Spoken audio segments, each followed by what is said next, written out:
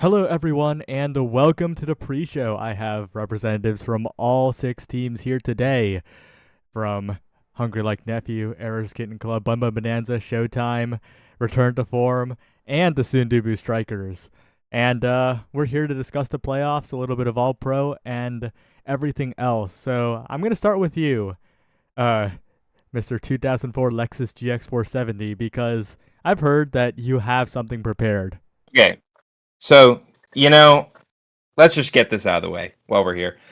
A lot of people, we're going into the playoffs, and it's the time of year where in any sport, people like to talk about things like mental toughness, finding a way to win in any situation. They talk about these things like they're intangibles. They say they're part of championship DNA, you got them or you don't. Championship teams have them, other teams don't. And a part of this that you see sometimes is the teams that know that they're great sometimes coast through the regular season, right? And they lock in when it matters, which typically is the playoffs. We've seen this in NASL before. I think that we've seen examples of this in NASL as well as in almost any other sport on the planet. But this season, I've developed a new advanced metric that I believe we can use to track this sort of virtue in a team, their ability to hashtag keep pounding. I consulted with some of the greatest minds in Omega Strikers to build the pounding index, and I'd like to show the results. We've got all 10 NASL teams, and then we can take a look at the playoff implications. So I've created a couple graphics with a Magnum Sharpie and some poster board. How do we look? So, wow. Scale 1 to 10. This is just showing the overall distribution, right? The least pounding team was clocking it at only 3.88 on the pound index, whereas the hardest pounders were coming in at 7.83 over here on the end. But you can see we're pretty grouped up. No one's not pounding at all, and no one never stops pounding. There's definitely some harder pounders here in the list. So what I've done is I'm showing that for kind of scale, but I've got every team here, and I'm going to go in order and reveal who pounds the hardest. So any guesses on the least pounding team here on the pre-show? Gotta be. This is all 10 NASL teams. It's gotta be Demons Raw. Demons Raw. Any other takers? Those guys don't pound, man. Okay. Well, Josh, the least pounding team in season 6 of NASL. No, it was the Bozo Bunch. Bozo Bunch. The Bozo Bunch. Oh, wow. 3.88. Okay. This is not a lot of pounding. And I think that it's kind of reflected by the fact that we're not going to be seeing them here today. Right? Oh. Now, it's not no pounding. They've got some pounders in there. But in general, not very impressive. Moving on, number 9 is Demons Raw. Oh. Any thoughts on this level of pounding? I mean, are we surprised? I kind of thought they had some real... Historically, they've been pounders. I'm It's seeing a a shame, trend. honestly. All I'm saying. It's a shame. I'm seeing a trend. I mean, you give me season 1, 2, or 3 Demons Raw, their pound index is off the charts. Yeah, that's what I'm saying. saying. I know. They really, they just didn't pound this season. I don't know. So, unfortunately, right here at the 8th pounding team, coming in at 5.21, is where the trend of not being in the playoffs and not pounding starts to break. Because we're about to see a playoff team revealed as only the 8th highest pounding. And This is gonna that be Sindubu. is Bun Bun Bonanza. Oh. Thumbs down. Wow. Oh, We, Not pounding. you know, man. back when Not they had pounding. me, no offense to any Bun Bun representatives or any Bun Bun coaches, you know, back when I was there, I showed Scyther how to pound a little bit, but they just, I don't know. I mean, what more do you want me to say? 5.21. It's above half, more than, you know, it's not above average. It's not like 5.21 is a terrible pounding score, but what we got? What we got next? 5.42 all the way up here because I had to make room. Any guesses? EKC. Give me EKC. No, just rip no. PPL. EPL. PPL. The P does I not think that's stand for fair. pounding. I think that's They're fair. not rated as pounders, and we can go ahead and move on. Reveal the next one as well is going to be Wee's Little Bees. So we Okay. have the 4 teams that got excluded from playoffs and Bun. Worrying trend for Bun Bun Bonanza. Not When you look looking at good for them today. look at who they're pounding with. I don't know. I don't know. That's Yeah. pretty tough. But now the rest of these teams are going to be playoff teams, and I will say we actually have some teams tied at an even 7 on the pound index. So once we get to second and third, I'm going to ask everyone who they think the number 1 pounding team is. So if you haven't already thought about it, you should start thinking about it now. Moving on to the 5th place pounding. Oh. No, I'm going to reveal too much. In fact, I already did. That's EKC. You can't see it. EKC, 5th place pounding, 6.29. And I'll just rip it off because you can already see it through the sticky note. Oh, Showtime. Showtime coming in at 4th on the pound index at 6.88. A very respectable pounding score. 6.29 for EKC, not bad either. But we're about to get to the upper echelon of busters, of pounders, gratifiers. Moving on, who do we think the number 1 team is? Because we've got 2 tied at 7. It's got to be RTF. They're pounding. This is interesting pounding every here. Scrim, pounding NASA teams. They're pounding. You think See, RTF? we mentioned Prime Demons Raw was pretty high on the pounding score. What was Demons Raw missing this season? The Prime Pounder himself, Pounder in Chief. Yeah. Some call him. Kind of. I mean, it might just be a hug number 1 here. Kainu's a bit of a pounder. Joe, you've been quiet over there. You know what? I've been thinking about it, and while the pounding Professor Kainoob is moved over to Hug, you know, I'm a big fan of how much my good man Breezy Breezy, young Eli, keeps it pounding. He pounds. He That's keeps true. it pounding. Oh, I think he pounding. compensates, or I should say, he over pounds to compensate for the lack of pounding from the other members if need be. Yeah, Yo. he I'm keeps gonna, it pounding. put my Okay. number 1 Truth. as Well, Boo Boo. first, I'll reveal the number 7 teams.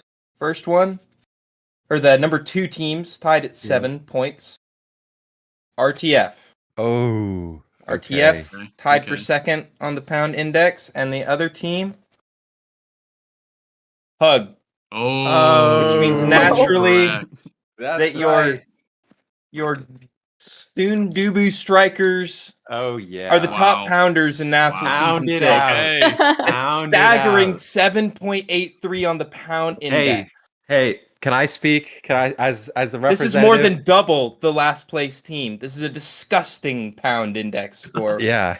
Josh, Hey. anything to say about this? Listen, I knew we were going to be number 1 on the pounding index. Threezy was late to every scrim this season because he was too busy pounding. I knew that this was coming. This has been a top priority for our squad all season. Pound it out, team. Pound it out. They've hashtag kept pounding, and I think that's something to be proud of. And you know, looking in the playoff bracket with these scores, that's exactly where you need to be pounding is where you guys are right now. Coming in the 6th seed. Sorry, I switched these. But I think there's some pretty concerning stuff here when you look at the Bun Showtime matchup, right? That's a pretty big difference in pound index score. 5.21 versus 6.88. That's almost a Big point and a half on the pound index. So I think that spells disaster for Bun moving into today. And I think that the difference between Hug and EKC and pounding is not as great. So we might see a bit of a closer match here. Obviously, Hug still pounding away, but whatever teams drop to the losers bracket have their work cut out for them, because we've got the pounder and the vice pounder teams hanging out down here, 7.8, 3, and 7 in the 6th and the 5th seed. It's going to be tough for whoever does fall down there, because those teams they're here to play. They're here to pound. And yeah, and that's the pounding index. Well, it sure was, and of course, a great survey to see where people really stand in this season. Unlike the survey we have, that was from the teams themselves. It's time to reveal the All-Pro results, the first, second, and third All-Pro teams. The All-Pro third team may surprise you, and we're going to reveal it right now. So, first of all, Borg, you've been here for quite a long time. You've seen All-Pros Hello. come and go. Oh, yeah. Are there any predictions you have for this third team? For the third team, this was the rough one for me. First of all, by the way, I'm going to point this out. I didn't even get a vote. What's that all about? I'm a staff, caster, coach. I mean, come on. Like, this is what nepotism's supposed to be for. Give me a vote, but whatever. They didn't give All me a that vote after I voted Drew Danger MVP. I've never gotten Okay, a well, you DM don't about deserve a voting. vote. I've You don't never deserve a gotten vote. asked to vote again. Regardless, I won't complain. I'll keep it humble on the desk. Third team is kind of weird. I actually think my one put there, even though they didn't make playoffs, is actually Carmine. I think Carmine's going to be on the third team because I think a lot of people put him higher up on the list just because of how it actually works, like with the way he performed. And with the midfield list kind of being a little weird. There wasn't with Kainu being mostly absent, not absent, but mostly absent. It's kind of been weird, and Vaughn not being in the midfield pool. So I think Carmine's going to be up there. Other than that, I'm actually not quite sure who's going to be there. I think it could really be a big toss-up. Art Smags, I believe your first time being on the desk here. Did you have any thoughts, maybe regarding Bun Bun, maybe regarding some other teams? Low-key, zero thoughts always. Yeah. But I'm actually feeling so I know I'm Bun Bun sub, but I have a lot of really good connections to people in Weep, so I'm gonna go ahead and agree with Borg and say that really big fan of that team and of Carmine. Right, well, I did say it might surprise you, and if you all tune into the Discord stream right now, it will be revealed in just a second. Hook resets, I see you clicking over. I know who wasn't in there, but who are you thinking of right now? Who am I thinking of? For third, I have a feeling people might put some members of Showtime in there because they still had a pretty good season, but it definitely wasn't as dominant, and I wouldn't be surprised if they were not top, but still third. So I'd expect to see like either Huss, Joker, or Shianzu up there. All right, well, this really might surprise you because it's now going to be revealed here. The All-Pro I'm going to put a quick guess. I'm just going to put a Hungry Boy down in real quick. I'm putting Kainoob. He's MVP. I mean, eternal. Well, we do have a perennial great analyst here who has managed to figure it out. The All-Pro third team is Moffin, Kainoob, and Scyther Welcome 12. to the third team, Kainoob. Oh my goodness. Kainoob with the unparalleled efficiency. Played like 3 or 4 series. That was it. All-Pro. Mystic, any reactions? I mean, this is what Hug is all about, baby. We're efficient with what we do. We get people in for 1 or 2 games, and that's all it takes to show that they are all pro over here. So, and I think only playing 3 games is the reason why Kainoob is here in third across 2 different teams. God forbid he played a couple more games, and we'd have to consider him for MVP once again. All right. Well, Davis, any thoughts on this All-Pro team? No. Okay. Well, move it on. I quite the lineup. I don't know. Some real pounders, but I think I've just said pound too many times today. My brain's kind of fried. Keyword. All right. Well, some predictors on the desk in the chat might have been correct. Maybe a little bit too. Maybe a little underestimating of a certain midfielder here. Oh, The All-Pro second team is Soren, Carmine, and NXZD. okay, well done. Well done. Nice. Okay. Very It's nice. a good looking second team there. Yeah. Yep. Soren finally does it after many, many seasons. His campaigning this season was the same as every other season, but his gameplay was truly a cut above in the regular season this time. And I'm not gonna pause for too long. The All-Pro first team is Vaughn, Shianzu, and Wow. Leo Leon 500. Oh yeah. Wow. My Oh, Shout goodness. out my. Leo Leon. Yeah. Interesting. Yeah, gonna go to you, Hook Resets. Any reactions to that one? I am not surprised about Leo being first. He had a great season. I'm more surprised at Moffin not being higher, to be honest. I think RTF has played really well, and huge shout out to him. He's played great. He's put in. Everyone knows he's put in some of the most scrim hours, and he's just doing great. So keep it up. Yeah, I think this was definitely the hardest All-Pro season ever because the field was way closer than usual. I would not have been surprised to see some names not here beyond there. I was expecting some long-time players to sneak on. They did not. But let's turn to something a little bit more currently relevant. It's the playoff matchups. First up is Hungry Like Nephew versus Eris Kitten Club and the Borg. What do you think that Eris Kitten Club has to take them to the winners final here? You know, so a little bit of background here. So EKC, we've had a weird season. I think the biggest issue with EKC, and I knew this coming into it as the coach, and I'm not a fake coach. I help them, I swear. All right. I've been a fake coach for half the season, but I've been a real coach for the other half. And the other half of the season, we've won all the games. That's all I'm saying. So maybe a correlation there. Who knows? 0-2 in the beginning. We've had a really good middle of the season. Rough end, but it was kind of a fake end. We got all the important games out of the way, so it didn't really matter too much. The last week versus PPL pretty much didn't. I mean, it meant we didn't secure second, but whatever. We're here anyway. We still got to take out the top. I think after getting, I'm going to be honest, absolutely destroyed against Hug. I will say all the prep that me and Soren did for that week did not include Kainub in that game. And so when I saw him load onto the pitch, I was a little bit flabbergasted. We'll say that much. I was not very happy about that one. But now that, I won't give anything away here, but, the Hug roster, I don't know if we're going to talk about it later, but I won't give anything away. But we do know it. So we are more prepared this time around for what they're going to be throwing at us. And I think, the gentlemen over on EKC are hungry for their first win. So I think we got that hunger in us. All right. Well, the Hungry Like Nephew representative who is currently potentially hungry. Davis, what are you thinking?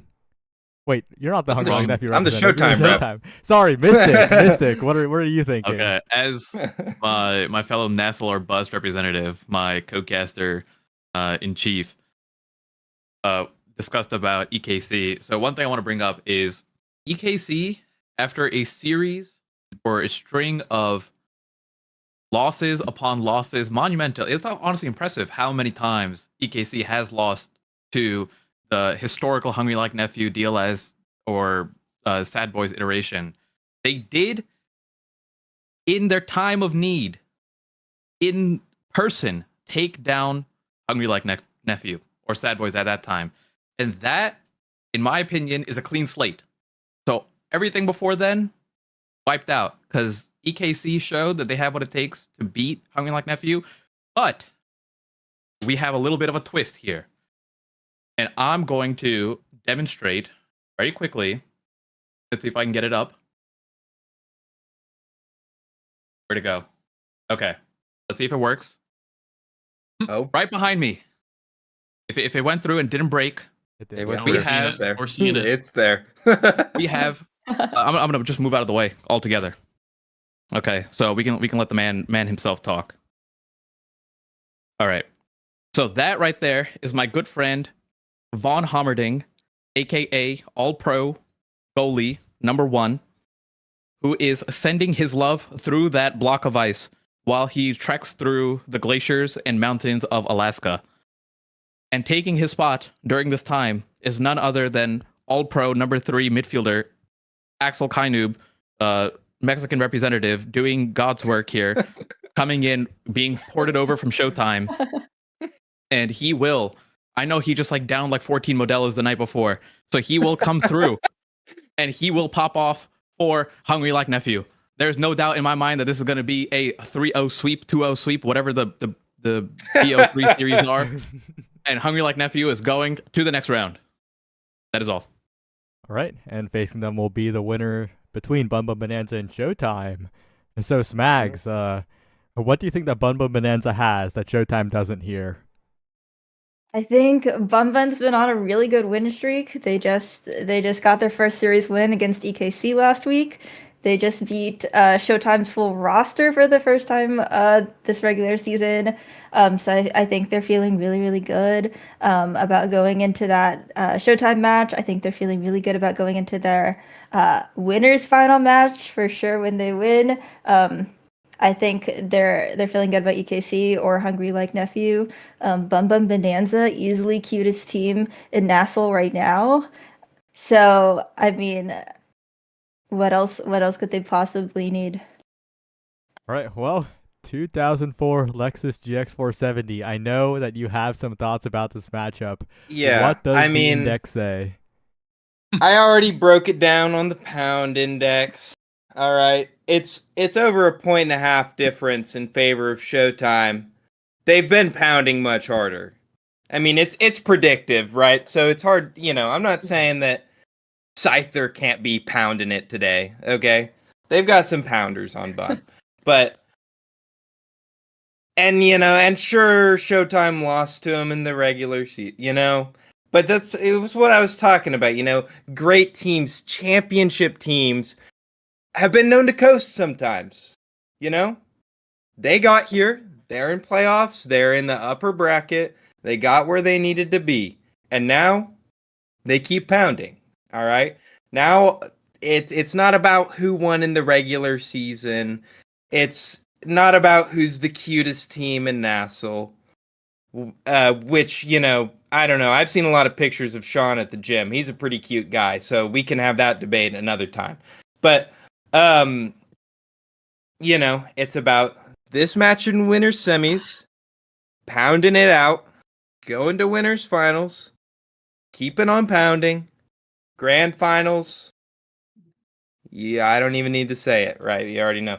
So, I think Showtime's going to be feeling pretty locked in for the games today. I feel pretty good about their outcome. All right. Well, I think I've heard enough of the P word for an entire decade today. But we're going to move on to Return to Form, who is currently awaiting the loser of Hungry Like Nephew versus Errors Kitten Club. Hook resets. What's going on here? Do you think Return to Form can make the losers run? I think everyone believes Return to Form can make the losers run. They're definitely, I've heard many times, RTF is the scariest team to see, especially if you're going to be losing from topside. I think that this meta right now is at the peak. When you replace me and put in Hungry, you're just putting in 20 times more damage. That guy is spamming his cooldowns on the enemy team, and it works. I mean, they've made it work time and time again, and legitimately, I think they can make it, whether it's Hug or EKC. They can show up, and they can take the wins. So I have full faith in my boys. All right. And I'm sure we're that confident with the last call. Yeah, my bad. It says I was in there, okay? Final team in playoffs, the Sindubu Strikers. Gormella, what are you thinking about when you're heading into these playoffs? Well, I think there's a lot to talk about with this team. We've got some upside. We're technically the reigning S tier champions. And that's about where the list of pros ends. We've got a lot of haters out there. We got a lot of shooters. There's a lot of reasons to not believe in us. We're We're ditching scrims to duo with e-girls. You know, we're sick. We're pounding it out. We got a lot of things that we've been up to recently to make it more difficult, but that's because we're a dramatic team. We've got a big story coming. And every season, someone from the lower bracket makes it all the way to grand finals. So it's either going to be RTF or it's going to be us. We're the number one pounders for a reason. And I've got faith in our roster to be able to come together on this final glorious day and next week, which is the other final glorious day, and win the whole thing. Hashtag 8 asterisks in the chat for everyone. Drop them, dodge the shooters, go Sudoku Strikers. Oh, I've also never won a single playoffs game. Not even a series. I've never won a single game before. I've been in this league for 6 seasons. So we're ready to probably keep that trend going today. Okay, hashtag go on Dubu. Okay. Go on, Dubu. Go on, Hashtag go Dubu. on, Oh Dubu. yeah, nice. All right. Well, and with that, that's going to be the pre-show, but we do have a special video prepared for you guys, so don't go anywhere, and we'll be right back, and see you for Hug versus EKC.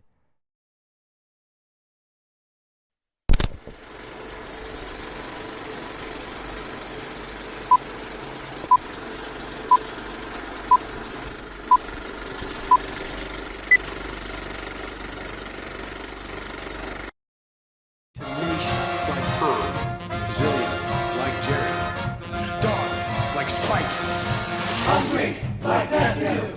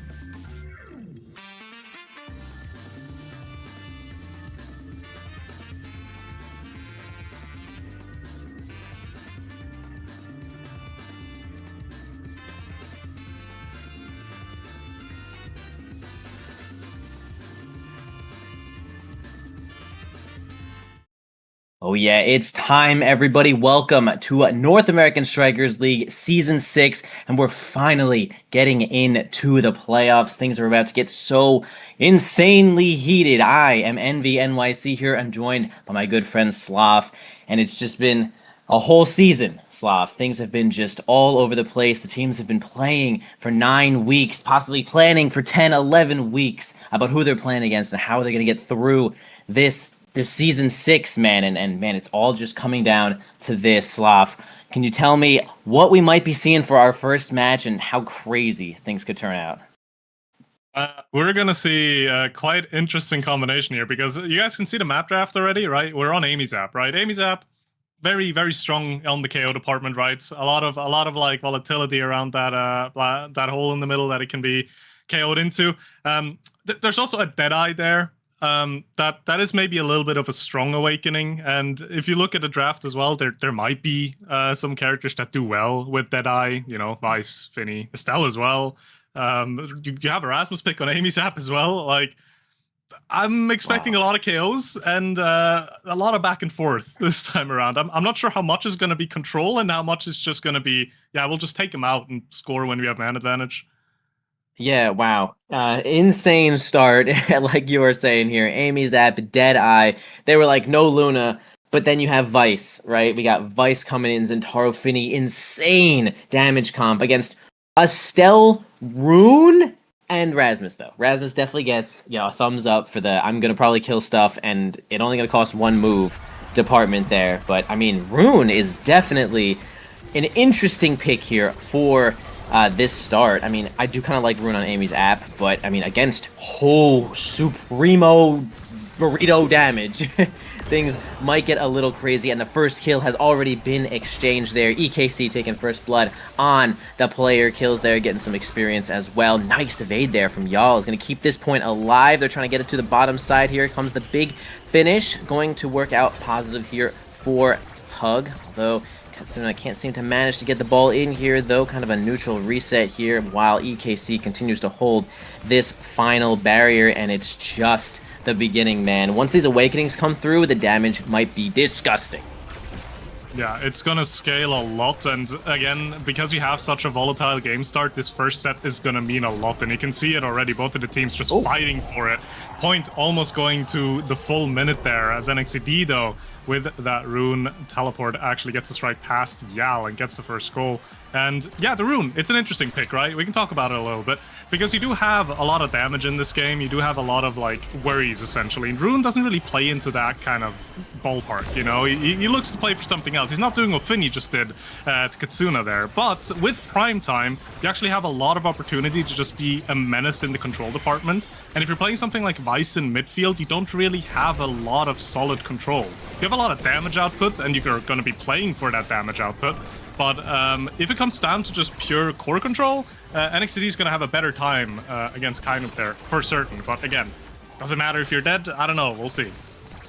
Yeah, we definitely will see. And another interesting thing about the comps here is that it's just pretty clearly double midfield here for EKC. I mean, NXZD, our brawler champion right now, is hitting that Rune. A nice kill there from Katsuna is going to net a little bit of a power play here for EKC, although a lot of energy on the opposing team. Takes own barrier here, though. Kainub might be the cause of this end here. Okay, wow, and Katsuna gets blasted into the ball, trying to get it over to NXCD, but there is the kill from Hug, dude. Hungry Like Nephew, so good at getting those kill confirms. NXCD gonna try to solo this moment, but can't get their hands on the ball. Soren against the big finish.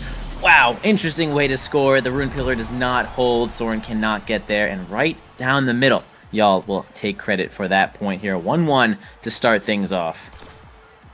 And going into the next point as well, Hug does have a flip on Kainub, which they can either try to use to get the barrier confirmed pretty fast, or they can just try to get a KO again, because again, you can just damage them. That is a valid strategy, because HP bars are going to be frail. You can see that NXT almost taken out completely already, down to stagger, as Soren now needs to walk up a little bit to help with that control. Katsuna almost getting that barrier down with that ultimate, and they actually do get a KO on Bell, surprisingly enough. So now power play for EKC, as they're trying to get the barrier down, but they cannot find it. Point's still alive on both ends. Yeah, I do think that there is an interesting caveat there about having Rune on the team, but it certainly it usually goes together with a character like Juliet or someone that can like combo, like hard combo right out of the banish and just make like a true one shot. Something like Luna, of course, who was banned here though. Juliet, I think, is like a really good like stand-in for that because she can just set up so easily because the banish target can't really move. But again, we have really Estelle and Rasmus here though. Fair to take the Rasmus. Soren can definitely grab some kills on even in the goalie slot there. Wow, nice, dude. Actually has the power. Even maybe the Deadeye there, that full range with the size might have made that ball go real fast. Soren sneaking that point in there and keeps the flip as well. Looking good for EKC here. Really good for EKC because Soren still does have a flip defensively as well if he doesn't need to use it. That's what just so far not finding any KOs, and the barrier does actually go down, so Hug has the opportunity to even this out pretty swiftly. The question is, are they going to be able to find it past all of this defense, and the flip has to come out. But still, Hug looking into at a pretty good situation, I would say, to finish off this point and even out the current set. Yeah, double hit there from the triple take is going to be lots of damage against EKC here. But they do find a way to get the ball around Bells. NXED kind of miscalculating that moment there. It's going to have the ball roll into Bell's hands, and it's going to result in the end of that point. Just fell out of those rune hands for just a second there. And you can see the kind of damage the opposing team can cause when that happens. 2-2 right now. It's still pretty tight. Again, this double midfield is like pretty interesting. They can pretty easily pass around Finny, as she's going to be more or less spending the cooldowns to just do a whole lot of damage. And you can already see NXED taking a ton of damage, but they're trying to do it back to Bells successfully. They actually get Bells on out of there, though. EKC got this power play for this point. Can they end it? They are looking to get this power play properly going, but Katsuna needs to be careful. Bells is going to be back on the field now and has all of his abilities available as well. Both forwards now staggered on the side of EKC as Soren needs to walk up and try to find a way to maybe get some time stalled to get some of that HP back. And as it stands right now, Hug cannot find that conversion on the goal. Soren still holding it strong on the back. NXED still alive as well. That was an interesting looking pillar there from the teleport. That's unfortunate. Katsuna was busy casting our piercing shot there. Unlucky that the ball would just go straight on through and also not get hit by it. Also, yeah, that rune pillar was a little buggy on my end. It was kind of tiny, but either way, that was probably just a visual bug here, though. Moving on to the Awakenings. Vice, one of the most deadly characters in this game, on this board, in this pitch here. It's going to be grabbing heavy impact, which is outrageously powerful for Vice in any position. That's a lot of cooldown, just gets even more damage on everything. And I mean, that could be a catastrophe right now for EKC, man. I think it might just be. I'm not even sure if it's a could, because you get an adrenaline rush on Bells as well. You have glass cannon on Yal. Really great awakenings all around for the side of Hug. And this also puts EKC in a pretty difficult situation, because now with Kainoob having all these cooldowns, all that damage to be working with as well, that means if you don't have an evade ready on kickoff, you're likely just going to die. Because there's nothing stopping him from just using all of his abilities on you and just taking you out cleanly. Because now you have the cooldowns to actually have your abilities on kickoff, while also having the damage to just one-shot someone flat out. Yeah, pretty easily too. Like you're saying, dude, these Awakening, all three of them for Hug was actually so powerful. We'll see what EKC can do about it. They're still kind of holding on though, although NXED is going to find themselves in the grave for just about 14 seconds here, though. Katsuna trying to defend against Kainoob, but can't, as Yal is backing them up nicely here with that triple take. Moving on forward, sends up the big finish. Kainoob has the Supernova loaded on. Katsuna almost can make a play, but is completely staggered and at risk of dying. They have to play a little bit more defensively, and Soren finds a kill of their own. Kainoob loses the ball. Yal missing a couple of strikes here, though, is going to give EKC enough time to move on forward and possibly set up a 2v2, maybe use a flip here from the team of Hug. There goes one of them. Soren going to play a little bit extra safe, spending a cooldown to make sure that ball does not go in that goal, and nicely get it past Kainoob once again. And EKC surviving that moment is kind of big, and in fact, could find themselves in an advantage if they get Bells out of here too. They do need to find that. Bells also does have two evades to be working with. It's still pretty low. Kind of not giving up any kind of free space there either, though, to make sure that Soren can't properly get involved. The banish does go a bit wide there, as Bells almost taken out. Still not used that evade, holding it for the right time. as EKC are looking to get this goal in, and they do find the KO crucially here, but this is kind of the difficulty of running a Rune Estelle, because you don't have a brawler to really send forward and just force it through the Finny. That means you need to kind of play around them, and that's a little bit difficult because Kainu is also playing an incredibly defensive line on this Vice when they are on the defense. Yeah, Kainub and Y'all are looking kind of impenetrable right now, making a fortress by themselves here, though. Soren might be able to find use out of this flip. Y'all gonna keep that speed and send it directly up to Katsuna. They have a 2v2 situation here, though. The big finish goes out. The banish, again, a little bit wide. No flick from Bells possible, and no mix-up, and they do find a power play here. Hug in kind of an advantage. The flip from Soren is going to be spent here, though, into the hands of Bells. Is going to send it on up. Katsuna spending their flip defensively as well, just to stall as much time as possible. NXD finds himself back on the pitch. Katsuna fighting from the top side. NXD holding from the bottom side. Bells is kind of the main kill target here. Let's see if they can get him. Yeah, they do. Soren with that pendulum swing. Now again, a 2v2. The big finish comes out once again, blocking the bottom side. And it's Y'all. Y'all takes the goal. EKC, though, of course, getting that point for real. Big finish. I love to say it, and I hate to say it, but sometimes it's just a big disaster. Yeah, that just happens with Finny, doesn't it?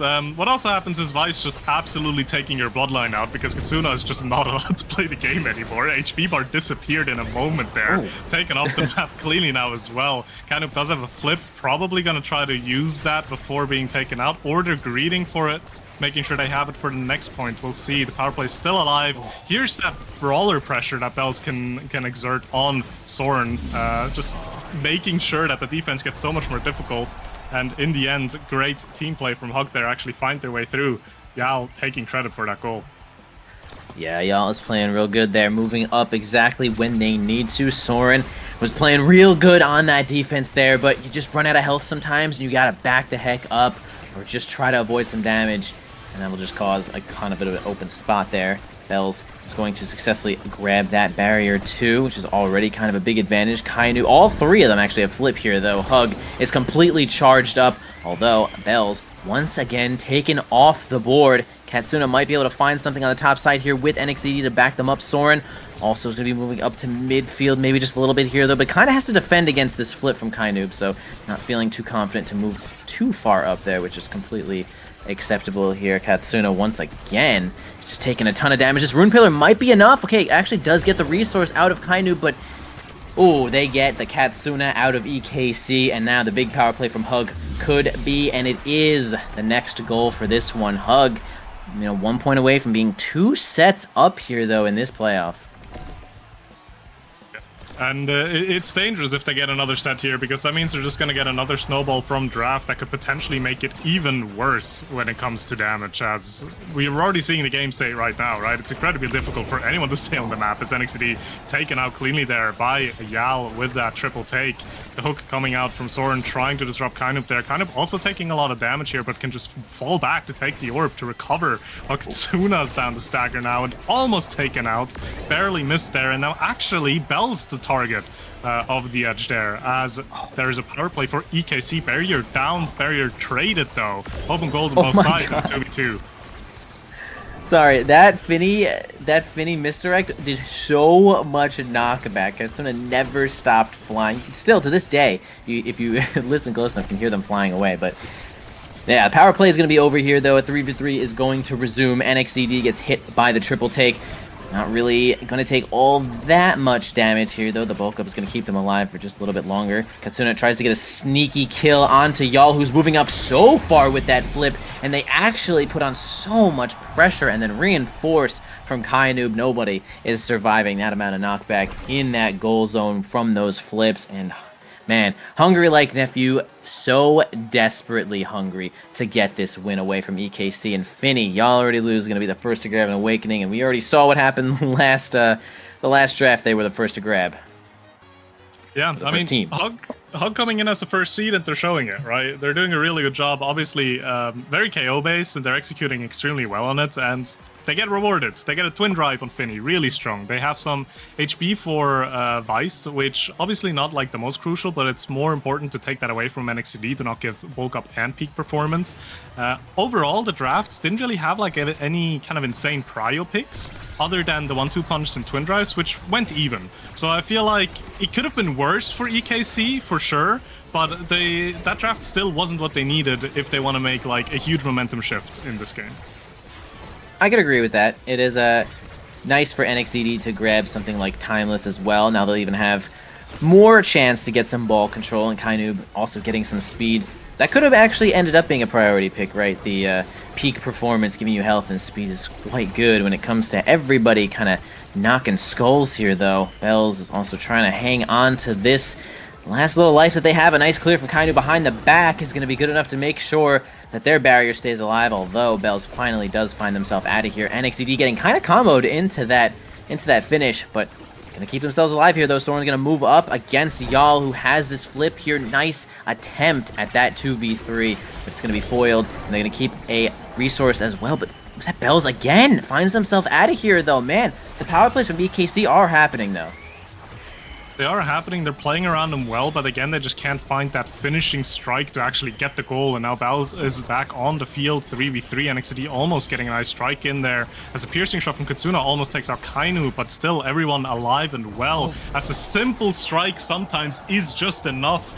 Yal not in position to actually react to that appropriately, and NXCD takes a point lead for EKC in this third set. Yeah, nice positioning there from NXCD, making sure that they are completely center stage on open goal, which is certainly the hardest for the opposing goalie to deal with. And we're going to start this next point off here, though. Soren tries to get Kainoob into that black hole there, but it's going to be no avail. Although Kainoob does take a ton of damage here, going to have to fall back and make a 2v3 for just a few seconds here. They're not stopping dealing damage to Kainoob. NXCD has got blood in their eyes, and man, eventually they do end up finding hit. Nice power play here, and a little bit of energy bars are also showing up for EKC. If they can grab this barrier, this point will almost assuredly be theirs. Going to spend the first flip to try to get it, and it does end up grabbing that barrier. Man, NXCD kind of felt like he won a quadra strike war there. Either way, EKC putting on enough pressure to get that next point nicely. Yeah, and that's the pressure that you want to be keeping up and you want to be riding here as well, as NXCD has a flip soon, Soren has one right now.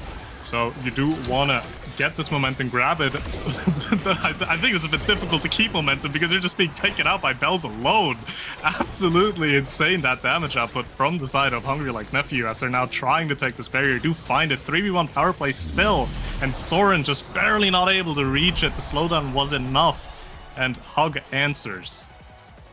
Yeah, honestly good. Solid attempt there from Soren. I think if they got one more strike, they probably would have been able to stall it there. But either way, the 1v3 is going to be quite difficult. Going to get a huge banish here onto Bells. Going to deal a ton of damage from just the rune. And we can see if Katsuna can get a finisher here. It would take Bells' flip as well, as Kainoob is going to be fighting NXD on the bottom side here, though. Soren moving up to midfield. Kainoob blasts their own barrier with that supernova. Gets also hooked there, though. Soren taking huge advantage of the situation. Y'all going to try to hold the bottom side while Bells maybe set to hold the top side. They do get the ball through past midfield. Bells has no health left to work with. Going to have to spend that flip, try to move away from the backside of the goal, but ends up having to use that resource there. This 2v3 might be enough to finish it, though. Katsuna going to regen past half as well. Can become unstaggered here. NXCD cannot find the energy to move up here. It's going to be tough, although Soren going to hold this bottom lane by themselves in this 2v2. Get banished here. Kind of bad. Y'all does survive, and man, this point. Soren honestly doing a great job of holding this barrier. Yeah, it's doing a really good job, and also getting himself involved, right? Noticing, okay, we have a power play, let's create this 3v2, right, and play off of it. And at the time, it wasn't enough, but this time around with the power play again being found as they KO Yal there, it will be enough to take the set win for EKC, and they're going to be rewarded with keeping the game alive, and more importantly, a first pick on the Estelle. Hotshots here, but so are a lot of other very fun awakenings. Yeah, Katsuna first to grab their awakening here. There's a couple of good things. Hot shot, extra special, missile prop. We'll be seeing what they're looking for. Actually going to hold here and allow the extra special to fall onto Bells, who's probably pretty happy about that. I mean, extra evades, extra teleports, more damage is all you could ever hope for from Team Damage over here on the left. We do have Monumentalist Finny as well, and Bruin does end up getting the hot shot, which is probably what they wanted the entire time there. They're actually going to make out pretty nicely. Soren also gets specialized training, which is deadly on Amy's app. So I would say that the team that had won that set won out pretty well. I think that whole draft was pretty strong, so, you know, Hug is probably pretty happy with what they got as well. Yeah, I mean, they got a lot of damage, and again, they got an awakening that helps Vice a lot, which is fight or flight, because again, Vice not incredibly mobile. She does have her secondary to just teleport instantly across the field, but if you don't have that available, you're just kind of walking, you know? So fight or flight, if you are core involved, it's gonna help you quite a bit, and with that primary, you're gonna involve yourself quite often. So pretty happy with the pickup, but I do think that Hotshot on NXD could be quite scary, because if EKC speeds up the pace of the game, I do feel like Hog has a difficult time keeping up, but yeah, I mean, they just get another KO, so... That they do. Another KO certainly on the board here for Hug. They are having no problem here. The big finish is going to get foiled, though. Soren keeping that alive once again, doing such a good job in these like 2v1, 2v3 situations. They do finally get a kill, though. Katsuna does actually have a surprising amount of damage on this Estelle, and XCD can at least force an interaction there, though, with Soren backing them up. Is going to make that ball move. Bottom side is going to be completely blocked off by these rune pillars. Bells does find themselves back on the board. Kainoob, nice position on the middle there to make sure the barrier stays up. Moving in so fast. I mean, we can see that Kainoob just has a ton of speed, especially with that slick kicks going. And the ball still... Oh my god, this barrier still holds at NXZD and Soren on the bottom here, though. Finally, it does go down. But boy, did they get some resources out of there. Spent some time. But... the hardest part that EKC has been having, though, is really just getting these objectives and finishing it off. Like, we've seen a solid amount of power plays there from this team as well, but there's something about these barriers, there's something about the end of these points that's just not fully there. Centauro Dash getting caught on the pillar there, very unfortunate, but yeah, that's very much the case, right? EKC, they're playing off of mistakes, essentially. Something like an Estelle in the rune, they are thriving whenever the goalie has a misclear, and they punish that almost immediately. Problem? Enemy goalie is Yao, you know? There's not going to be an insane amount of mistakes there that you can capitalize off of. You can force him into mistakes, but that's going to be a lot more difficult to do because, again, baseline, it's Yao, and secondly, his midfielder is Kainoob. Playing off of mistakes is gonna be a bit more difficult, so you need to find ways to force mistakes, like in this point, where they did really good with it. Yeah, that is a fair point, you know, when you're like, dude, how hasn't the team scored? What's going on? Well, you know, their goalie could be Yao. The goalie could be pretty good, and that is understandable, although this barrier is gonna go be vapor... Okay, alright, so so as I say vaporized, that ace happens literally at the same time. That is such a Vice moment to just blow up the entire field. Now, that's the first time we've seen it like that, but, I mean, the potential has always been there. We've seen the damage from this team, and Vice is a menace when it comes to, especially on Amy's app, bro. There's nowhere to go. You got the hole in the middle. You are just crying for space. It looked so beautiful as well, because someone died at the top, someone at the bottom, someone in the goal in. Like, it felt so symmetrical as well. But yeah, I mean, that is the danger of Vice on a map like this. And Hug, now with that point, put themselves 1 point away from taking the first game. And they do find another KO as well. Power play now in their favor, as it does get answered, actually. 2v2. As well, we're still technically 2v2 because Katsuna is coming up pretty soon. Never mind. A beautiful card trick from Yao will actually catch NXD off guard there a bit, and the goal goes in. Hug takes game 1. Bro, Kainoob had the nastiest combo there. It was like secondary behind. Oh, cool, this isn't going to hit. Then primary hits Soren into the secondary, which sends them on off. I mean, that was... Oh! That was expertise right there from the entire team of Hungry Like Nephew. I mean, It was relatively close for the most part of the game, but man, Hug was just the whole time they were just like, no, we trust me, it's fine. We got this. We're chilling. Lots of kills, man. We could see right here. 20 kills here sent from Hungry Like Nephew. And how many kills on the opposing team? I'm counting as fast as I possibly can. 21. Yeah, I'm not really sure if that's right. Probably 21 kills. Not really sure. But either way, look at these. Man, big damage numbers. I mean, that game wasn't... I guess 22 minutes is fair. I mean, these guys were just... beating the crap out of each other. That's a typical Amy's app game for you guys. I mean... Who knows what would have happened if Soren was not on that Rasmus and able to get kills like that. Man, Soren did such a good job defending, though. Like, you saw how many power plays were on the board, and Soren just kind of had a barrier for a lot of the time. It was just their ability to take the objectives was just ended up being limited. It possibly was because of like just what happens when you have double midfielder in that regard. And I mean, the opposing team is quite good, and everyone's staggered. So that's just kind of how it goes sometimes. But a really nice hype game to start our playoffs. That was good. Yeah, absolutely insane. And I feel like going into this game too now, EKC kind of needs to come back with a statement, because even though they did get a set right, they showed themselves, they played well. I do feel like throughout the entire game, it was it felt Hog favored. So I feel like EKC needs to go into the second game, potentially have some kind of, I don't know how strong on the mental games they are. I don't know the players on that level, but just have the reset and go into the next game completely fresh and say, you know what, game one, that happened. It was an incredibly awkward map and awakening combination to be playing through, and just focus all that energy on taking this next game as much as they can, at least. Yeah, I mean, there isn't like, how do you put it? It's like, this is not an RNG game. But, like, yeah, when you click start the game and then the awakenings are completely random, okay.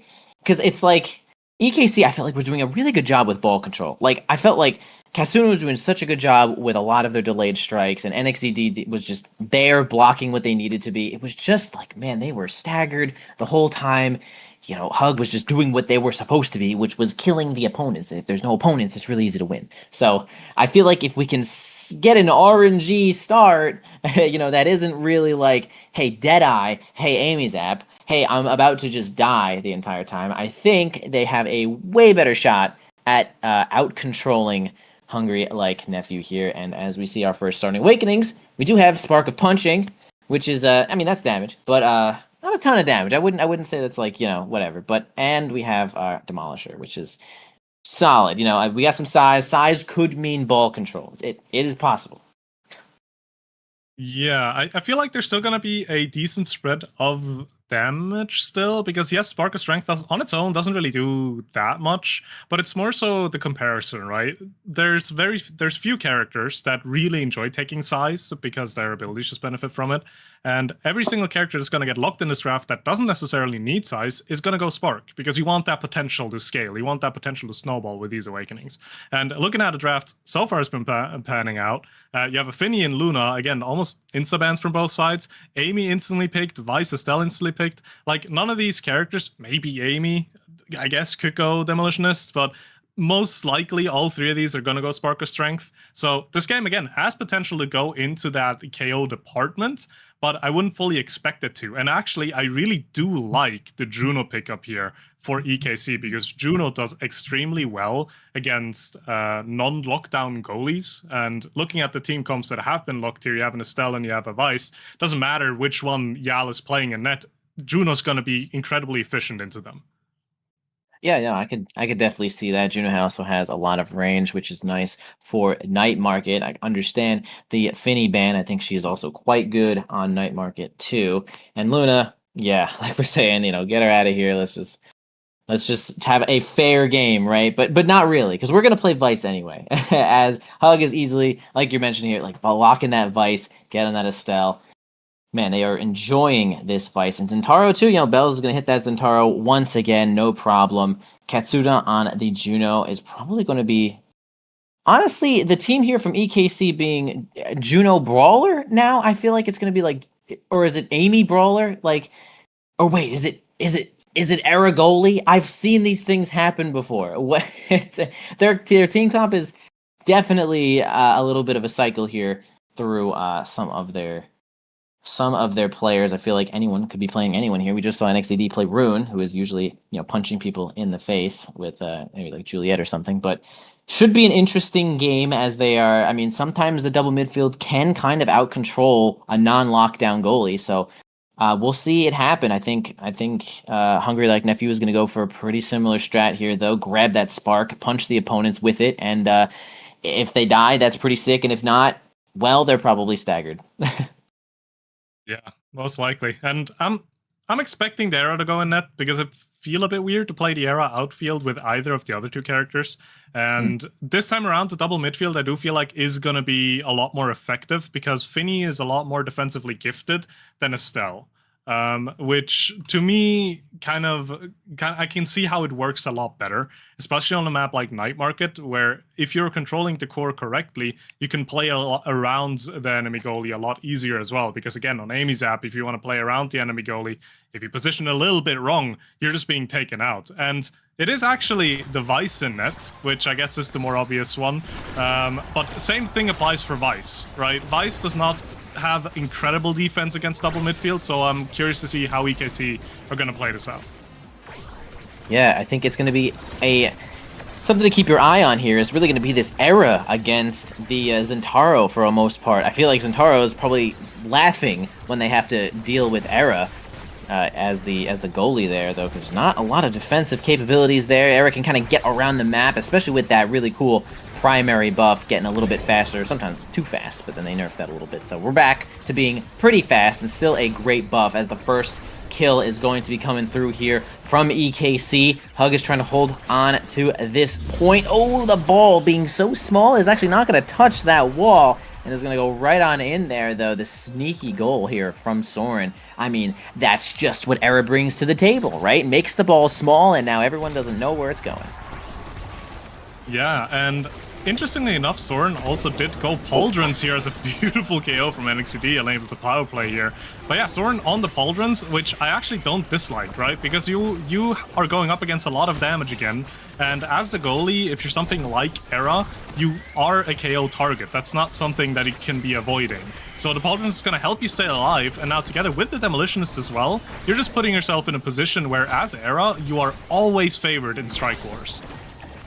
Yeah, definitely. I mean, like you're saying, the size is going to be great. That primary makes you even bigger, too. I mean, nice kill there from NXDD. The Cyber Swipe is going to take that one pretty much no problem. But they have to get the ball around Kainoob and Yal here, though, who seem to have just enough cooldowns to stall this one out. 1 second left here, though, from Bells. They are back, ready to strike. Ball on up to Kainoob, and they clear that one out and give it right on over to Bells, who has kind of a center situation here, though. They get the flip out of Soren and continue to hold this possession, although the Juno Blobs in overtime are going to be pretty deadly, but now a forced strike war from Soren and Bells is going to be taken by Bells. 1-1 here. 1-1, and again, I said it last game, and I'm gonna say it again this game. This first set could potentially mean so much, because we are on a spark start this time around, which means if you can get that spark stacking going early on the right players, it can be quite difficult to be dealing with, and both teams are definitely aware of that, looking to take this first set home, but they can't. As of right now, again, just damage being dumped. NXCD almost being taken out, and he doesn't really want to use his evades because he's so close to a flip, forced to use one now to even stay alive, and I'm sure Bells isn't going to let him just roam free for all too long there either. Yeah, you know, another interesting thing is that this meta so far has been mostly Siphoning Wand. Like, we have seen some double Siphoning Wand matches. We were really thinking that Siphoning Wand was the true end-all be-all for the most part, and we do see one of them in this game, but NXCD deciding to take pummelers is actually not taking any prisoners. This match is going to ensure that these kills are completely set and done, although the ball is going to fly at Mach 5000 due to y'all probably hitting that Supernova. I blinked, couldn't see it. Supernova, the ball's going to fly right past Soren. And that's going to be 2 points here for Hug. Yeah, very fortunate angle for Yal as well, because that means they got the goal without Bells having to use his flip. So you now have that available to be playing with as NXCD sends out his own flip there, but cannot get a barrier off of it. Bells now looking pretty good here to take the first barrier off of Soren, but never mind Soren with a very solid defense. Both sides still having all of their barriers and almost a power play for the side of EKC.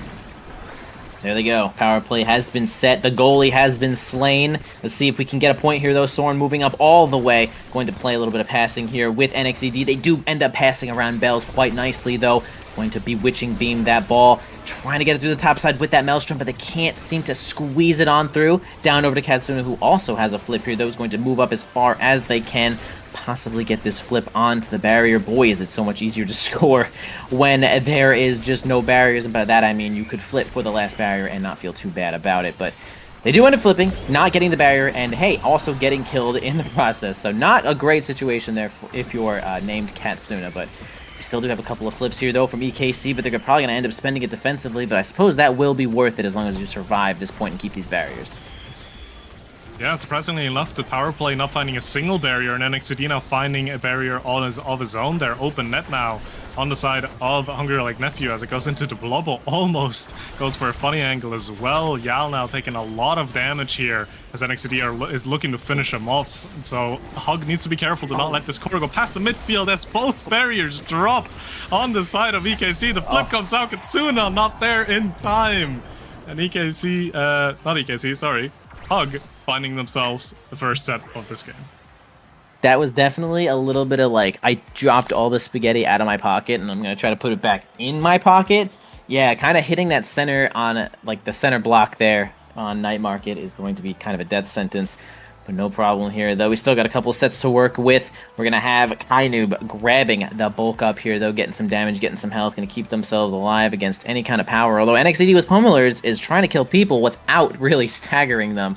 Lots of knockback there from Amy. And man, Soren actually gets Monumentalist. I mean, not a lot of creation here at all, actually, for the side of Hug. So it's pretty much going to float on down to Soren, who's probably like, yes, that's all I wanted from this entire game. That is probably the most impactful awakening that I can see being exchanged here on that draft. So going to keep my eyes peeled here for this Monumentalist. I think Soren is definitely happy about that one.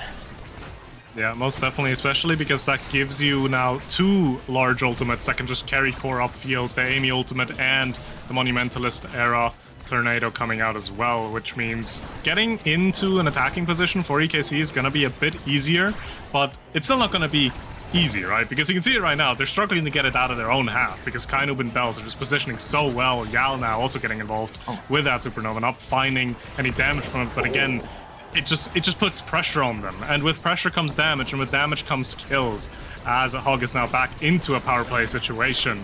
And I can see Yal trying to get involved, not able to do so properly, and actually a negative power play for the side of Hug, and now a proper power play for EKC. We'll see if they can convert this. Yep, a flip from Soren gets the ball right on down there into the hands of NXCD. Now Katsuna has it bottom side there. The piercing shot is going to clear the ball quite easily. Man, this team has a lot of ball control, but they do not have so much push that even Vice and Estelle just defending could be enough here. Although Katsuna gets in there nicely with that bounce, it's going to be good enough to take this barrier as well. Bell's trying to make a play here with that IRS, but it's not going to work out just yet. Soren trying to get this ball away from Bells, but they do get it at a really good spot for them. Hug has a flip here, though, from Kainoob. Once again, they can't get it past. Lots of wobos, and the Firewall Sentry is going to hold that top side. Once again, though, we have Bells against Soren and Katsuna. Katsuna could move up here, though. Finally has a flip, spends it to try to get a kill on Y'all, but does not work out there either. Kainoob constantly playing defense here with Y'all. They're just trying to give the ball to Bells, and NXCD finally finds a situation where they can block a pass with that glitch pop, and they get it nicely. Point over to EKC, and they need this next set. They very much do, and they worked very hard for that point as well, as they do take the lead. But Katsuna and Soren a bit low on the evade bar. Now, Soren probably not going to be ability dumped here, because again, Pauldron's on the era. You're going to be staying alive quite a bit, but you actually don't need to ability dump, because Hug just took both barriers right there. And almost a double barrier for EKC actually, but it didn't drop yet as Yal drops that supernova down as well to just clear the situation. Hog now back on the attack, trying to close out this point, but they can't get it past Kitsuna's midfield right now. Juno being so oppressive in that position. Yeah, Katsuna doing a great job of holding the midfield and just playing like a really good defense here for Soren, although now that defense has been basically vaporized here from Bells. Getting that flip kill is going to be quite nice. Y'all uses that flip, but when the ball is small, it actually goes a little bit slower here, though, so that flip was not nearly as impactful as they wanted it to be. Ball going to go right on past. We're going to hit that wall. Barrier is praying to the gods that they stay alive, but Soren not big enough, simply not big enough to get that ball, and no cooldowns left, and Kainoob getting credit for that kill, though. 1-1 for this set. EKC, don't lose hope here. You guys need some motivation. This is the playoffs. Keep yourselves together. You do need to find these goals, and you need to find them soon, because again, Hog is just kind of riding the momentum, and NXCD does a really good job at breaking it up there completely, as a KO is being found for EKC now. A flip coming out from Soren. They do want to get this barrier, they want to get this goal, they want to get the point lead, as Soren is walking up here as well on this arrow, uses the tornado, but the court does not get stuck on it. Bells now back on the field, it's 3v3 back in play. NXCD almost getting the hit through there, but no, Yal holds on, and now Hog trying to get a counter push going. Yeah, wow, they are scuffling so hard in this top lane here. Blabo is going to help hold this barrier as well. The 2v2 on the top side is going crazy. Giant Maelstrom is going to be way more consistent at holding the ball. Nice primary from y'all. That power cord is actually going to hold the line, bro, keeping the point alive, and the barrier is finally taken from Kainoob. Now going to put the ball onto the bottom side here, though. Almost grabs a kill onto Katsuna. Kind of a free there, though. Y'all going to teleport on back. Holds that flip over time. It's going to make things a little bit awkward here with these blobs. The kill is going to be rough, though, but Hug could move up. Bells is looking a little staggered here, though, but a nice pass is going to let Kainoob grab the final barrier. Soren going to spend their final resource. It's going to be that flip. And, man, Kainoob, just knew where to go, man. Trusted Bells on the middle and just pushed onto the bottom. Kainoob, brain expanding every game. Yeah, the plays from Hug were just lovely, and EKC are finding it incredibly hard to actually get past that final line of defense. So some approach has to be changed, something has to be found, because again, the power play is coming out for Hug, as they're one goal away from taking a second set to get a barrier, to get the flip in front of the goal as well. Kainoob does use the piercing shot, but it doesn't go through, as the strikes still find their way in, and the ultimate from Estelle will confirm it. Kainoob finding themselves a second set and putting themselves one set away from just taking this first series 2-0. Yeah, I mean, Soren even has the pauldrons, but, I mean, Hug was like, we're going to go kill Era. Yeah, here it goes. Boom. Era is completely vaporized instantly, so, you know, we try to take Powerhouse, and we just hope, but sometimes it does not work out. Although, Kainoob going to take one of the greatest kill awakenings there ever was, Adrenaline Rush, which is going to certainly entice you from spending those cooldowns onto the players. Juno, though, grabbing a 1-2 punch, which is going to be quite big. Oh, man, Vice gets heavy impact again, which is a little rough. It was kind of a trade there, though, right? EKC was like, okay, I mean, as long as we can get something good like this 1-2 punch, we'll let this Zentaro have Super Surge. Not sure if they could have denied it that way, but either way, they're saying this is what we got. NXCD, I kind of like that he's got Twin Drive, though. I feel like he's been mostly going for this like combo gameplay and then just trying to get as many kills as possible that way, and I think like for the most part it has been working. So an extra cooldown could be exactly what they're looking for, as they're completely out of cooldowns right now. No health, no evades. They're just running in circles to try to live, and Kainoob is certainly not going to let that happen. And look how good at confirming kills this team is, man. Yeah, the Adrenaline Rush coming through for Kainoob there as well, trying to get the second barrier, but Soren and Katsuna doing a really good job holding on to the point for now. The tornado coming out and unfortunately actually interrupting the core there a little bit. And now Soren, the player that we thought wasn't really going to be at risk of being taken out, is also just getting overwhelmed now by Bells, down to a stagger. Needs to evade it to actually stay alive. A really good job with that, but the KO still found, and the flip finds its way up to Bells. Hug, 1 goal up in this third set. Really rough spot there from Soren. I mean, had the perfect evade, got that strike, kept themselves alive, and it was just cooldowns upon cooldowns for Bells there. Had that final kill for them. Now we're going to start off at this next point here. Grabs that first barrier, EKC. Although Bells is going to fight onto the bottom side. Going to rush right to the top. Has that Super Surge. Can really cover a lot more options. NXCD tries to get a nice glitch up to the top side there, though. Soren trying to mess with Bells here, though. Worked a couple times earlier, but not going to work out this time just yet. As damage is already being sent onto Soren, who has no evade here, though. They're going to have to be a little bit more careful if Bells decides to deal some damage to them. Although, as I say that, we see a lot of combo potential coming in from the side of EKC, and they do exchange kills, although one of the teams has Adrenaline Rush and one of them does not. Adrenaline Rush doesn't matter if you find strikes like that, though. NXCD with a beautiful interrupt gets a second barrier out. Now everyone back on the field, 3v3 again. NXCD needs to be careful not to be taken out and definitely falls down to that supernova now. Power play for the side of Hog. EKC, you were looking so good at the start of this point, and you're just finding your ways to actually get the barriers and this goal, but as of right now, again, Hog found their way back. Again, another KO, another power play, just extends itself. Juno with 1-2 punch doing the work and making it difficult, but nevertheless, the defense from Hog stays. Yal not making a mistake there. Soren back on the field, trying to get this core over to enemy side, and no, just another beautiful intercept from Kainoob. Those piercing shots are on point.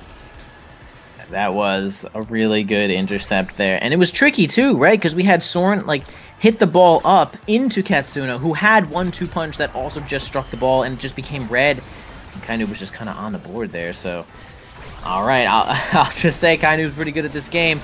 Possibly the last point here, though. EKC is going to be fighting for their life. Bells getting on in there with the Aya Rush. They do end up losing a barrier, though, one for each side. This Firewall Sentry is going to be nullified a little bit here, though. The Maelstrom kind of angled a little bit too much at the wall. Will carry the ball, but not into the barrier. And that's what they wanted. Bells has flip. Y'all has flip. This is really close to the goal. And there you go, man. Hug taking the first. It's not best of 3, right? Imagine if it was best of 5 or something. Hugs takes the first game, guys, from EKC in our playoffs for our first round in an engaging set here. What a crazy one, Slav. Yeah, Hug just played it so efficiently and so well throughout both of these games, right? They had their team comp sets at enabling them to find KOs, and they do that over and over and over again. And they still, while playing so well for those KOs, they didn't give up any core control, even in games where I would say, or in this game specifically, where I would say they would probably have a harder time core controlling against what EKC is playing. It still felt like they had the control over the core most of the time. They still had the core always in places where they wanted it to. And that just makes it so difficult for EKC to play. You can see that as well this time around. EKC only able to find 2 goals across the entire game. Hug just being so dominant in this night market. Yeah, no, I do agree with everything that you're saying. Hug is here for a reason. I mean, they all played their roles very well. I mean, Kainoob just kind of the king of the midfield for the most part.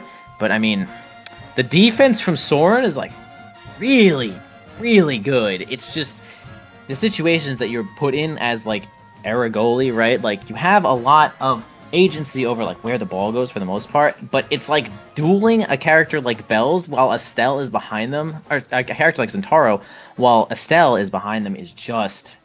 It's a little too much for Era to handle sometimes, even with a little bit of extra speed. And, yeah, the ball is just going to kind of get past you sometimes. Like you're saying, only 2 points. Again, it was just kind of like really tough to break the walls here to get past the midfield from Kainoob. And then like Kainoob was just playing such a good second goalie here with y'all too when it came down to it. And that's just kind of how the team got here, though. Hungry Like Nephew moving on here in our playoffs. Well-deserved. EKC did a really good job there, though, but maybe they'll be able to bring their, maybe not A game, but their S game when it comes to the lower side of the bracket. Although we are going to go to just a little bit of a break here, though, as we load up our next gamers here. When we come back in a few minutes, we will have Bun Bun Bonanza against Showtime in our next round of playoffs. Don't go anywhere. We'll be right back.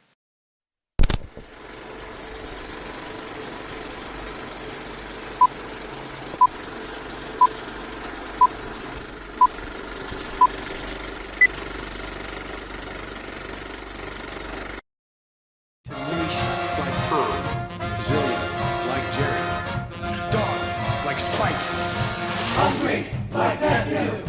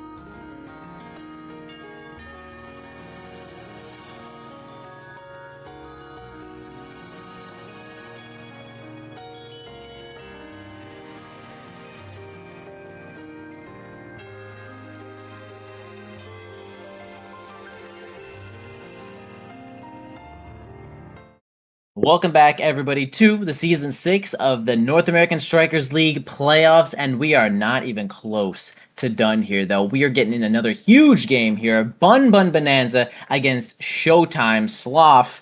Thoughts on this one? I mean, I know these teams have certainly been trying their best on the winner's side here, though. Man, they're going to do everything they can. What are your thoughts on what we might be seeing here? I feel like we're gonna have some interesting goalie picks from both sides because obviously Showtime still have their own unique way of playing, right? They still play lockdown goalie, some kind of high movement speed midfield, and a good shove up front, and they've been successful with it. And even though I wouldn't say it's necessarily the strongest in the current meta, they continue to prove me wrong, and we're seeing it this game as well, right? They locked in an Asher now and a Kazan.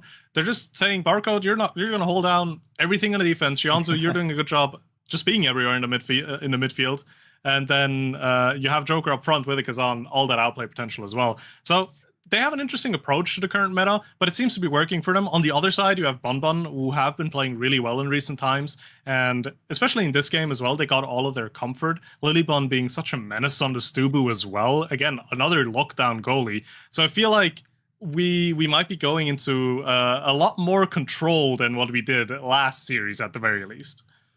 Yeah, no, totally fair. I mean, the starting awakenings here being Size and Glass Cannon, both pretty good starting awakenings for a lot of different characters. I mean, look at all the Size that's already shown up here, though. Only one Glass Cannon, and like you said, 2 lockdown goalies. No eject button to be found, and that is going to be a significant lack of damage. We might actually be playing ball here with Showtime and Bun Bun Bonanza. We can see Lilybun already moving up as far as they can midfield, just waiting for that Fortress to show up. Got to strike the ball a couple more times, and they'll be able to hold the line. Nice weight there to get the ball right past Joker. Lilybun a little bit locked in there, though. Liari's going to take that speed gate with Shianzu, but they're actually going to end up winning out here, though. Finally gets the Fortress, going to lock up that top side. A nice strike there from Barcode and Shianzu is going to clear it out once again. 2 barriers still held by Bun Bun Bonanza. And we get look at this Dubu who covers so much space. Scyther, the second they get their hands on that ball, is able to slice it right past Barcode. And Bun Bun Bonanza starting out nice and quick here, though. I do like the picks. Yeah, like you said, nice comfort pick coming in from Bun Bun Bonanza. And like the size of this Dubu is going to be able to hold these side lanes nicely.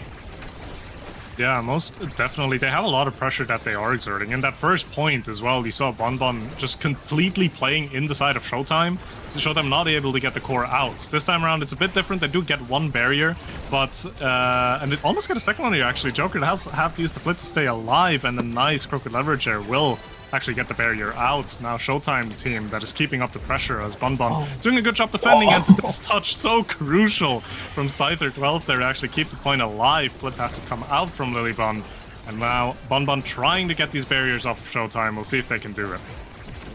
Going to be a tough situation here, though, but the sheer size of this Duber from these Awakenings is actually going to make the Somersault that much bigger, and it's going to clip the ball here, holding that line for this point. Lilybun gonna self-dribble there a little bit off the top side there and finds a kill. Scyther uses their flip to grab a power play here for Bun Bun Bonanza. Barcode does have their flip available, and we've seen what Asher Goalie has done before. One of the best lockdown goalies in the entire business here, though. Spends the flip, gonna actually hold the line here, though. Block that healing from Scyther. A flip from Liari. He's actually gonna strike both Shianzu and Barcode for the stun, which is gonna allow that barrier to go down. Liari trying to get their hands on the ball once more. The Fortress is gonna clip that last little donut, which is gonna send the ball straight down the line, right past Barcode, and that was a little bit of a shocker for everyone on board, I think. Yeah, a really fortunate angle for Lilybun there, as now Bun Bun are putting themselves 1 goal away from taking this first set, and they do try to do that as swiftly as possible, get 1 barrier down already, but Showtime is ready to answer, get 1 barrier to, as an answer, as now Scyther 12 in a 1v1 with Barcode. Gonna be difficult to execute though, because again, you said it before, Asher's such a strong lockdown goalie, 1v1s are gonna be incredibly difficult to win out against a pick like that. Absolutely true, and Scyther is playing that Rasmus though. I think Rasmus and Kazan might be actually one of the 2 best brawlers to play around these lockdown goalies by themselves, as the hook moves, the hook abilities simply are just so good at like using those strike mix-ups, you know, getting the opposing goalie to like use a strike or use a committal like dash of some sort, and they can just kind of hook the ball back. So I like both of these goalie picks to be fine lockdown, but I also like these brawler picks to play against them. Yeah, and the midfield picks just being ever present, right? Juno and Now doing such a good job with the Blobos and all the mines to just continuously interrupt core and just have it be in beneficial situations for their team, as we see a lot of like back and forth continuously, because it's mainly just Liari and Chianzu just trying to get the better of each other, trying to get these cores past that midfield line and get into an attacking position. But again, difficult to do that because a lockdown goalie is right behind it and will just send the core right up again as a beautiful KO actually for Bonbon Bonanza. Will get them a power play here. Joker trying to get the goal in but cannot find it. Surely Bonbon looking to take his barrier off of Barcode, but as he's still holding on excellently. Yep, incoming Fortress here, though, onto the top side. Gonna hold the line, but Scyther kind of takes it by themselves here, though. Joker gets the hook, almost causes a catastrophe. Scyther staying so close, almost making it happen, but a great defense from Shianzu, and Barcode is gonna hold that line too. Liari got their flip ready to go if they can just grab the ball a little bit closer to the goal. Yeah, I mean, that's understandable. Kazan's got a lot of cooldowns, and you do not want to end up spending something into the pop-up there, which would cause a little bit of the end of the goal. Liari gets that flip, but maybe a couple of degrees off of getting the perfect angle, but finds a kill. Nonetheless, though, this power play is going to be big, and Barcode tries to load up the breakthrough, but it was just has too much cast time there. A 3-0 start to this playoff game. Bun Bonanza is looking good, and look who is striking the ball just a little bit too much. Lilybun first to grab their awakening, and how much bigger could this Dubu possibly get? Ooh, a lot bigger. I wonder if it is just simply the size or if we are gonna go to cooldown, but no, it is just gonna be Might of the Colossus. You do have Joker getting a build different here potentially. No, that's gonna fall down to Scyther actually, as the 1-2 punch gets picked up, and that does lean into one thing that I've noticed in that first set, Bunban Bonanza, they've just been finding edge KOs a lot more consistently, even though we are in a very heavy control game. These pendulum swings, these Friends slings, I think, are just finding KOs, getting these recovery drones out, and then getting power plays on a second KO. And I think that's what kind of led to them finding that convincing 3-0. And I feel like picking up something like a 1-2 punch for Joker can open up the possibility for this Kazan to look for KOs as well. No doubt on that one, as the Fortress comes onto the top side here, though. At least stalls long enough for Scyther to get some healing, just a second away from being unstaggered. There they go.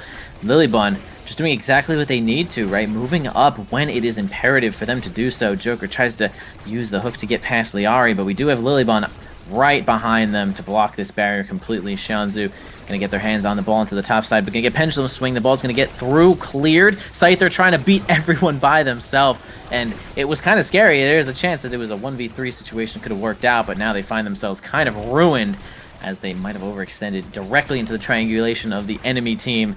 But they are completely unstaggered here, though. Just the drone is out. Actually taking a lot more damage here, though. You can see that the team is really spending resources to try and kill Scyther, and it is basically working. Kazan, there might not be a better kill-confirmed single character in the game than Kazan after you are staggered. So a respectable opportunity here for Joker to try to find a kill into Scyther. Yeah, but he just can't find it. Like, there's so many abilities used, and in the end, the flip even had to be used by Joker there to get this power play going now, and Lilybun doing such a good job waiting that out there to just get as much time back as possible to make sure that Scyther 12 is back on the field. The barrier does drop in the end as the flip comes out from Lilybun, but we're down to, or back to a 3v3 again. Liari now taking a lot of damage, has a flip and doesn't want to be using it without any value, as the goal almost got in, but no, it does get defended by Lilybun, and Liari, again, trying her best to stay alive, uses the flip now, but Shionzu right there to answer it. Still, the attack on Showtime side here, very strong, and the parry does drop. What an angle to be found by Lilybun, as now both sides have open goals, and Barcode needs to use the flip to keep this point alive for the side of Showtime. Yeah, I mean, another, like, pixel edge clip there from the Tofu Fortress is going to net Lilybun that final barrier and another objective. Just gonna get them experience as well as closer to this goal. But we do have the fight back here from Showtime. They're really pushing in here. Joker and Shianzu they're really trying to maintain control, but man, the sheer size of this Dubu is really becoming kind of a problem. Even Scyther is also just like kind of out strike warring due to this size. Liari trying to fight from the top side, getting kind of hit a lot, so that glass cannon really is not doing all that much. A flip here from Scyther, gonna try to reinforce it with that pendulum swing, but the ball just goes a little bit too fast to get like a direct like reinforcement there, so Barcode's gonna hit that one away. Lilybun gonna have to grab that speed gate and get on over there though. Nobody was worried, not even me, as Barcode is gonna hit the ball right on over to Xianzhu. Kind of close there though, as Asher might be out of cooldowns. They finally get a kill here though. Joker gives Scyther the hook, and now it is a 2v3 situation. Kind of strikes it right as the log hits it. Kind of a situation that Dubu runs into sometimes, right? Where it kind of seems like it goes right through the log, but it's usually because the ball like eats the log on kind of just about the same frame. Yeah, just really good timing from Joker there to actually find that strike timing and gets the goal. They do get rewarded with one, and they're looking for another one as Scyther 12 down to 1 HP. Has one evade available, but I feel like Joker's probably going to start debilitating dumping on him pretty soon, as actually Barcode's the one to do it. And Scyther 12 are trying to get the attack going, down to Stagger, and sure to die here as the flip comes out. Showtime back into a power play situation, and they find themselves a lot more KOs compared to what they did in this very first set, and you can very much see it because they're so much more impressive in their positioning as well. Yeah, another big kill there from Joker is going to result them in at least a barrier, right? I mean, they're really not getting a lot, and this could be one of those situations where they're spending a lot of cooldowns getting kills, but not having much to get past this humongous Dubu. Lilybun is really just holding this down here, though, as we have a nice 2v2 on the top side. Joker getting really involved, so incredibly involved, that Scyther is actually going to be taken out there. Lilybun not going to move up too far, but definitely going to hold this entire side lane by themselves. This Dubu is enormous, but wow, one great stun is going to result in that final barrier. Scyther does come up in time, though. Make sure at this point does not get out of hand just yet. A couple of blobs here from Liari is going to not do just enough. The Fortress comes out here to foil at anything that Joker had planned here. Not going to go in just yet. Close, though, with that pop-up. Gonna have to get a flip here from Lilybun. Can't risk strike warring Kazan there. The really great strike angle from Scyther there is going to get it right through Barcode's barrier beam. And now we have a completely open goal. Oh my god, Liari having the patience of Jesus to not flip there, though. That is pretty crazy. I mean, did not get punished. I was afraid. Get punished now, though. To get punished now. The 1-2 punch overtime for Joker, just sending that core red immediately in closed form. Just difficult to handle, as Dubu has limited range, right? So Showtime now one goal away from taking this second set without dropping a single goal of their own, and another KO. Scyther 12 has a pretty hard time staying alive here. This 1-2 punch just doing such incredible amounts of damage with this Kazan on Joker, and Showtimes they're finding their groove in this game. They in the set one, it felt a bit difficult for them to play out, but they're locked in now, and you can definitely see that in the results of this set so far. Yeah, I do think it was an interesting pick, right? They actually completely forgone all of the size just to get that 1-2 punch, and honestly, it does seem to be working out.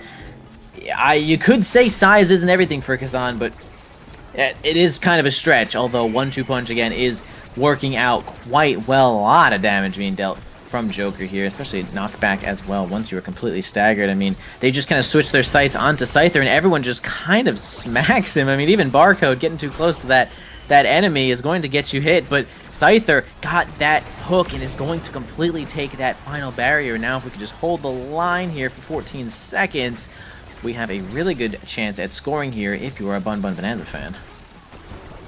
Yeah, I should have said Funanza. I messed up, guys. I'm sorry. Well, it worked, so, you know, they did get the goal in the end. And they do get their attempt at making their way back into the set. However, Barcode has a flip soon and Joker has one already. The other side, Lilybun has a flip and Liari gets close to hers as well. So we'll see who gets more value out of their respective flips here. As, again, a lot of midfield contention from both sides. Flip comes out from Lilybun and does get denied. One barrier down. Joker getting a bit low. Potential to be finding a KO here, but we'll have to see if they can actually do that, because you're limited in your damage output. Again, right? The KOs that Bun Bun has been finding were mainly around edges and not through stagger, just through pure knockback. So we'll see if that's going to come into play or not, as a barrier gets taken out on both sides now, even game state. Yeah, for the most part, on the edges, I could say for sure. I mean, they could think about getting more damage, right? Kazan does not have a huge health pool, and the Joker, you know, they do have drone, just like everyone else here, but, I mean, with that low health pool, they might be able to find more kills than they think, although currently prioritizing a lot of size, and a nice stun strike there from Xianzhu is going to make it so Lilybun's going to have a really tough time with that one, and a 3-1 here for Showtime. They are not even close to done with this game, evening this set up, and now Kazan first to grab this Awakening. We've already seen a lot of damage come out from 1-2 punch. Could it possibly be Adrenaline? Super Surge. They might be looking for more damage as well, or get some utility here, Fight or Flight, which is also fair too. Actually, when they cause Stagger, they'll get their secondary back too, so that could just be another kill confirm in itself, which is totally fair.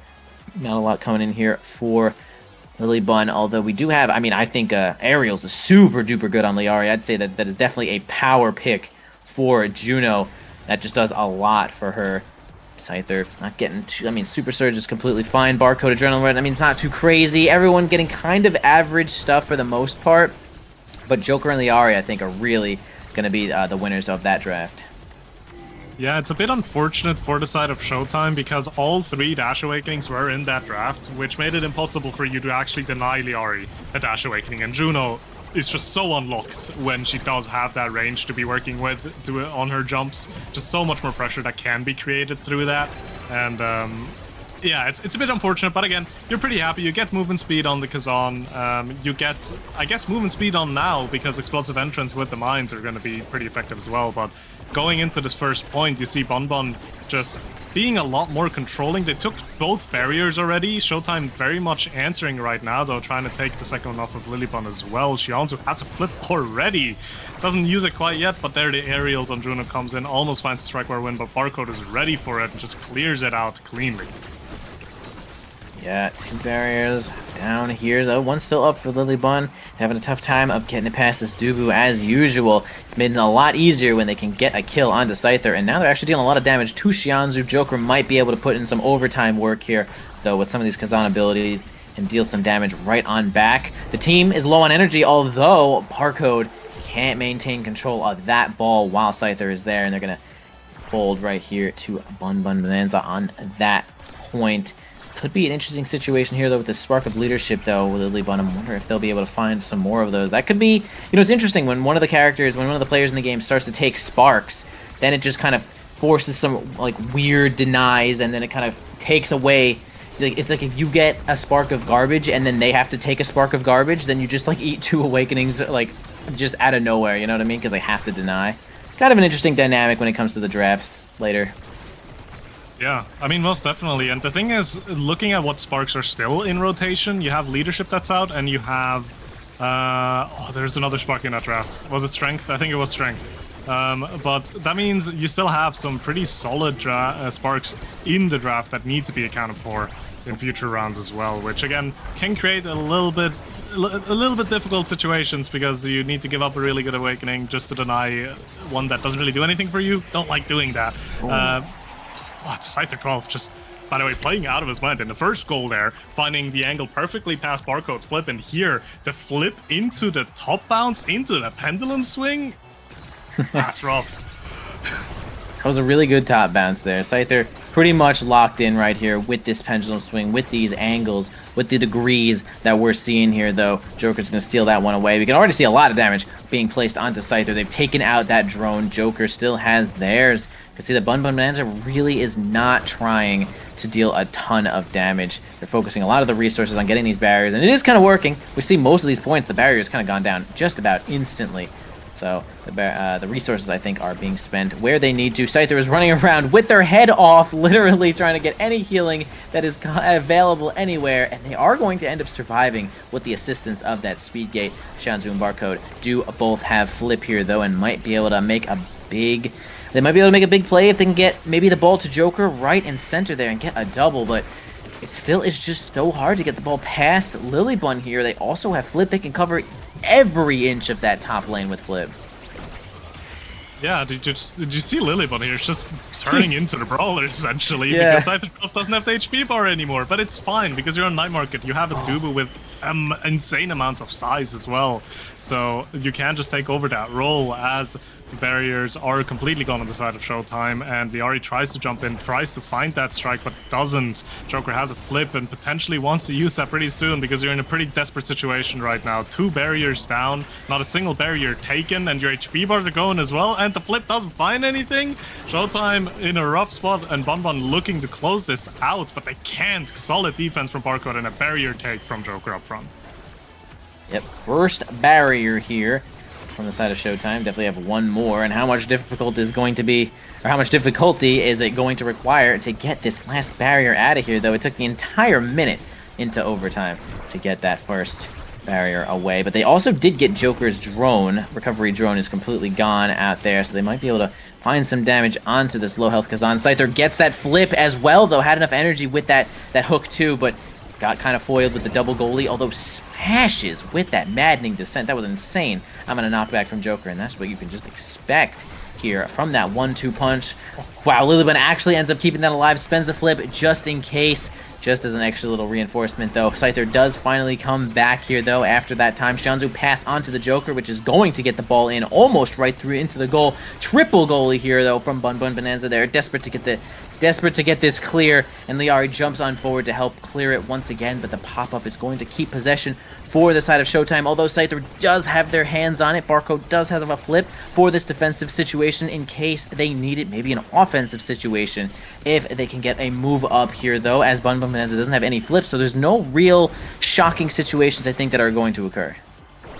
Yeah, not yet at least, because the point is continues. It's just dragging itself out, right? Both sides are just trying to get an attack going, and that means the energy bars are going to be farmed up, right? Scyther 12 and Liari currently still around half of their bar, but if this point keeps up as it is right now, they're going to find their flip eventually. Liari actually being pretty close to hers right now, trying to farm a little bit there as well, just keeping the core close, trying to get interactions going. But again, both goalies just doing such a good job defensively here, showing us what lockdown goalies can do even in the current meta, and it's just so difficult to get past them, as Liari actually does find it in the end. The blob as well be enough, flip wasn't even needed, and Bonbon gets a set lead now. Yeah, 2-1 right now here for Bun Bun Bonanza. You know, that's just what happens when Juno strikes the ball towards you in primaries. You need like 3 hits to get the ball through that primary. Sometimes it's just easier to pass, but sometimes you just do not have the benefit of being able to pass there, though. Scyther grabbing some more size for this giant Rasmus. Gonna have to make sure they're not too close to these walls. Extra special here, though, from Xianzu is going to be able to keep those heals going. No Joker is probably not going to find themselves killed at any point, although now the killing is on. Stinger chosen by Joker, who's already dealing tons of damage, and now no regen will basically be happening as this thing stops you from regenerating for just about ever when you were getting hit by this thing. So big awakenings already here taken here from Showtime, although Bun Bun Bonanza in advantage when it comes to this set count. The kills might come through, and that will be the deciding factor. Yeah, big awakenings taken, also literally, difficult word for me. Yeah. But because you have every single size awakening in the game, actually, or currently in the game, on Bun Bun. Scyther 12 with 3 of them, and Lilybun with 2 of them, so yeah, the strike wars are going to be difficult to be playing out there. And what's unfortunate as well for Xianzu there, he was the second pick, which you really want, right? You're happy to pick that up, but unfortunately the Monumentalist still not shown up in draft yet, I believe, which would be such a strong awakening to help with that midfield control. And now, as Showtime, you're trying to win this set to force a set 5, and if you do, you are likely going to get rewarded with that Monumentalist, which is going to be really good, but winning the set is going to be the difficult part here. True. It is definitely all on Xianzu to get pretty far in that draft pick there, though. Nice. Again, the pendulum swing from Scyther has just been so good, especially with the sheer size of it, just being so much bigger with that size. But yeah, I think the positioning here for Xianzu is going to be important. Lilybun could take Monumentalist. Liari could take Monumentalist. We have a couple of creation gamers on the side here, though. They'll probably do a good job of denying that from Xianzu if they have the choice. But man, Scyther gets kind of slain just about instantly. That drone is nowhere to be found now. A flip from Liari is going to be instantly snuffed out by Barcode, and another one coming out to just try to clear the ball. One barrier left here, though. Everyone's kind of focused on getting Scyther. Lilybun's going to try to move up, but still, even on the brink of death, Scyther big enough to impact the board. All right, baiting them to try to use maybe a couple of cooldowns to get that ball, and now gets unstaggered, and not yet. Not unstaggered just yet. Going to be slain by the top spin there. Joker doing their job nicely, as the Stinger is just making things even more difficult to stay alive, but again, we just come into that situation where the team spends cooldowns to get the kill, and then the goalie like Dubu is just impenetrable. It happens all the time, Manslav. Yeah, it happens all the time, and that's why Bonbon is currently up in sets, right? Because Showtime has such a difficult time getting past that defensive monster that is Lilybun. But we'll see. We'll see if there's going to be a bit of a change. The pressure's still very much alive for the side of Bonbon here as they try to get it past Gionzu and Barcode. But again, also Showtime so good defensively there, as the Juno blow was actually with a beautiful play, incredibly difficult to read, especially with the core speed like that. Liari jumping in and finding the goal, putting Bonbon now 1 goal away from taking this first game. Yeah, I don't know if you noticed there, though, also Lilybun has 205 power and easily red balls that in overtime with simply just striking. So the core speed is going to easily be in Bun Bun Bonanza's favor, especially with the Juno as well. Scyther finds himself just about dead once again, but going to be removed from the game for a moment. But that's when Lilybun takes the reins and makes sure that this ball is just staying on the opponent's side of the board. The aerials right there also coming in handy too for Liari. It's doing a whole lot of work. Once again, Scyther stealing the enemy's orb, just walking into the enemy territory constantly. But, I mean, look what's happening. Scyther is getting kind of owned, but, like, the Bun Bun is taking those barriers no problem. Even holding the line after Scyther's been killed. Gets we'll see it right now here. I bet you. Bun Bun is going to hold this barrier here, Liari and Lilybun, and it's just the same thing over and over. See? That's exactly what I said. They're going to take the barrier, and it's just going to be a tough spot here for Bun Bun Bonanza. Was definitely, as you perfectly predicted, and definitely did not find yourself in a cast of curse there, but still, Bun Bun looking pretty healthy here. And no, the dash from Barcode not hitting properly. Scyther 12 still would have been there with the pendulum swing to interrupt properly, but the core speed was a bit too much, and Bun Bun find themselves a Game 1 win here against Showtime, which is definitely an advantage you're going to be very happy with going into this series. Yeah, I mean, what a strategy there. It almost felt like Lilybun was just thinking, okay, I'm just going to get, like, all the size, and then I'm just going to get all the power, and then we're just going to have core speed. And it's just, core speed is so good, and, I mean, we've seen it so many games, man, throughout the season, how core speed just steals those barriers. Even Juno, without power in overtime, gets, like, the red ball core speed, and it's like, this will just steal your barrier. This will just shoot that corner shot you just can't reach. And it's like, oh, core speed is just about king. Killing could be king, but core speed is also pretty good. We can see a lot of redirects here, though. Lilybun, queen of redirects for this entire game here, though. Lots of kills being sent over by Showtime, 9 of them, and only 3 here from Bun Bun Bonanza. And we just saw Lilybun lock it down with this Dubu, holding that barrier as much as they possibly could. I mean, that game was like pretty actiony. There was a lot going on here, though, and it really was 3 goals. 3 goals in all the same set from Showtime. That was way less than I thought. It felt like it was really back and forth, but Bun Bun just had the full control. Their clutches were gripped around that neck, and they had it all going for them. And they take the first game nicely, and we will move on to the next one. Sloth, mat me, Sloth. Give me 1 second, because I did also just happen to forget that, unfortunately. Let me scroll up like just a second and get a little bit more time. Okay, AtLab. It's AtLab. Ah, yes. The Atlas Lab, everybody. We all knew it was Atlas Lab. We could have guessed. Honestly, this is like picking C on the test, bro. We could have guessed. We would have been right a pretty high amount of the time for Atlas Lab. Yeah, but I mean, AtLab, it's interesting, right? Because in this last game, I feel like both teams, they did a really good job core controlling and playing into that, right? That's why the game was so long. We were like in that game for like 26 minutes, I think. And it felt very close because the points just were so drawn out. I think very few points didn't go into overtime. So Night Market, that was kind of a handshake of like, we're going to play control and we're just going to see who executes that better. Atlab has the potential to just go, okay, oh, it's heavy impact Deadeye. Oh no. Okay. Oh, you said heavy impact Deadeye. Oh, okay. Remember when they handshook the last game and they were like, guys, we're going to pass the ball to each other. It's going to be great. We're going to play strikers. Things are going to be just like they were in beta. It's just, well, things might not have been like that in beta, but we're just going to play ball, but not anymore. We are done playing ball. Incoming Vice, Finny, Luna. I mean, you already know. We talked about this. We've been talking about this not all season, but we talked about this all new patch. It's really just the Vice, Finny, and Luna show, and who's going to get it? I mean, you can only ban one character. Maybe you just ban none of them. Maybe you just ban none of them and you just play the red side and you're just like, I'm taking two. I'm taking two.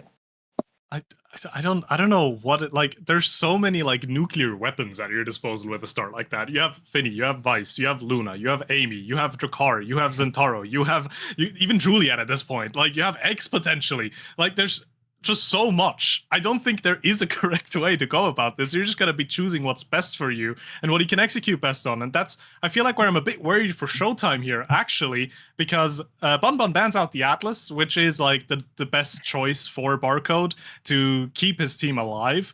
And Bun, I would argue, is gonna be better playing this KO gameplay than Showtime. Showtime, again, very, very controlled in the way they're executing it. And I don't know how much you can control in a situation like this. As Erasmus' first pick comes through for Showtime and then Luna pickup coming through for Bun, that Luna is going to hurt. Yeah. Maybe somehow this is a nerf to Vice, because if a team picks Vice, they can only get one of these two things. That means they can never get both. So maybe you just let the opposing team have Vice and be like, all right, you're going to be pretty strong, like really strong. Like, you're going to be really fucking strong. But you're not going to be so nasty. And I don't know. That's fake. Everything I'm saying is basically fake. They're going to take Luna. They're going to take Amy. And that's going to be a lot of damage. I mean, man, we had so much fun last game, dude. We were doing a strike, strike the ball. I'm striking the ball over here. Now, we're just striking players off the map. Bro, we got Deadeye and Heavy Impact. Estelle showing up here for Showtime. It's almost certainly going to land on Xianzhu, but what could be left? What's Lilybun going to play? Are we locking it down? Could we lock it down? I just feel like... What do we do? Locking it down on these Awakenings just feels like so bad. I don't know. It's gonna be difficult. You have value in lockdown goalies still, right? But I feel like Barcode does lock in the Asher. Asher with heavy impact, still pretty good, right? If you find someone close to the edge, you can find KOs, you can find damage. Barcode has been doing a good job at just pumping out damage last time as well. So it's gonna be possible to do so. But if I'm looking at what Bun's playing, man, that's gonna be difficult to play into without just consistently risking yourself just be taken off the map. Yeah, certainly we will have our Scyther playing Drakar. We will have... I've seen Liari play Luna. Are we gonna have Lilybun playing Amy? I guess so. Let's see. We'll have Barcode. Man, is Barcode really just gonna be like, I'm playing Asher? Is he just unplaying Asher into heavy impact Deadeye? I mean, honestly, I respect it. Yo, stick to your guns. Do what you want to do, my man. You just do Barcode. But, like, Asher is a totem, and we have Deadeye heavy impact. I'm a little afraid. Yeah, it's gonna be interesting to see how it plays out, because Asher... Obviously, like, there's an avenue of just killing her, but Barcode isn't just going to let that happen, right? Barcode has his evades to work with. He's going to go pauldrons. I don't remember what did they remove in the Asher patch recently? Was it the damage reduction? They changed something about Asher, so if it was the damage reduction that is gone, that's going to be a bit more difficult, but he still have pauldrons to be working with. The outfield players that cannot pick pauldrons is what I'm a bit worried about, because Joker and Xianzhu, yes, they're in Estelle Erasmus, yes, they can make good use of these Awakenings as well, But they're just gonna get ability dumped all the time. Like I don't see a world where they just permanently get shotgunned by Drakkar or Molten Bolted or just eat the entirety of Amy's abilities. It's very difficult for them to execute it. They do have the benefit of a lot of their abilities that are going to be playing on core, hitting enemy as well, but I'm not sure if that's going to be enough in this specific matchup. Yeah, I can't say for sure. I have seen some nasty stuff come out of Drakkar though. For the most part, nasty stuff come out of Scyther, and when you just have like nasty squared, you get some disgusting stuff. You know, when you're just like the opponent's team is actually just walking into the Atlas circle by accident, or you're just causing that to happen. I mean, that thing does like 60. No, it does like 40% of your health or something. I don't know. It does a lot of damage. So we'll be seeing a lot of kills here, though. I expect Scyther to be really kind of like the shark in the water and waiting for the injured to just kind of walk past and then just blast them off the board. And it's really going to be probably this Estelle that's going to be the number one kill target here. Yeah, most definitely Estelle going to be that connecting piece, right? Again, because you have a lockdown goalie and a brawler up front, you do need that midfield to bring the core up to you most of the time. Although Rasmus does do a pretty good job on his own to actually get the core up front, but it's still so much easier if you have the Estelle helping with that. And I agree. Scyther 12 is going like he's almost going to be farming KOs with a heavy impact because it is just so good on Drakkar. You're like, imagine your Drakkar, you're basically just a Julie dash punch with your shotgun like Molten Bolt, but you also have to add a benefit of being able to go invisible before you do it. So the enemy can't even see you coming unless they know you're on your way. Difficult to play into properly. And again, like just the damage output, that's just Luna with a Deadeye. Like, it's Luna Deadeye on her own does so much already. Yeah. But there's also the potential that she just gets missile prop, spec, extra special. That just makes it so much worse. So I don't know. It's I think draft is gonna dictate a lot in this game. I think that's certainly possible. I'm gonna go ahead and say Showtime is gonna have to play really precise around this Atlas black hole here, though. It's going to be probably like everyone's probably going to play ball for the most part until the first person is struck by the orb, and then it's just like, oh, well, I mean, get him. To be honest, get him, because that'll be the kill target. That'll be the trigger in everyone's mind to just be like, okay, we're cyber swiping, we are throwing molten bolts and stuff, and the same could come out here for Showtime. I think that Rasmus and Estelle do like a decent amount of damage. I feel like they are kind of like the poster children for like main core control stuff. So I think they'll still put up a lot of pressure on to what we have here from Lilybun, which is indeed going to be Boots Amy. I mean, Lilybun truly a Boots gamer. Boots Amy, guys. I mean, how many Boots Amy's have we seen in the North American Strikers League? I can't say all that many, but we are interested to see it right now as we're starting off this game here. Barcode certainly grabbing those pauldrons. Lilybun running into the enemy goal strategically to make sure that that thing is nice and cozy. And yeah, we're going to keep this point going here, though, as one barrier goes on down. Honestly, just like BM, to be honest, from Bun Bonanza. I mean, they're just like, I don't really need that barrier. And you know what? I'm going to prove it. Yeah, I mean, it is rough. Probably a little bit unfortunate to start it off with. And the Mon Boots Amy, I do think it's very interesting because it has a lot of potential. Obviously, you can't really use your cyber swipe like you would with an eject button as consistently.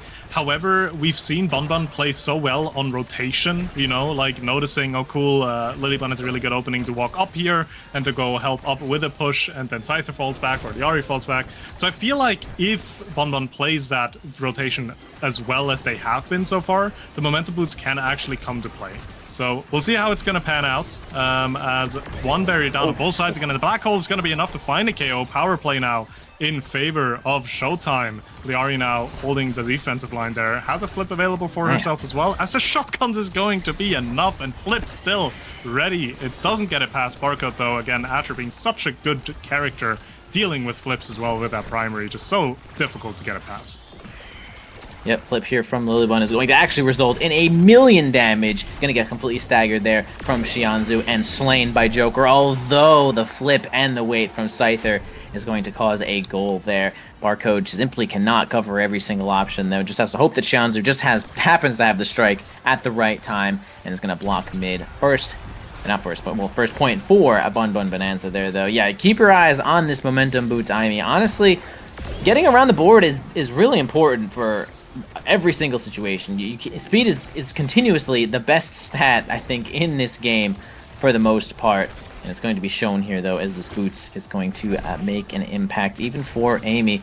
As Scyther does come back here from the grave. Combo onto Joker from Liari is going to completely vaporize Joker with the assistance of this glitch pop. I mean, that was a 3-hit KO clean onto that Rasmus there. So Bun Bun Bonanza is certainly ready to deal the damage, even though for the most part, I kind of know them as the core control team, but they are kind of smashing right now.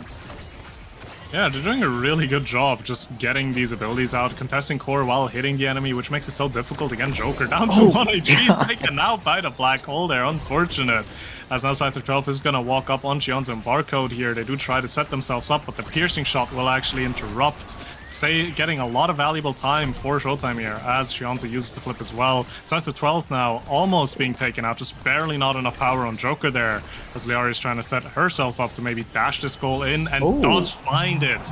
Being so smart about it as well, not using the strike immediately after the dash, but knowing that Xianzhu is very likely going to try to strike it through her, holding her strike until Xianzhu does do that, and then scoring off of it. Yeah, that was a great delay there, though. Just a good play. You know, patience, taking our time, making sure that we have all of the aspects accounted for there, as the Firewall Sentry is going to make things really awkward for that bottom goal. Joker's going to steal that one away, but not going to grab a barrier as it sends it right in between. Lilybun going to move up here with that Cyber Swipe, although Barcode's got the cooldowns for it. Lots of damage taken on to Scyther, though almost staggered. Now completely staggered. Xianzhu is as well. Joker is low health. I mean, it's kind of a bloodbath, but it's not nearly as a bloodbath as I thought it could be. Well, we haven't even had any awakenings yet, so I'm not going to even say that. Xianzhu almost completely taken out here, though. Joker trying to 2v... Oh my god. Okay. I need Lilybun to just, like, send me a message and said I did that on purpose, because actually redirected it with the edge of the black hole there. I mean, excuse me? Excuse me. I mean... Yeah, I mean, it was a little bit unfortunate because they saw Scyther 12 at the bottom trying to get a KO on Xianzhu, and Barcode moved down to assist it, maybe taking out Scyther 12 for being greedy like that, but in turn, Showtime got punished for being greedy for a KO because Barcode just couldn't get up in time anymore. But here, awakenings are coming through. We do have a few damage awakenings, a few size awakenings being picked up as well, as the 1-2 punch finds its way onto Xianzhu with heavy impact, as Estelle is going to do a lot of damage now, especially if she does find multiple hits on you. Fight or flight, not to be underestimated either, though, because Scyther 12 is going to be faster now, and that's always scary. You said it yourself as well. Speed is just so strong, and a fight or flight pickup on a Drakkar, yeah, could be a bit rough to be dealing with, just because he's going to be ever present with shotgun and just movement speed at this point as well. Facts. Movement speed never stops being insane. And a nice kill there once again from Scyther. It's going to result in a big old power play there. Not even losing possession of the ball there too. Liari now has it onto the bottom side. Going to get reinforced here by Lilybun just a little bit. Keep some cooldowns for Liari. And we did see Liari pick up Super Surge. I think with Deadeye Super Surge, it might actually make the ball red before overtime with her secondary, but we shall see in a couple of moments here. Maybe not, maybe a couple 14 seconds or so, as they're going to get a kill onto Liari. Lilybun going to keep that one alive here with that Cyber Swipe. Scyther trying to make it happen onto Joker, who was completely aware of what was going on. A nice flip angle there from Lilybun, almost soloing the entire game there, though, but at least stalling long enough for the teammate to come back. Liari is now on board. Nice passing plays here, though, from Joker and Xianzhu, but don't make it happen just yet. Scyther reinforcing Liari onto the top side there. Lilybun going to take the bottom, using the orb to actually hold the line. Mega stall there from Scyther, but we do have a lot of defensive capabilities here from that Asher, and Scyther, blocks the down clear with that Molten Bolt. Pretty perfectly precise shot. That's Scyther 12 right there, guys. Yeah, what a read as well, right? Because instinctively you would think that Xianzu was going to try to clear up there because Barcode's right there with him, but goes for the down clear and Scyther12 reads that perfectly as a power play now coming out for Bonbon. Barcode did find the clear out, and they do get a barrier in turn, actually, now. Joker being back on the field as well, but immediately being met with a Luna ultimate. Barrier does drop now. The pressure from the Drakar shotguns just being a bit too much, and the HP bars are just gone. Xianzu taken out. Lilybon a bit low herself, but she can just stay back while Liari and Scyther12 are going to get this goal very likely. Flip comes out. Barcode not there. Doesn't have the abilities nor the strike. And Bonbon 2-0 in the second set, and they're looking comfortable. They're looking real comfortable this game. Yeah, Bonbon came to play. Like, they are actually just kind of on another level, at least for this start of the game, doing so well in all of these situations. Set up the Firewall Sentry onto the top side. A lot of damage being taken by Bonbon Bonanza, though. Going to use the Crater Maker to at least open up a spot there. Scyther not stopping the determination of this Lizard is going to get that one through. Man, the shotgun is so good. Even more cooldowns coming out, dealing damage to Xianzu. Joker completely staggered Lilybun, keeping that barrier alive as well. Barcode going to have to spend some cooldowns as well just to hold the possession. Lilybun taking a lot of damage here, though. Has this flip, might be able to make it work. Going to spend it to deal a little bit of damage to Joker and try to keep them staggered as they are now completely staggered. A double hit possibility. Yes, it does actually happen here for Showtime. All of that, and now we have only zero barriers left. Scyther trying to get some stuns onto Barcode to get the ball on through. It's not going to work out just yet. 2 more seconds for the respawn, but the team collaboration. Scyther and Liari are just locked the heck in right now, guys. Yeah, really well played. They realized that Barcode's going to be locked at holding that top angle, so Scyther just dribbles the ball for a little bit and waits for Liari to get in place, and then together they force it through Xianzu. Obviously, this cell not having all of that crazy, or a lot of possibilities defensively there, as a prize fighter is going to be picked up for Scyther12, and if the game continues as it has been, that's going to be stacked rather fast. Hotshot for Barcode is very helpful, obviously, with cooldowns, with core speed, getting it over on the map like Atlab as well, where you can find funny little double barrier angles. So we'll see how that comes into play, but I feel like overall, you also have a timeless creator on Lilybun now. That's going to help with pressure. I think even though the awakenings are decently even, Bonbon's still just better off in total. Yeah, I could agree with that one here, though. And I mean, we haven't stopped having Boots Aimi yet, so it's like we're really seeing it work out. Nice stun from Xianzu, is actually going to steal both barriers, although Scyther does find the kill onto Joker. Another power play situation, trying to give the ball to Liari for another kind of sneaky situation here, possibly with that boost. Trying to maintain possession of the ball onto the bottom side, but Barcode smashes it out. Like you said, the core speed from Hotshot was just enough to get it on through. Lilybun not only can't get there in time, but spends their secondary as well, so that'll be on cooldown too. I mean, pretty nice win out there for Showtime. Yeah, most definitely, and the Black Hole almost immediately being taken out. Barcode does not want to be messing with that variety there, as one barrier does drop on the side of Showtime. Barcode's gonna be there to answer it, and Xianzu just being hunted down by this prize fighter. Drakar, but a beautiful redirect from Joker together with that flip, gets a double barrier. Now Showtime looking to get this goal as well, as turret comes out, and the defense is still strong. Xianzu, unfortunately, gliding around there a little bit, but yeah. The game state's still pretty even. A lot of damage onto Joker again. Scyther12 down to staggered as well, so who's going to find the KO first? The evade comes out from Joker, but still no one finding the edge there. As the barrier gets taken, Lilybun with a beautiful take there, but a power play and an even better pendulum swing off of Joker just completely denies Lilybun any kind of defense there. Yeah, really good stun combination there from Showtime. Certainly going to make it so Lilybun can't go anywhere. Scyther still at 1 stack here of prize fighter. See if they can get some more of these kills. Liari smashing it again. Yeah, indeed. Before overtime, just these 2 awakenings will be enough to give you that core speed to get it on through. Glitch Pop, once again, to give it over to Liari. A flip all the way into the corner is going to be kind of a back pass there. Kind of a flip and dip situation, but... Oh, actually huge kill onto Xianzu. That a full bar of energy stacked there. Now Liari trying to get their hands onto this ball. Scyther12 certainly going to be up a little bit quicker than Xianzu. If they could just get the ball past this Barcode, they cannot do it. Asher, lots of defensive capabilities continue to hold the line. Scyther just, man, pushing in as much as they can, even though they're taking an entire health bar of damage. Lilybun also trying to get in there, though, but man, you can see this is like a lot of defense from the team. Xianzhu is really helping Barcode with this defense, and once again, this power play shows up. Double power play shows up. Great passing play, but Barcode actually makes the decision to hold that flip in this 1v3, which is completely fair. Holding the flip can definitely be used to get a double barrier here, but man, Bun looking good, but Showtime is really fighting this next set back. I mean, he eats the thing, is just not trying to let the team take damage. I mean, I get that. I mean, it's incredibly valid because you have pauldrons, right? If anyone should be doing it, it's probably going to be you. It's a little bit unfortunate because you're using your secondary for it, but if you can make sure you do have core control, you're not going to be missing it out too much. As again, damage gets found, and the heavy impact coming through. Barcode with the KO there. Power play for Showtime now, and they're finding themselves a little bit more confident in this game. They find the control, and they're just playing so well, get a third goal and a set win for themselves. Now the question is, what are you looking for in this Awakening draft as you have Xianzhu on the first pick? Barcode nicely scanning themselves into the next set here, though. We got Xianzhu grabbing our first Awakening primetime. Estelle's certainly going to be her best move. Going to get 2 of them, which is going to be pretty great. Lilybun, big decisions to make here. Team player, which is totally valid as well. I mean, I would love to get team player here as well. Going to be an extra special deny, most likely, from Liari.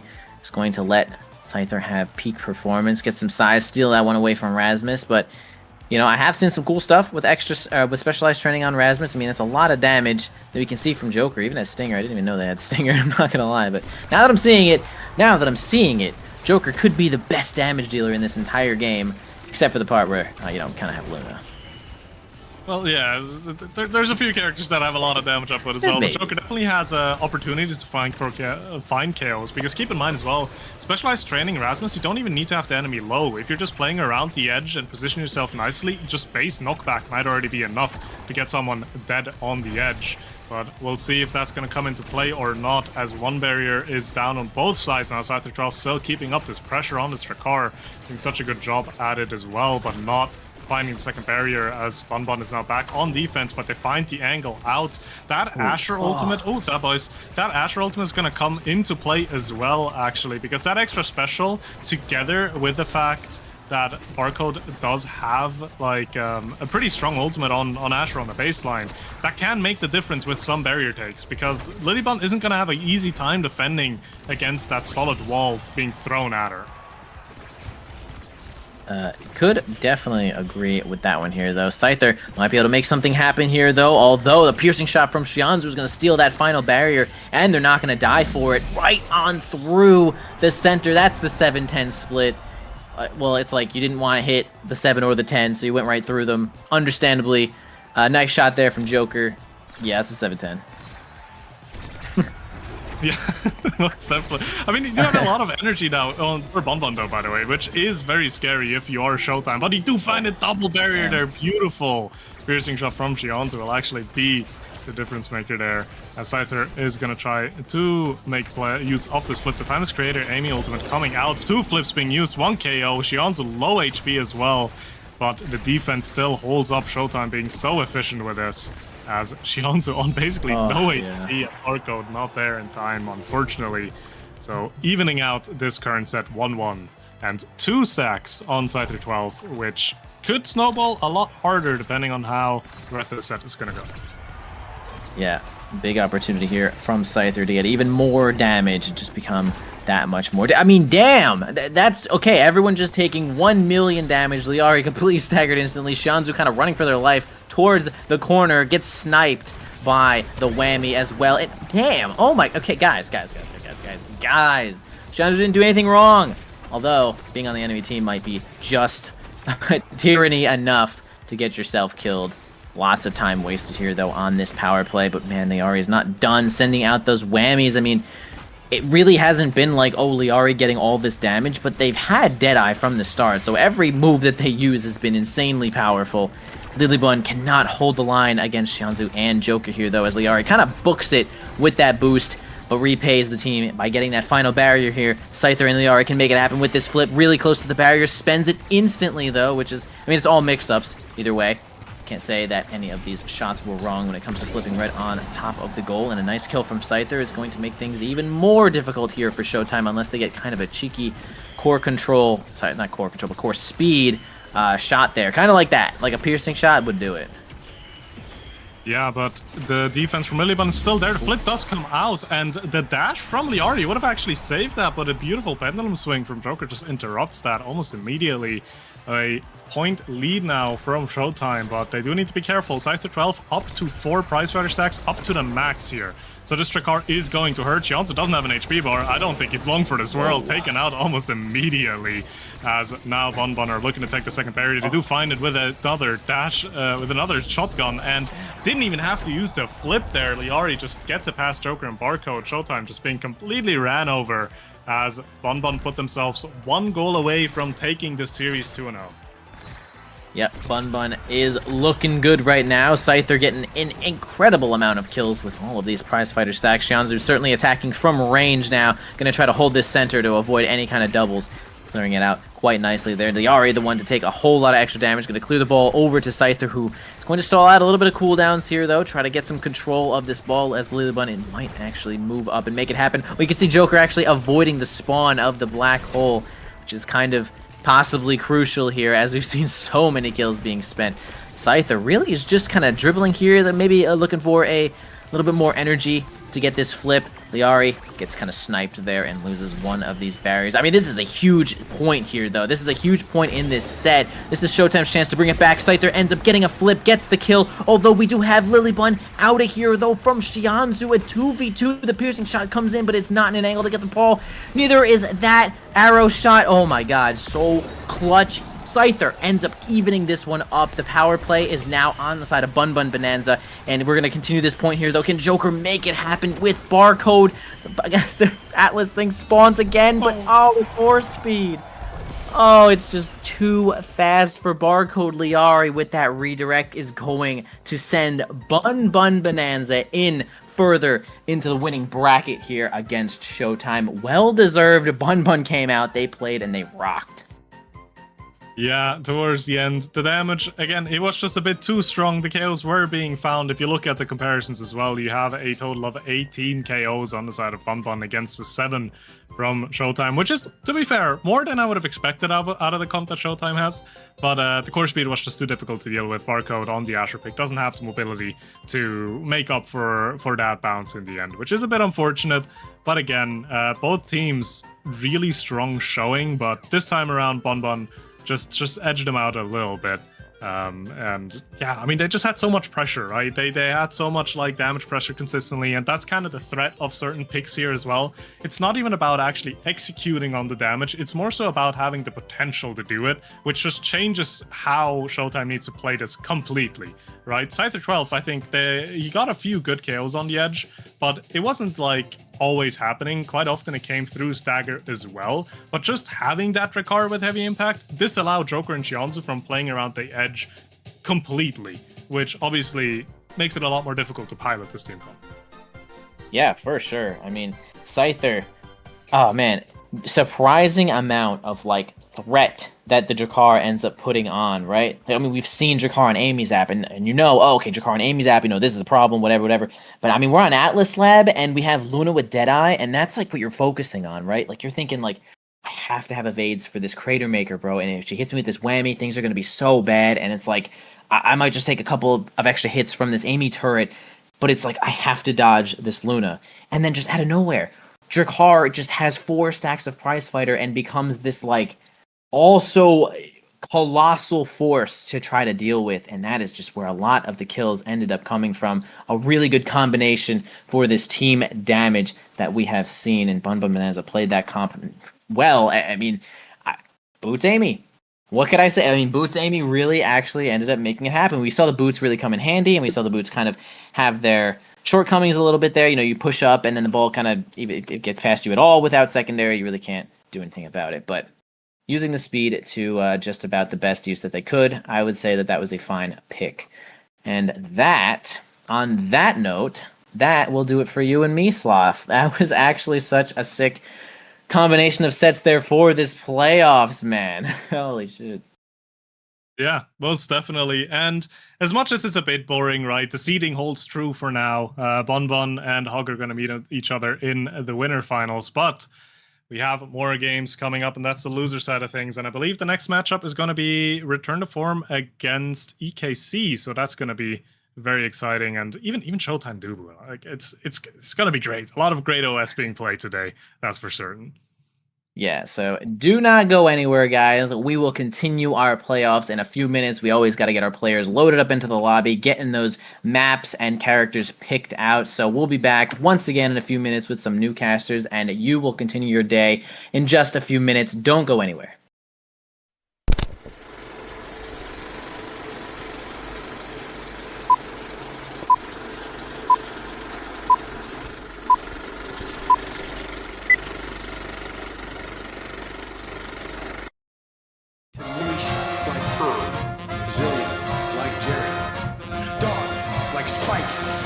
Hungry like Matthew.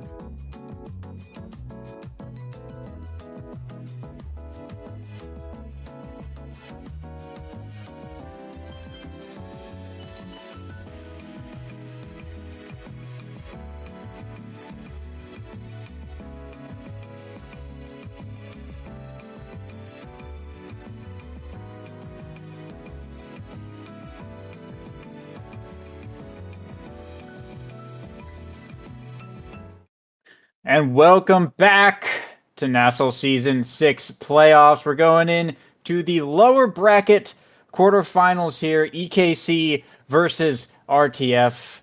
I'm Lego Mage, back from a very prolonged break. And once again with Cloak Oak. Yippee! Cloak, what are we looking at going into this Game 1 on Demon Days? It's going to be a wild match, I think. Yeah, undoubtedly. I mean, both of these teams have some iconically explosive picks for Demon Days, right? We have Hungry Boy's Vice. We have Katsuna's Luna. Soren plays any number of goalies that can just absolutely blow you out of the water. And of course, Moffin has his Finny. A bunch of those are not going to be showing up today, but it does look like we'll be seeing the Hungry Boy Luna, Katsuna on that Luna, Soren on Aimi. The Finny was banned out by EKC, which means that Moffin will be rocking the Kazan goalie, one of his signature picks. And yeah, Leo Leon on the Zentaro as well. So lots and lots of comfort picks going into this match. But certainly, let's keep our eyes on Leo Leon, who has not only been performing incredibly well in recent history, but he is rocking the Vicious Vambrace today. So he's going to be crazy tanky on this Zentaro, while NXCD and Katsuna have both opted for slip kicks and magnetized souls. So they are going to be a little less tanky, perhaps a little more susceptible to the KO potential that Return to Form can pump out here.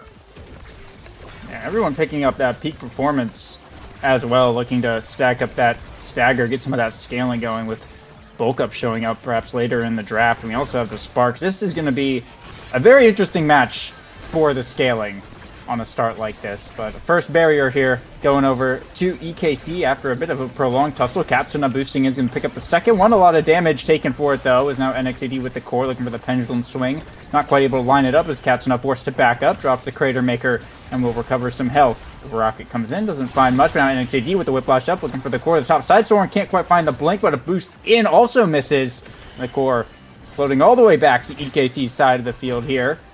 I'm going to do a little bit of work to get this one out. Hungry Boy able to set up the hit stun and bring down the first barrier for RTF. A big pass around onto the red core, but Moffin right there in the goal box fighting over the midfield. Lots of strikes coming out, but Moffin still uncontested in the goal box so far. And that will be EKC's barrier going down. Hungry Boy teleporting in and able to get it past Soren, trapped in the top side by the turret, and the first point going to RTF.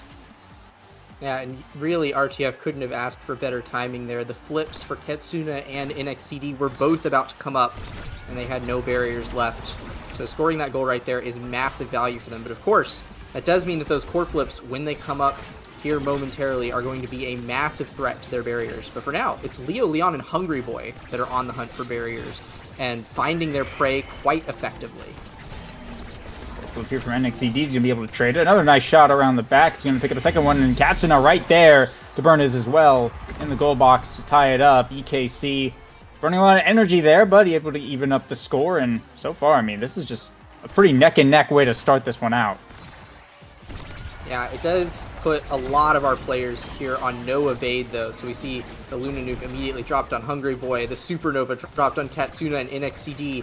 That peak performance is putting in a lot of work for everybody right now, but it is RTF that come out on top, grabbing both of those barriers. Leo Leon will flip here. The Death Touch from NXCD cuts off the best angle. Nice Death Touch there from NXCD, saving the goal there. And it will have to be RTF waiting for their opportunity to score another goal. Yeah, good heads-up play there. Just scramble back to the goal box for Soren. Core flip here from Moffin sends it across the field where Leo can be able to catch it in the Zen ult. Not too much pressure coming out as Soren trying to force it back out of there. We'll have the core flip available now. It's Katsuna with the core in the midfield, but it's three-man defense for RTF. They'll be able to hold it down. Soren blinking in, drops the glitch pop. Can't find contact with the core, though. He gets rotated back to EKC's side. Up to Katsuna. Moffin jumping into the mix here. Big aggression coming out from RTF, but they just can't seem to get it past this midfield into a good corner. Both teams having a little bit of struggle with that this round. Defense from both sides has been holding firm. Blinking in, Soren able to get back just in time. Hold on, core flip here from Katsuna, sends it around the back. Doesn't find the angle for the barrier, though. NXCD looking to bring the return around with the Whiplash. Is going to be able to bring down the first barrier for EKC. They're looking for another one. They got a lot of damage here onto Leo Leon. Looking to pick up a potential KO, but need to focus on the core here as Moffin bring it back out. There's a Supernova coming in to buy some space. Soren uses the flip to pick up the second barrier from across the map. Leon still alive somehow. NXCD, big play on the net, but not able to find the point. Boosting and Katsuna able to make it happen to force it through Moffin, and EKC bring it to set points. Yeah, nice play there by EKC. I want to talk a little more about EKC's comp, in particular NXCD on this Rasmus. It's relatively uncommon that we see Rasmus played as a brawler on Demon Days nowadays. He doesn't have a whole lot of stagger, so I'd imagine this peak performance pick, played into that decision. But I think that probably the biggest reason that NXCD is rocking the Rasmus here is because they wanted to deny it from Moffin, right? They banned the Finny, and kind of the next logical option for Moffin to play is that Rasmus, which we've seen him play on Demon Days repeatedly over the course of this season. It's notably a good pick, and Moffin is one of the better Rasmus goalies out there. So NXCD taking away this Rasmus, even though it does, put him on slip kicks, put him at maybe a little bit of a disadvantage when it comes to avoiding damage, does mean that hopefully Moffin is playing at a disadvantage. It kind of doesn't seem that way, though. Like, Moffin, still on this Kazan, even though it's an unconventional goalie for Demon Days, he seems crazy comfortable here. He's doing a really good job keeping those barriers alive. Yeah, I mean, that's just the strength of Moffin. So good. So talented on these unconventional goalie picks. Makes it feel so natural. Leon, a nice strike war against Soren to tie it up here on set point as RTF making yet another comeback here. This first set, no one has really found a decisive advantage, and going into this first draft, that might be what ends up tipping the scales later, but I mean, from what we're seeing so far, this looks like it could be a Game 3 type series. Yeah, for sure. These teams, I think they're very closely matched, and we're already seeing on this, like you just pointed out, on this first game, Demon Days, which is notably a very snowbally map, right? We're seeing 2-2. We're already on 5th point for set 1. So there's a chance, that somebody could really snowball out of control in the Awakening draft on Demon Days and maybe in this game quickly. But this first set is an indicator that probably everything we're going to see after that is going to be about as long as you can imagine it. Wow, what a strike war. That was the Kazan empowered strike with the help of Pauldrons from Moffin there, securing that goal as well as the set for return to form, and that'll be Moffin taking set MVP here. Yeah, a bit of a stinger one to lose that point on, but some big options showing up. 3 sparks in this first draft. Not ideal to see, but we do have heavy impact on the board. Looks like Soren is going to be the one to pick that up as Moffin holding out, make sure his team gets something good. Extra special for the Vice is a huge pickup. Denies away from Luna. Spark of Strength going to be the pickup instead. Katsuna doesn't really have any sparks, so just some later investment. Get all the sparks getting taken here. Get them out of the way. NXCD picking up the leadership and Leon on the speed. So not a wildly crazy draft, but that extra special, I think, is the most highlighted thing for sure. Yeah, absolutely. Extra special on Hungry Boy. It's going to be a massive boon. And actually, this is just a fun fact to point out about the Sparks in that draft. Since it was a Sparker-focused start, and Soren picked up that first Spark and then didn't pick one up in this draft, that does mean that this is one of the rare games where all 4 Sparks end up on different players. No one in this game is going to have 2 Sparks. There's just going to be 4 people running around with 1 Spark each, which is a little funny. But all the barriers on the map going down, actually. Both goalies kind of struggling to hold on. Both offensive duos doing their jobs fantastically and cracking open those goals wide open. Soren now has a flip here on the back line and is getting a lot of pressure come out from Hungry Boy and Leo Leon. Actually burns it there a little preemptively, and now with no evade is taking a lot of heat from Soren and Leo Leon. With no peak performance on the board for Soren, he is at great risk of being KO'd in this match. Yeah, a lot of pressure in this top corner, though. Katsuna and NXCD helping to relieve that a little bit. Soren having to use the last bit of that evade, but Moffin, a rare misplay there with the crook leverage. Went the wrong way, couldn't find the core, and it'll just float right in. EKC gonna get a free one here to start off this second set. Big energy, though, for the side of RTF. Only Katsuna gonna have an immediate flip available here, and Leo Leon has one to match. There's the first Supernova coming out, just get some damage. Core flip from Leo Leon, finds the first barrier. Katsuna running around, trying to stay alive. Avoiding a Wrath of Hungry Boy, but Leo Leon going to come back to pick up the KO instead. The power play for RTF. They'll bring down the second barrier. Leon looking to bring on the pressure and just try and force this in. They're trying to get it to Hungry Boy with the flip, but burns it too early. Pass down to Leon with the strike war. Nice play there. The Crater Maker comes out. We'll find the elusive. Often still with the core. Pass over to Hungry Boy in the corner. There's the Supernova. Soren evades, but can't stay in to block the core. It's checkmate from Hungry Boy as RTF tie it up. Yeah, wow. I gotta say, I'm very scared of this Leon guy right now. Rocking 516 as a result of speed, as a result of peak performance, and spark of agility. And on that Vambrace, I mean, this guy, he's basically playing core controls in Taro, and then when his abilities, happen to damage people, it's preventing the healing. But he's pretty much always saving his abilities for when his core is behind the barrier to both be hitting Soren and Katsuna, as well as influencing the core. And he's fast, so he can be anywhere he needs to be to make those abilities come out. And if Hungry Boy keeps giving him these setups, they keep getting these passing plays in front of the net, I mean, Return to Form are looking incredibly dominant in this match right now. Yeah, finding their footing here in the second set. They're getting it around Soren much easier here. Soren forced to burn so much every time the core comes his way. Eventually, it's just going to wear down a poor Aimee. So EKC going to start off with the first barrier here in round 4. The Crater Maker comes out. Core flip here from Moffin. Send it to the other side of the field. Leon pretty hurt here, taking a lot of damage. Core flip from Hungry Boy, has to get it through 3. It won't go far, but Leon with the Zen ult's going to be able to lock down Soren and pick up a double barrier off of it. And now attacking that top corner yet again. A nice hook from NXAD, but it doesn't go very far. Hungry Boy setting up the Thunderstruck. Core flip on the line. The Supernova. The core doesn't go in, but big damage onto all of EKC. Hungry Boy, though, getting knocked around, is staggered, has no energy, trying to stay alive, but Katsuna boosting in, looking to pick up that second barrier, able to get around Moffin, drops the Crater Maker, doesn't find the KO, though, or the core, unfortunately. Leon with the core, trying to bring it back around, but NXT finds the KO, dribbling up the field with the Whiplash, looking for the shot, but doesn't find the angle. Going to go for it again, looking for the pendulum swing setup, but Moffin able to clear it just in time. NXT, a third possible chance here, but Leon with the Zen ult to deny it, blocks the boost from Katsuna as well, and Hungry Boy back online. RTF able to hold on through that power play here. Supernova comes out, doesn't find much but air. Hungry Boy now with the core, but Katsuna right there in the midfield to hold down that line. Drops the Crater Maker. Moffin able to defend it off, and NXT now with the core flip available. Soren just got to get it up the field to him, but can't quite find it. The blink! What a save from Soren! But now Leon passed on to Hungry Boy. Core flip from Katsuna, able to intercept it, but can't get it to NXT, who burns the flip too early. Now Hungry Boy with a clear shot to the bottom, and RTF take the set. Yeah, wow. Well played. They almost lost it there. There was some fantastic defense for both sides. We had EKC hold on there through that massive Supernova and core flip. And then when they turned it into a power play, Leo and Moffin had their backs against the wall. And eventually RTF were able to turn that back in their favor. They get rewarded for it here. Tons of damage output in this draft. I'm eyeing Stinger here, potentially for... I thought that it would have been picked up in the first 3. But actually, it falls all the way down to Soren, who's very happy to grab Stinger on that Aimee.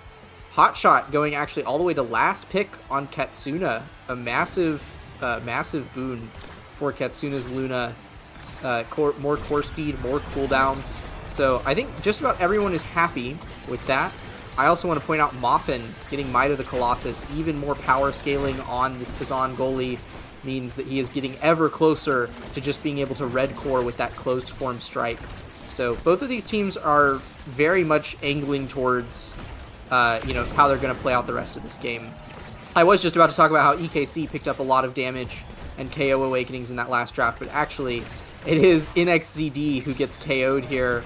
A nice combo between Leon and Hungry Boy will send him off. But he's back online now. EKC are going to be putting out a lot more damage with the help of that Stinger at this point. But they're getting KO'd again. I keep caster cursing them. They're just getting blown up. That's crazy. Yeah, I mean, when you have Primetime Vice here and Twin Drive Zentaro, that's just 2 more abilities that are just going to be doing that much more damage. And I mean, Soren, has the Stinger, but oftentimes I think we have to see that he's got to use his abilities, like the glitch pop and stuff, just to keep the core from hitting the barrier and try and keep it off this side of the field. So it's not really, a lot of it times it's not even targeted at RTF, but they will pick up a KO here, and that procs the ad rush for NXCD as the barrier goes down. Core flip from Soren to bring it around. Moffin standing in the perfect spot, but pass up to NXCD. He's going to find the top corner. and EKC finally able to put a point up on the board now as they look to make some kind of a comeback here in this set. But as long as they can keep proccing that ad rush, there is a way back in this game for them. Well, and I gotta say, the fact that they were able to win that point on the other side of 2 power plays in RTF's favor is quite impressive. That being said, their barriers are the ones to go down here in record time as well. I believe those were 10 seconds for both of those barriers to go down, and now it's actually Moffin walking all the way up to the midfield here, filling up that triangle offense, but it gets cleared around.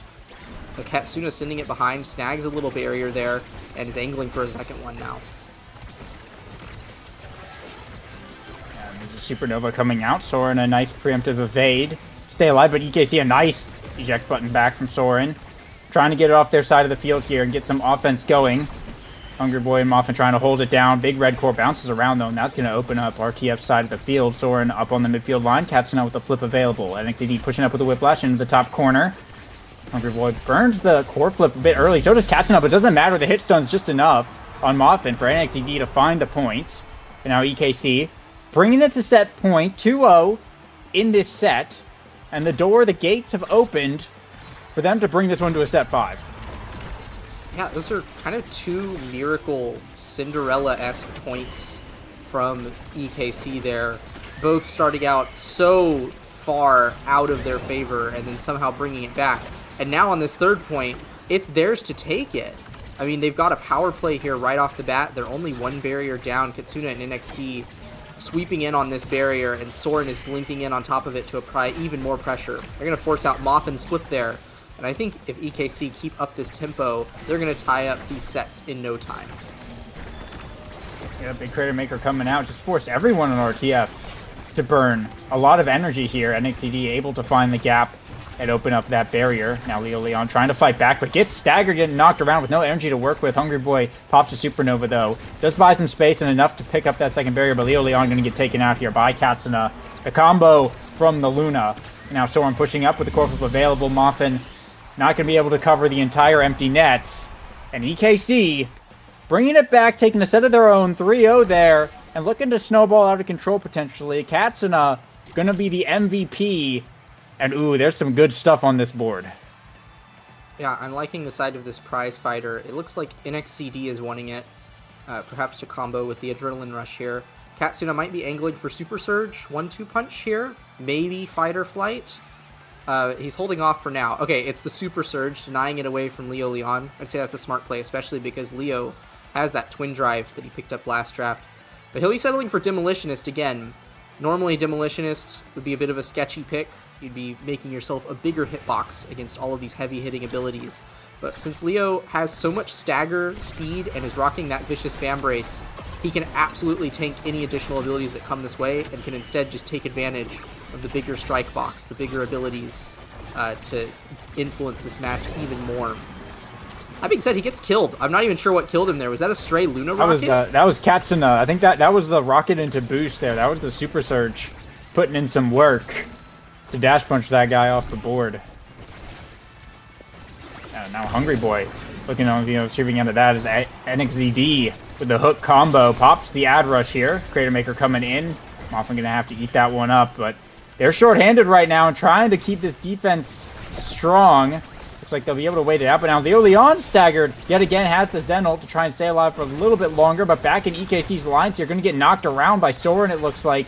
Still managing to stay alive, trying to find some Van Brace hits, but has no energy. NXZD could just find a good hook here, and it could all be over, but nice Soren with the core flip. Does pick up the second barrier now, and RTF in a rough position. NXZD picking up the KO, and the core flip off of the Crater Maker, right into the goal. NXZD picking up the point, and EKC, they've officially really come online here. Yeah, in those first 2 sets, Return to Form were able to look incredibly strong because they were constantly keeping possession. So Leo was consistently able to influence the core, stay alive, and it was always behind Soren's barrier, right? So EKC were constantly in grave danger for those first 2 sets. Now, Katsuna and NXCD are doing a much better job of approaching this offense, keeping possession. That being said, what's happening right now does not reflect that. They actually got a little miscoordinated there and even Katsuna dashing behind there with the hot shot Luna dash. Not enough to find anything. But when they are keeping it behind the barrier, it's doubly bad for Return to Form, because not only is, Moffin and Hungry Boy being forced to burn defensive cooldowns in an effort to keep the barrier alive, Leo Leon is left out in the cold, where he can't influence the core, can't benefit as much from that Vambrace healing, and is at risk of being KO'd. And with the NXCD rocking 3 prize fighter stacks right now, the kill pressure from EKC is looking stronger than ever. Yeah, and 3 prize fighter stacks on NXCD. Well, Moffin able to red core it past all of them, and it doesn't even matter.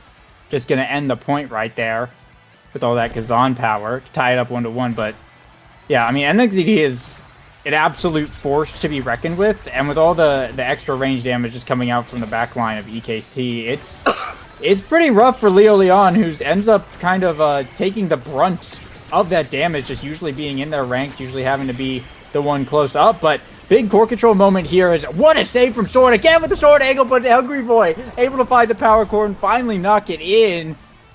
They've decided, RTF, that they're just going to not let them fight. They're just going to score the goal, so that's how they'll win. Now, on game point. I think Katsuna nearly saved that, hit a sword angle with the Luna dash there, but unfortunately, it just sent it right back up into Leo's hands. So RTF, I mean, look at how comfortable Moffin is towing the midfield line here, along with Hungry Boy, who actually gets staggered here. That's very dangerous, but he'll just back off, grab this orb for a minute. Leo now has flip. Both of these teams only have 1 barrier, but it's a power play for EKC here as Hungry Boy finally gets taken out. Leo and Moffin win the strike war on the barrier, though, in the reverse power play, but they're quickly punished for it. And Katsuna, what a boost into Rocket combo, will find that final little tip-in, tie up the set in terms of points. It's 5th point here, but of course RTF are on the verge of closing out this match if EKC aren't careful. A critical moment for EKC. They have the energy to work with. Hungry Boy earns the supernova here, doesn't find much, but Leo Leon picks up 1 barrier, looking for a second one with the Zen ult here. Core flip from Soren sends it wide and picks up the second barrier, but on the return, they're going to lose that second one. Katsuna boosting into the midfield. Pass up to NXCD. Hungry Boy intercepts past to Leo, not able to find the dash from Moffin now, looking for another pass up. Firewall Sentry dropped here defensively. NXCD trying to catch up with the core. Thunderstruck set up now. Hungry Boy and Moffin passing it around. Sets up the supernova here, but Soren able to direct it around, and that's going to be a KO onto Leo Leon. Now the power play for EKC, but they got to worry about this open goal. Hungry Boy setting up another Thunderstruck here. Short-handed RTF looking to defend their final barrier. Kratom Maker comes down. Leo Leon back online. NXCD, what a hook setup to bring down that second one and open up RTF's goal. Now Soren just has to get it off their side of the field. Core flip here from Katsuna. Bounce off the wall, but Moffin with the crook leverage able to make the save. NXCD trying to recover, but Leo Leon right on top of him to send it back around. Hungry Boy with a flip here. Looks to send it to the center. Leo set up, but can't get it through all of EKC. And now up to the top corner, a power cord. Not able to get it past Soren. Another pass up to Hungry Boy with Katsuna on the defense. A pass over to NXCD. Boosting in. It's Katsuna. Doesn't find Moffin, though. And that's going to be cleared back out. Soren with the core, but Hungry Boy looking to bounce it back around. Katsuna bringing it down to the bottom side. Moffin able to recover possession. Back over to Hungry Boy. And Soren blinking out of position for just a moment. That's all RTF need. And Leo Leon getting the last hit there. RTF taking game 1, 3-1. I mean, that was a pretty wild one for sure. Yeah, I mean, EKC definitely found their footing in the middle of that match, right? We had NXCD rocking 4 prize fighter stacks in that final set, but it didn't matter because RTF found their stride again, found the magic that made those first 2 sets happen. There was so much explosive barrier play from them, right? It seemed like any time that they could get it up into Soren's face, Leo was able to just confirm both barriers, one after the other. And then Moffin and Hungry Boy were so comfortable that they were able to pretty much just play on the midfield line for the entirety of the point when it was in RTF's hands. And so if you can, consistently get Leo up in the face of that IME goalie, like you said, there's only so much that Soren can do there before barriers are gone, goal is scored shortly thereafter. So really well played from RTF. Yeah, well played indeed. 50,000 damage from Hungry Boy and only 1 KO, by the way. I thought that's kind of funny, but yeah, definitely that Supernova was a huge zoning tool. Big passing plays coming out all across, and just able to find the pressure when they need to. But EKC, they almost made the comeback happen in there. I think they might have started to get a little bit too kill hungry almost, or RTF just kind of figured out that they needed to win the sets quickly, or the points quickly rather, and get it done. So EKC certainly not counted out of this series yet, as we still have at least one more game to go here in the losers' quarters. What map was it again? By the way, I don't remember what it was. I'm gonna be honest. There's a good question. I forgot to look. Well, we'll I find saw out in a Demon second. Days. There it is. There it is. I There it started is. thinking about Demon Days. It's IB's app. So, okay, interesting Okay. first two map choices here. I don't think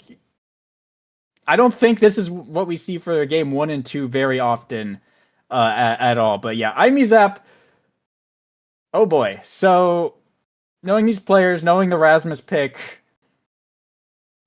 this is going to be an interesting draft. I very well think it could just be another moment of both teams just kind of do their damage thing, and just ball out and see who wins. Honestly, because I'm really not sure how you strategize around this one.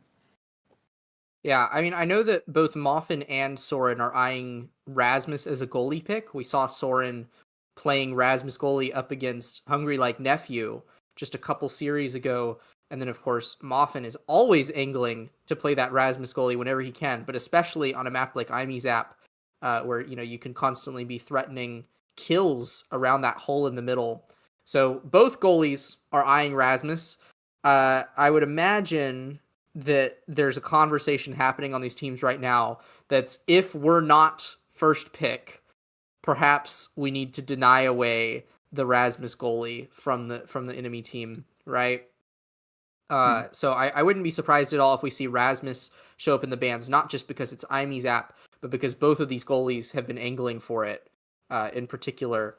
As for the forward picks, I think there's a very real chance that we just see more comfort come out. So NXCD is probably going to want to play Julie. I'm guessing that we're going to possibly see a Julie in the bans as well, because NXCD is just notably an absolute demon on that Juliet character. Katsuna obviously has tons of picks, but Luna is probably the one that would be most iconic for this map. Similarly, Hungry Boys Vice.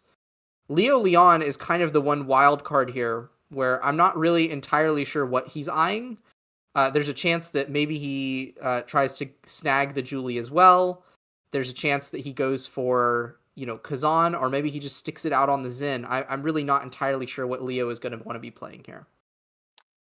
Yeah, I think there could be a world where RTF could ban the Luna and pick the Juliet, depending on what side they're on. They were on red side last go round, so we'll see if that changes or not.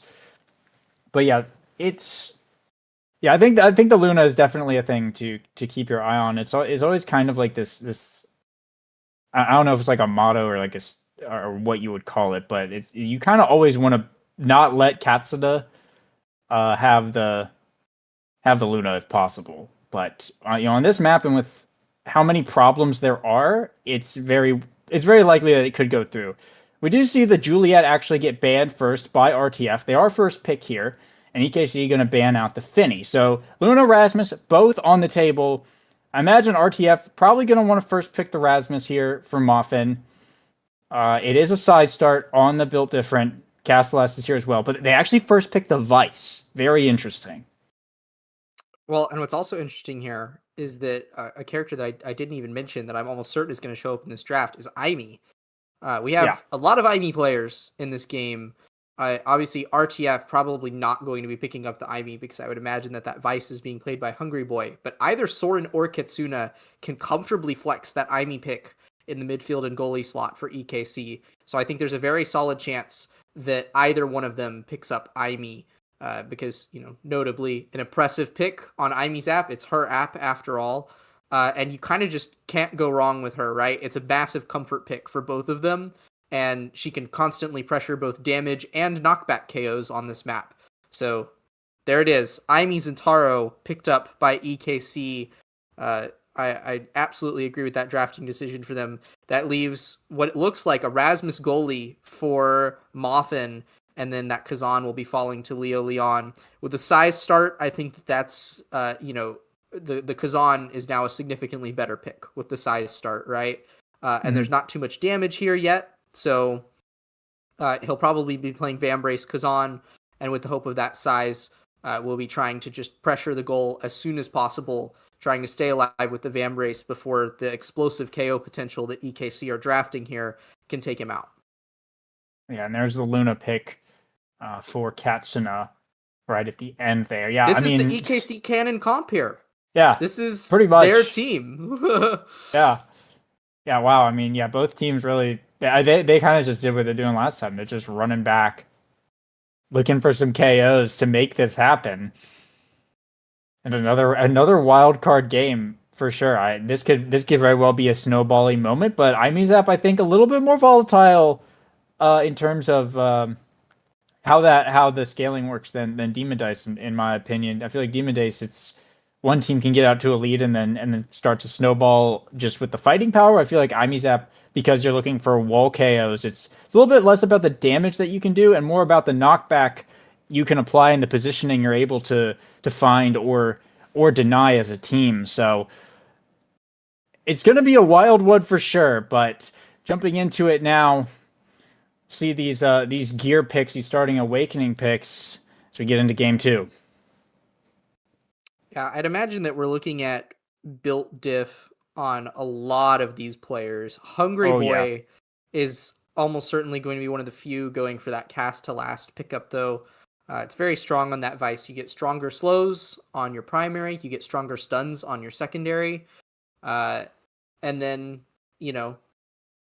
from there, Bob's your uncle, right? It's Hungry Boy on Vice. What are you going to do if he stuns you for like 10 billion years with the secondary and primary combo that Vice players have come to know and love? But we're off to the races here. IMEZAP. Let's freaking see what shenanigans lie in our future, Lego. And Soren also going for the cast to last here. Looking for the smaller hitbox, notably, and also longer turret uptime. So, interesting pick there, going for the safe play. Katsuna on the Mom Boots and Lilion on the Vambrace. Everyone going for different gear awakenings, which is kind of interesting. No two forwards have the same one. So, rare opportunity where all 4 are making an appearance in this game. But a quick KO here for the side of EKC as they take Leon off the board. Not able to find too much pressure here. The Crater Maker coming out. NXED not able to pick up the barrier. Everyone just respawning, so we're unable to catch the core. With that glitch pop, Leon looking to press the issue, though. Nice Kirk leverage, brought it back through NXCD and was able to open up that top corner, and it'll be RTF who strike first. Striking first and getting Leo Leon up to level 2 on that Kazan is the best outcome that they could have hoped for from that point. Not only did he get to score the point, but Leo actually gets to unlock the other, 2/3 of his kit. Kazan isn't really much of a threat, which we saw early last set. When he doesn't have his ultimate unlocked, he can just kind of be bullied and pushed around for the first couple points. So now Leo can actually start to make an impact on this game. Nice supernova there from Hungry Boy will force out NXCD's flip, but of course Hungry Boy is now low, staggered with no evade. So it's a little spooky, and the goal barriers are cracked open. Moffin here staggered as well, KO'd by NXCD, and it's a power play for EKC.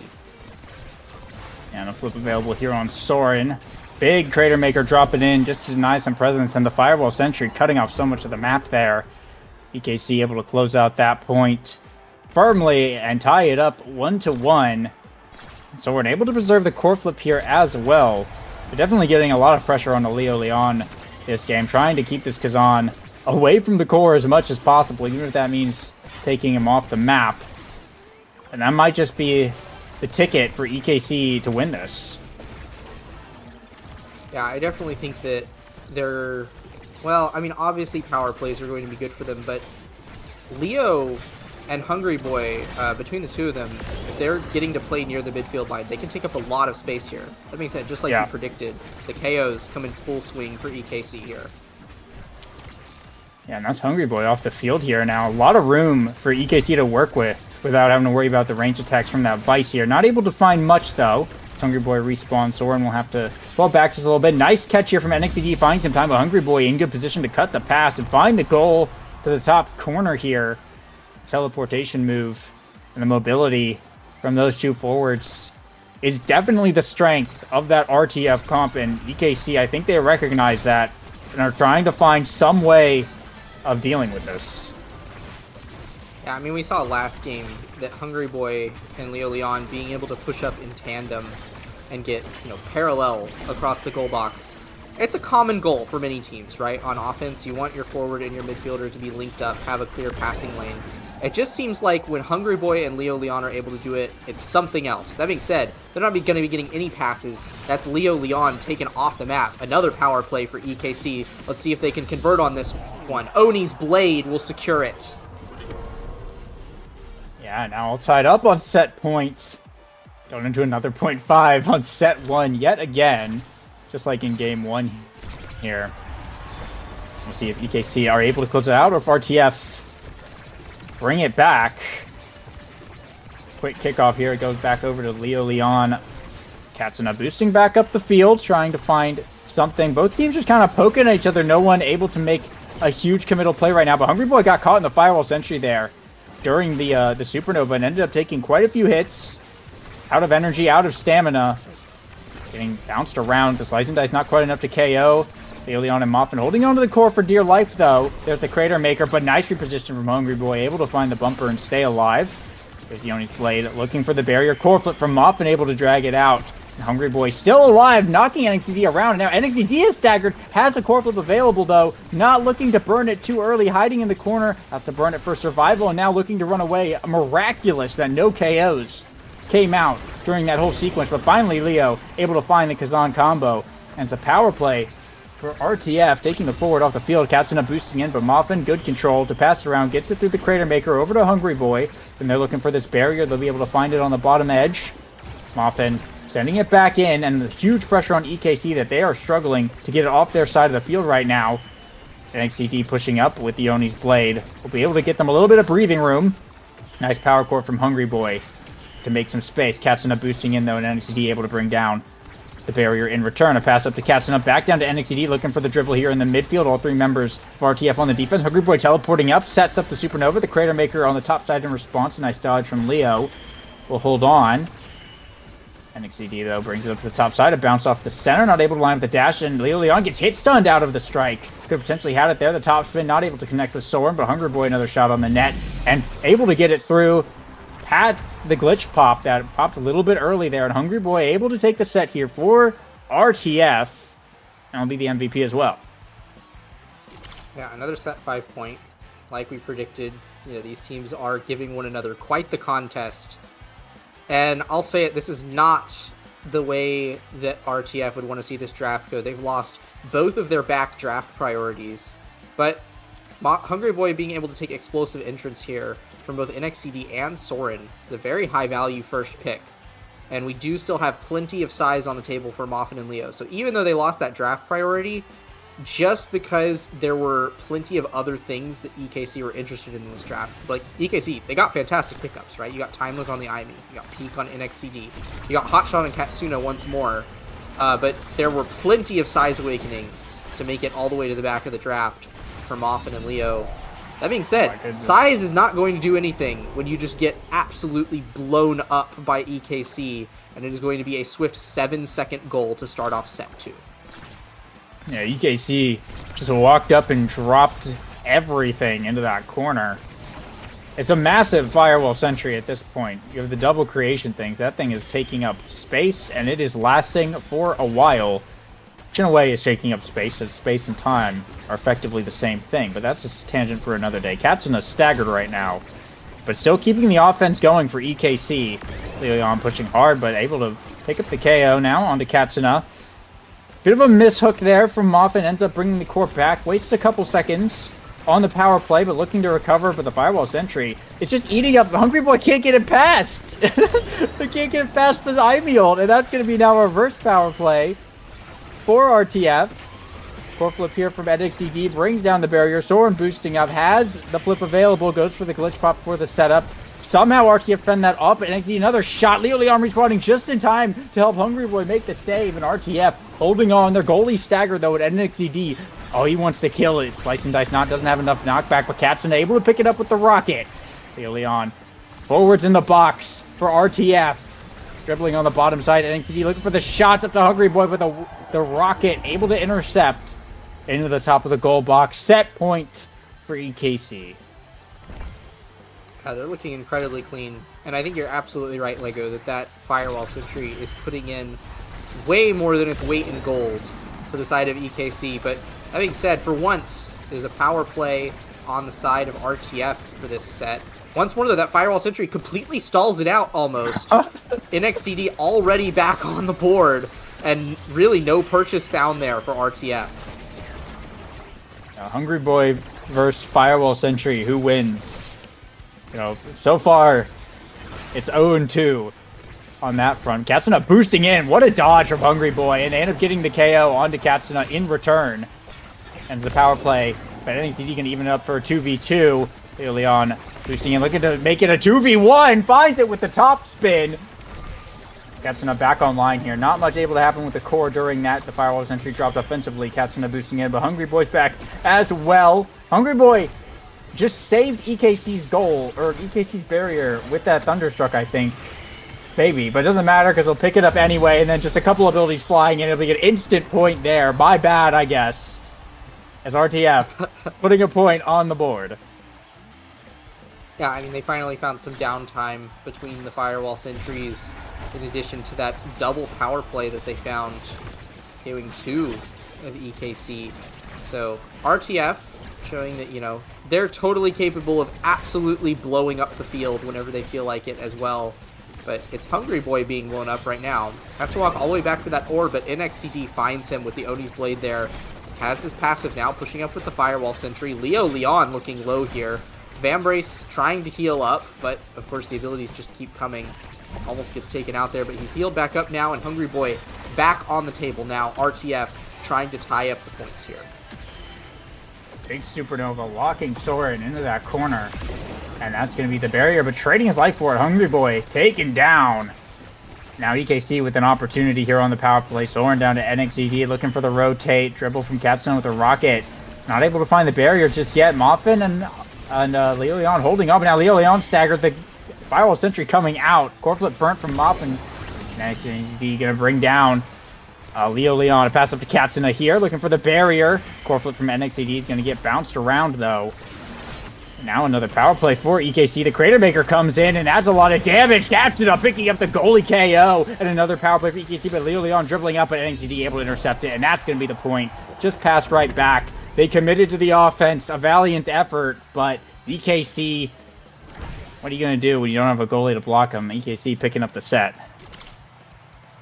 EKC looking quite strong on all of their signature picks here.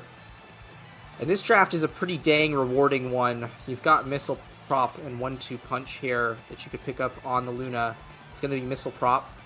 And of course, with Hungry Boy sitting all the way back at the back of the draft and Heavy Impact being on the board, that feels pretty bad. Leo Leon will pick it up just so that NXCD doesn't get the chance to take it. But NXCD happy to settle for Fight or Flight. And this is Soren getting some dash range with the aerials. So, I mean, we've been seeing these Firewall Sentries being placed down from midfield. Now, Soren can blink in and place them as far up as he wants on offense. In addition to the fact that the projectile range just sends it all the way across the map. I mean, yeah, this is an absolutely disgusting ultimate ability that Soren has built around, and he's playing it exactly how he needs to. Yeah, I mean, extra special, anyone? Where's that showing up in the pool? Nice boost from Katsuna to pick up the first point, but Soren now unlocking the ability to basically sanction off essentially half of the map for a pretty solid period of time. going to make it real difficult for RTF to make any big plays, but Moffin finding the classic Rasmus angle onto Katsuna means it's a power play for RTF. The barrier does fall down, though. It means RTF does have a little bit of work to do. They're able to get past the firewall sentry and pick up the barrier themselves. Soren burns the flip here as well, but no point going to be found just yet. Soren up in the forward position. NXD trying to catch the core, isn't quite able to land a hit on it. Has the Oni's blade in the goal box. Moffin a nice elusive to make the strike. Now all three members of RTF looking to hold it down on the defense, so they rotate it back around. Leon and Hungry Boy pushing up into position. Hungry Boy getting bounced around a little bit, but Leon looking for the shot. Katsuna able to win the strike war, though, and clear it on out of there. Soren up with the Thunderstruck and quick thinking from Katsuna to get it out of that Vice secondary. Core flip here from Leon. The Firewall Sentry going up here, though. That's going to make it difficult to find an angle. Katsuna boosting in. Big Crater Maker coming out, but that's going to be the recovery drone popped on Leon. NXD still looking for the KO. Maddening Descent to avoid that, though. There's a Supernova to bring it down in, but a simultaneous KO. It's a 2v2 now as the forwards are taken off the board. The Hungry Boy around, but Soren able to just send it back. Not much probably going to happen during this. As we know, 2v2s tend to take a little while, but the Brawler's now back online. Should be speeding things up. Hungry Boy pretty hurt. Katsuna finds the boost, but Hungry Boy, with his dying breath, barely blows the core right into the goal. And the goal camera zooming in on the black hole, and that's now it's 1-1.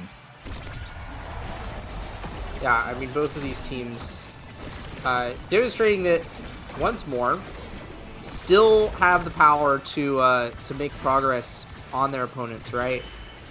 I do think EKC is slightly more advantaged here. They seem to have gotten a little bit more stupid builds. But definitely, if Leon gets the core just slightly more, the double size on this Kazan can do a lot when it's actually able to get up into the defense of EKC. And a nice power play here. Another hook found by Moffin onto NXCD there. As long as these hooks keep on coming out as well, RTF is going to have a plethora of power plays for themselves. So, yeah, both of these teams have their win conditions clearly set out for them. And I think it's still anyone's match, very much so. Yeah, absolutely. It's 1-1-1-1 on the scoreboard. It certainly feels that way. NXD with the passive picks up the KO, though. Moffin with the hook rotation to try and just buy some time. A core flip sends it all the way to the top. What speed on that thing! Soren thought for sure he could get it. I thought for sure he could get it. But Moffin, wow, finding the goal from downtown to bring RTF to set points. Yeah, well played by RTF once more, and getting another set here would obviously be a massive boon for them. But more importantly, Moffin is the one who I believe will be at the lead of the draft if they're able to win this. And there's several pivotal Rasmus picks still on the table here. As the Supernova sends it in, we'll see what rewards RTF are able to reap from this draft. There's still specialized training. There's still Deadeye on the table as well. There's more size. I think that Deadeye and Extra Special are the two biggest picks that need to come out here. So I imagine Moffin's going to take the Extra Special to make sure Soren doesn't get that. And then if Soren doesn't take the Deadeye here, it will fall to Hungry Boy. Soren, of course, going to deny that, make sure it doesn't come through. That'll be 2 Thunderstrucks now from Hungry Boy with the help of Twin Drive. That does mean that Katsuna ends up with Adrenaline Rush, and he's been finding a lot of KOs with all of the damage that EKC is putting out. So definitely this Luna has some crazy snowball potential within any given point. And there's not really too much left at the back of the draft for the Brawlers. I don't know how much benefit NXCD is going to get from stacks on stacks, because he's been dying a lot. And a first Spark pickup on Leo is also not going to do too much. Yeah, the Brawlers left a little bit high and dry there at the end, but the midfielders and goalies eating extremely well today. And that Extra Special on Moffin, I mean, we're going to see that for sure. He's got the money, he's got the double size, got the might. The hook is guaranteed to kill, like no matter what. They do lose the barrier here on the power play. They're not too concerned, though, as they have a lot of forward pressure at the moment. Big damage on NXTD, but Leon able to find the gap, split the uprights. That'll be the first point going over to RTF. Notably as well, this Twin Drive on Hungry Boy is actually pretty big with the explosive entrance. This guy can kind of go wherever and also just do a lot of damage. Well, and it's Oh my CTL. gosh. Look at how long Leo was, or not Leo, Yeah. NXZD was stunned for there. Yeah, forever. Wild. That's Stuff is crazy. big passing plays coming out now. I mean, Moffin's just up in the goal box right now. Unrelenting forward pressure from RTF. Katsuna and Soren just getting withered down on that power play, against that power play. And now 1 point away from clinching the series. They're going to have 3 flips available. No energy for EKC. They are praying for a miracle at this point to stay in the playoffs. Katsuna boosting in with the rocket. Moffin first to burn the flip, though, and just sends it right back out of there. Soren setting up Firewall Sentry, but keeps the core trapped in the bottom for a moment. Leon with the flip available. Gets around the barrier. There's his gun. Goes for the flip and just wins the strike while after it's stalled out. That is RTF taking the series. And what impressive feat to be taking that match up against EKC on all of their comfort picks. Like, not just characters that they, know and play very frequently. No, those are literally the 3 characters that are used as those are the 3 characters of EKC, right? And we look at all of the intro animations for NASL. Those are who they choose to represent themselves. So that is EKC's team, but RTF's victory over top of it, right? And in quite convincing fashion, Hungry Boy once more dishing out top damage in the lobby at 32,000. And then both Hungry Boy and Leo rocking 150 redirects, out-redirecting both of the forwards of EKC by a small margin. But more importantly, all of those KOs coming out from Moffin and Leo Leon, 10 over the course of the match. Not as much as EKC's pumping out with 14, but it seemed like those power plays were so much more valuable for RTF, right? The 3 of them were surging forward as a group on those power plays and getting a ton of value off of them, scoring goal after goal. Whereas it seemed like EKC's power plays were very effectively defended away by the side of RTF. So incredibly well played from there, and a very well done series from Return to Form. Absolutely. Very well played team there. They looked really strong in that series, and excited to see them as they move on through this bracket. And I mean, speaking of the bracket, we're going to probably be going to a quick break here in just a minute before we come back with our next set of games. But anything else you want to mention about that, Club? No, I mean, we're done with this one, and I'm ready to see what the next series has in store for us. So after this quick break, we'll be right back. Yep.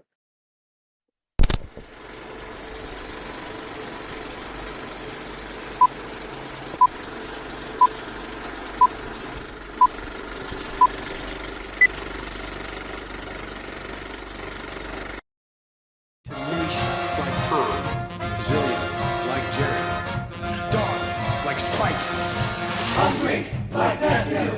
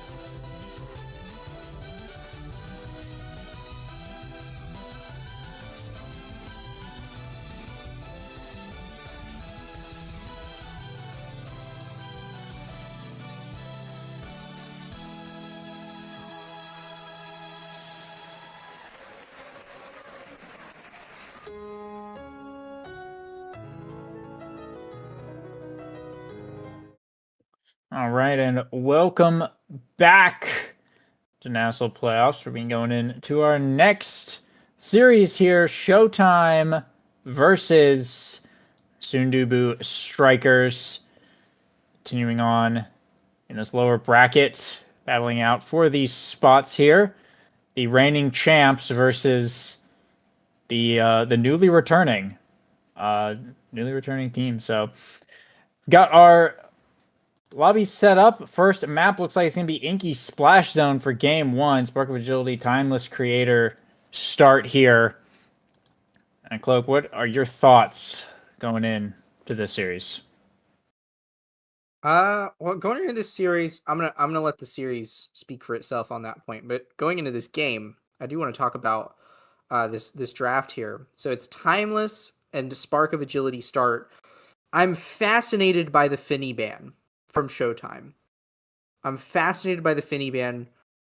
There's got to be some lore there that I'm not aware of. I know that Grimella is a fan of the Finny midfield, but I think it's unlikely that he was going to play it here. I think it's far more likely that he goes for something like this now, which he's also, a big fan of for Inkies, but also certainly it's one of Shianzu's signature picks. So, that being said, Shianzu's not at all upset with settling for the Estelle here.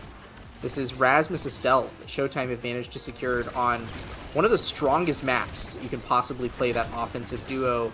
And meanwhile, it's a little bit more unconventional comp on the side of the Sundubu Strikers. They've got shapeshifting on this Era goalie, Freezy on Juliet, and of course Grimella on the Now. So it's in the same sense that this series is, kind of the old versus the new. We have the old classic comp played by Showtime, and something that I've never seen before played by the Sundubu Strikers. But we'll see how it plays out, because it's Sundubu who find their barrier first. Yeah, a lot of just straight up fast running. Oh, what a save from Barcode with the strike shot, and that results in a barrier getting taken here as well.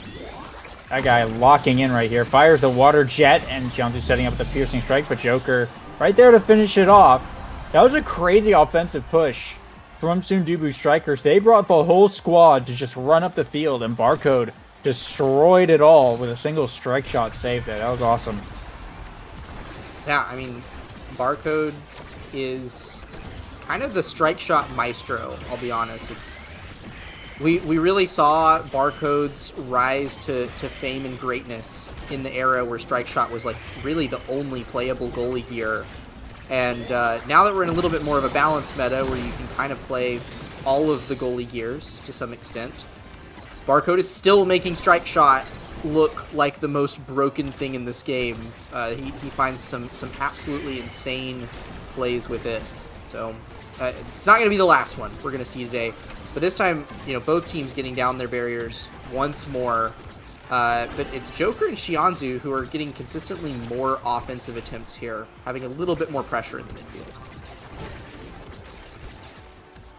Yeah, Shianzu and Joker definitely able to keep possession of this thing for a lot longer. Core flip here from shapeshifting, but Shianzu just a piercing shot to keep the control up, and the Joker, a nice dribble to bring it all the way around the defenses of Sundubu Strikers, and Grimella not quite fast enough to be able to catch up, even with the speed. Another point over here for Showtime. So far, asserting their dominance early on in this set, and we'll see if they're going to be able to close it out here. Breezy does pick up the quick barrier, but the Joker firing right back in return. A piercing shot sets them up, and they're not able to find the good Soren angle. It'll just bounce right in, and Showtime taking set 1. Yeah, well played from them. Barcode getting some real numbers in with those Mako secondaries.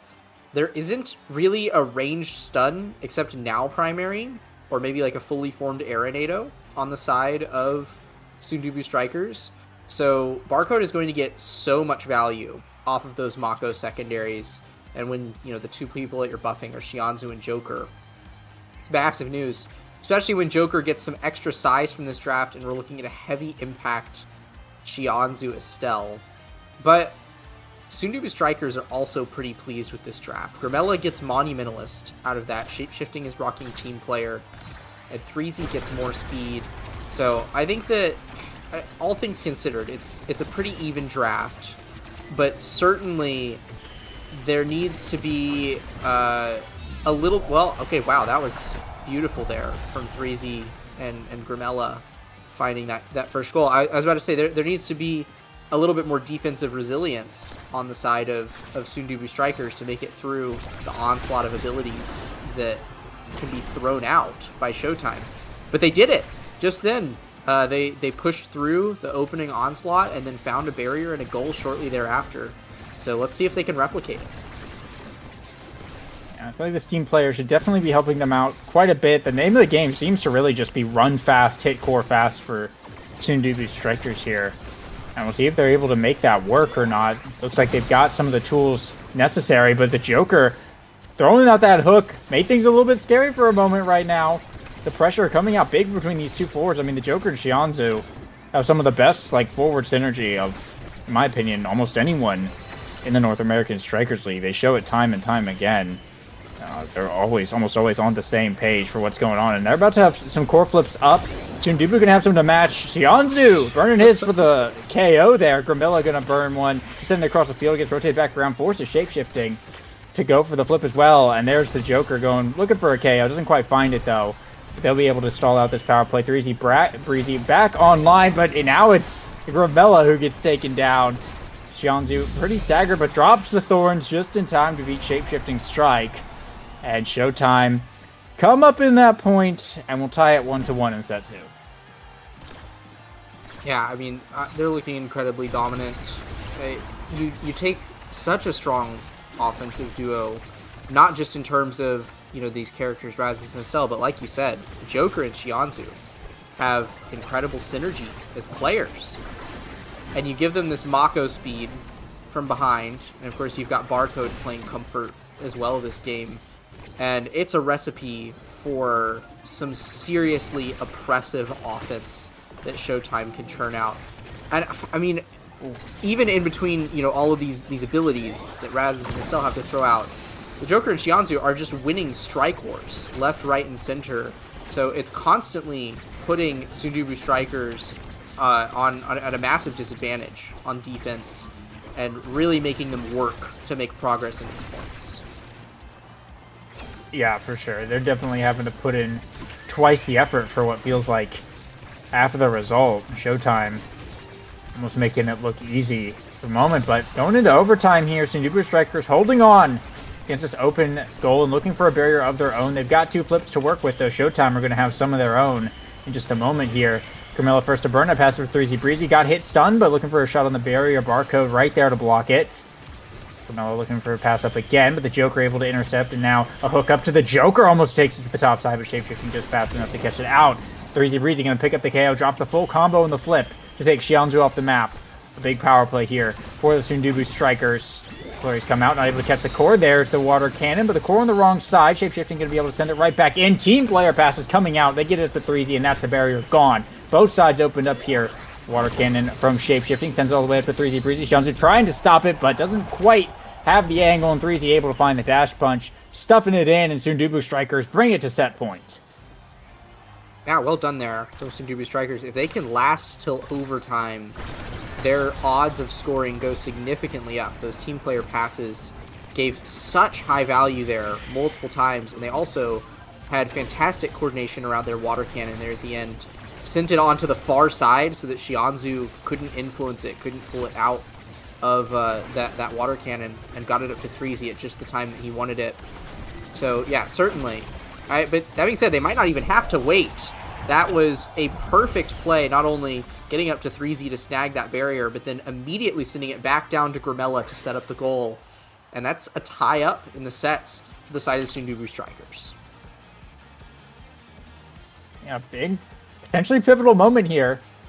Breezy. First pick, Fight or Flight. We see on the board, we see a couple sparks here as well as Twin Drive and Extra Special. Demo possibly available, though I don't know if anyone's going to go for it. It'll be Twin Drive for Xianzhu, 1 spark going to 3Z. Fight or Flight on the now, just continuing to build this speed. Demo will go over to the Joker for the extra size. Shapeshifting picking up the aerials. It's a good Haste Awakening. Also denies away from the Mako. I think that's a pretty big pickup there. Extra Special going untouched as Barcode opts for the Spark of Leadership to match the Spark of Speed that he started with. So pretty interesting choices here on that Spark start. We've got a couple double Sparkers out here now. Yeah, I definitely think that shape-shifting, picking up that aerials was an incredibly smart play. Like I pointed out earlier, Barcode pretty much gets these Mako secondaries off for free unless Grimella and 3Z are able to apply enough pressure to him that he has to release it mid-channel. They generally, are able to get full value out of this. That being said, very nice passing play from there. Even with the Mako speed, Shianzu caught a little too far towards the top of the goal. A nice strike where against the Rose Warp from Grimella will secure the first goal. It looks like Sundubu Strikers are finally hitting their stride in this match. Yeah, I mean, they are flying across the map right now. They got the haste bonuses. They have the, all the speed is like really coming online now. The aerials from shapeshifting is definitely helping put in extra work in Grimella as well. Seeing that double 6 kicks value almost. They're able to move around with, make this normally slow Juliet character quite mobile. That being said, Sundubu Strikers do have their barrier down at the moment and are looking to try and even up the playing state. 3Z has a flip available, won't need it for this barrier. Grimella looking to set up on that goal gate. Will bounce right off though, unfortunately. Shape-shifting, pass down to Grimella here. Looking to pop the water cannon. Just cut off part of the map for a little bit, but the snare drums from Barcode going to shut down most of that play. Dribble here into Coreflip from Shape-shifting. A perfect pass to 3Z Breezy. In the corner, it doesn't catch it with the flurries. Grimilla, though, right behind him, pushing up. Coreflip KO from 3Z and dunks it right in. Sundubu Strikers now bringing it to set point, and they are looking to turn this game completely on its head. Yeah, 3Z able to threaten so much more with that spark of power, now rocking 140 power on that Juliet. And, I mean, he was, sort of pressuring and controlling space with that dash punch for most of last point, but finally found Barcode getting complacent in the back of the net and snagged that KO. But, I mean, this is a classic Inky's point happening right here from Showtime. Quickly get the barrier down in the first 15 seconds, and then the water cannon forces nearly all of the defense out from the side of Sundubu Strikers. But they managed to find a barrier of their own and are now looking to end the set right here. Grimilla strikes on net here. 3Z jumping in the mix as well, but Shianzu able to hold strong in the corner. The Joker also trying to fall back and just get the core away from these two. They move so fast, it's hard to catch them. Finally able to push it back over. Showtime with an opportunity. But Shapeshifting just sending it right back across as the tornado set up. Joker trying to lob it back in to the offensive zone and able to find the strike war against Shapeshifting he's looking for and take it right into the goal. Showtime able to put a point up on the board here in this third set. Sundubu Strikers still in a pretty good position. They do have to deal with a couple of core flips from Showtime's side. We'll see if they're able to close this set out. Now we'll see. I will say one thing that I do want to point out is how much speed Barcode is rocking. When he's got this glass cannon maxed out, this dude has had 563 speed, the fastest base speed of anyone in this lobby, which is definitely helping him to make up for some of the weaknesses of this Mako character, right? She's really slow. Sometimes it's hard for her to control large spaces, like this massive Pinky's barrier. So Barcode having all this speed to respond to what 3Z and Grimella are putting out a little bit more is definitely giving Showtime a lot more options than they would normally have. That being said, those options are being cut down rapidly as the Joker gets KO'd by 3Z Breezy and the barrier is shortly thereafter. Water cannon activated. 3Z in position, gets it around the drum and bass from Barcode, and Sundubu Strikers will be closing out this set now, taking a total of 2 sets of their own. Grimilla going to be the MVP of this one. To see what's on the board. Siege Machine, Missile Prop. We got another Spark, importantly. With so many people going double Spark so far, that might be a big ticket item, but it will be Hot Shot here for Grimilla. Shianzu only has 1 Spark at the moment, but we'll just opt for the double to prevent 3Z from becoming effectively the mayor. The recovery drone for the Juliet. Spec training here for the Joker. Missile Prop for Era. Good deny once again against Barcode, who's going to have to settle for the Siege Machine, which is still going to give that those projectiles that extra long range and the creations. That cage will definitely be hurting hard, as I think 3Z is about to find out right now. I mean, stuck in there off kickoff. Yeah, that was definitely a draft of denies, right? Really the only big winners there for Grimella and the Joker. That spec training Rasmus is quite dangerous. We've already seen the Joker get some crazy plays with hit stuns on the Death's Touch. And with that spec training now, those hit stuns are only more deadly from here on out. But Grimella, already, having Timeless and Monumentalist, and now Hotshot, all of his abilities, but in particular that secondary, are just that much more valuable, and he has so many more of them with Hotshot now, right? Oh my gosh, a whiffed strike there almost sent the point away in favor of the Sundubu Strikers, but Shiadzu and Barcode able to push back Freezy, who now has a flip, but is staggered in the midfield. Meanwhile, the forwards of Showtime find not just the barrier, but also a goal. They'll take point 1. Yeah, core flip from Joker. Bit of an edgy point there. Almost fell away, but it's going to be 1 flip for each side heading into point 2 here. We go into the kickoff. Looks like Sundubu Striker is able to win it and bring it into that bottom corner. Core flip from Xianzhu to try and get it out of there. The drum's getting dropped across the map. But 3Z able to recover and push up. Uses the core flip here on the wall. Barcode able to make the block. The Joker trying to recover possession. The Thorns dropping, but shapeshifting right there to block it away and save the barrier. Now 3Z pressing hard on that bottom side. Not able to find too much, though. Shapeshifting with the core. Trying to lob it back around. And now we see both teams just kind of scrambling for possession to try and bring down these barriers. It will be the Joker who comes out on top with the Whiplash speed boost. Bring down the first barrier. Water cannon activated for Showtime. Elusive from Grimella to stay alive. The tornado comes out. The Joker barely able to survive that one. Xianzhu winning the strike war and bringing it up to the top side. The Joker trying to find possession. Core flip comes out from shapeshifting. Blocked by the ensnare drums. It almost gets piercing shotted into the goal. Barely able to save that one with the strike. Sundubu Strikers, though, need to bring down this barrier here in overtime. A speed boost up with the Joker with the hook into Whiplash. Able to force it through shapeshifting. And will be set point for Showtime. Now the Joker has 2 size awakenings, which with the help of the Mako secondary means that this Rasmus is rocking over 50% size buff when Barcode is channeling that secondary. It makes the Whiplash an incredibly oppressive tool, more than it usually is, right? Because he can pretty much walk right alongside that secondary. He's probably going to channel another one right here as the water cannon comes up. If he can steal it away from 3Z here, the Joker is going to pretty much immediately be able to chug it through shapeshifting. There we go. Out comes the Whiplash. He does immediately use it, though, to try to kill 3Z. Xianzhu will be the one to finish it off there. But yeah, no, definitely when the Mako secondary is up, there is potential for about 1 million different ways that Showtime can make plays happen on the barrier or goal of the Sundubu Strikers. So they have to be really careful. Really careful when Barcode has that secondary up. Snare drums dropping here again. Xianzhu looking to catch the core, but 3Z comes out with it and brings it to the top corner. Big defense. Barcode able to clear it to the bottom side. Shapeshifting up in the midfield, dropping the NATO, looking for the charge up. But the Joker able to clear it and get it off of their side of the field. Barcode and Grimella both have flip available. Grimella purge it quick from the midfield all the way to the bottom corner. Takes it right into that goal. Sundubu Striker staying in this point so far. And still 2 away, by the way, from taking game 1 if they can win this set. Barcode still has a flip available, so it'll be a good defensive stand here from Showtime. Yeah, the defensive flip here, of course, Barcode putting out numbers on the Mako goalie, but I really got to talk about Grimella and shapeshifting a little bit and how wonderful they're doing with this defense, especially as they get that fantastic sequence of saves.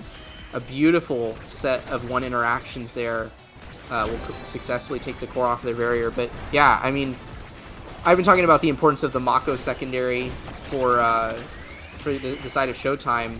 The Era and Now secondaries are exactly what are allowing the Sundubu Strikers to actually contest Joker and Xianzhu when they're sped up like that, right? And Shapeshifting and Grimella have been doing a fantastic job using those on defense. Like, look, there we go. The Era secondary comes out, and pretty much immediately Grimella is able to worm around the Joker and clear it out. Unfortunately, the Joker, with that specialized training, is able to find a play shortly thereafter and grab the barrier, but definitely we're seeing both visions come out. That is a scary power play, though, in favor of Showtime. Oh, a nice redirect there from 3Z. to find the Soren angle, but Showtime, shots on net, up to Joker here. Grimilla able to respawn, but this core is moving very fast here in overtime. One misstep, and it could all be over. Shapeshifting has to be real careful with his positioning, even with all the speed that he's got. And they still got to bring down this barrier. Barcode almost has another flip available again. That's how long this round has taken so far. Xianzhu with the core, just rotating it around 3Z. Almost effortlessly. They got to get into a corner. The Joker looking for the hook play. Has the core flip available here, but 3Z just barely able to connect with the flurries and buy a little bit of time now. Up to 3Z Breezy, but Barcode lobbing it back in. The Joker with the pendulum swing gets control of it and finds the shot to the bottom side, and it will be a set 5 here. Showtime dragging this one out, and the Joker will be the MVP. Still plenty of scaling potential on this Rasmus. We have Might of the Colossus here. We have Bulk Up. He could potentially grab some speed in the forms of stacks on stacks or a Haste Awakening. It looks like he's going to go for stacks on stacks. The Joker, as an Octavia main, is a big fan of any form of speed he can get his hands on, so it makes sense there. That'll be prime time on Xianzhu. But the Haste Awakenings fall to Grimella and Shapeshifting. That provides some absolutely massive burst speed potential for the side of Sundubu Strikers, and with extra power falling down to 3Z Breezy, this is the strongest that they will have been this whole game. So I think that Sundubu stands a really good chance to take it home here. But if Showtime can keep their momentum from the previous set, it is still anyone's game 1. Yeah, absolutely. I mean, this has kind of been back and forth the entire time. I mean, so many good awakenings coming out there, and core gonna slip on through just a little bit. 3C picking up the goal there. It's a little bit of a defensive collapse there from Showtime for a moment, but that's all that Sundubu needed. And I mean, Shapeshifting is gonna pop one speed boost, and they essentially can fly across the map and reposition very, very quickly. Look how far up he's willing to play on Inkies, because he knows he's got that net. Look at that! Look how fast they can run now. Oh my goodness. They did lose the barrier here though, with the offensive snare drums up in their faces, but they have some energy to work with. 3Z has a flip. Grimilla is almost going to have a flip, and Shapeshifting should have one shortly. 3Z first to burn it. Brings down the barrier. Going to block off the hook from Joker. Core flip from the Joker. Blocked by the punch from 3Z. They activate the water cannon. They bring it all the way up. 3Z trying to get in position, forcing Barcode to make some crazy saves, but eventually they will keep it out for the moment. Xianzhu up to Barcode, trying to get it past 3Z Breezy here, and force Shapeshifting to make some kind of interactions. But they're just keeping the core on Showtime's side of the field for so long right now. Xianzhu blinking up with the snare drums. Finally, some leverage in Showtime's favor, but Shapeshifting has a flip available and is just going to hold right on. Grimilla forcing it back out across the midfield line. Barcode making the save here, though. Shapeshifting back down as we head into overtime. Tornado coming out. Xianzhu forced to back very far up. 3Z Breezy now with possession in the top side. Xianzhu trying to get him to back off. Grimilla racing to the bottom side, up to 3Z Breezy, looking for the dash punch, able to connect and send it in. It is a match point for Sundubu Strikers. Yeah, such a clean offense from them. That being said, not a completely rewardless couple of points for Showtime. The Joker is rocking 110 stacks, but that's the barrier down already, Lego. Did you see it? Did you see, like, there was, like, about 3 frames of kickoff and, like, 18, like, things that happened in those, like, 3 frames? Because everyone just, like, ran at that core at Mach speed. But now it's Sundubu Strikers with the open nets and looking to close out this game 1. 3 dribbling up in the dash rush is going to be enough. Textbook Juliet right there to close out game 1 for the Sundubu Strikers. A great start against the reigning champs. It'll be looking really good for them going into map 2. So I tried to catch those speed numbers. I believe when Grimella was popping that secondary, he was getting the whole team generally, because he had both Monu and Timeless to reach that now secondary to everybody. He was getting pretty much the whole team of Sundubu Strikers up to about 750 speed.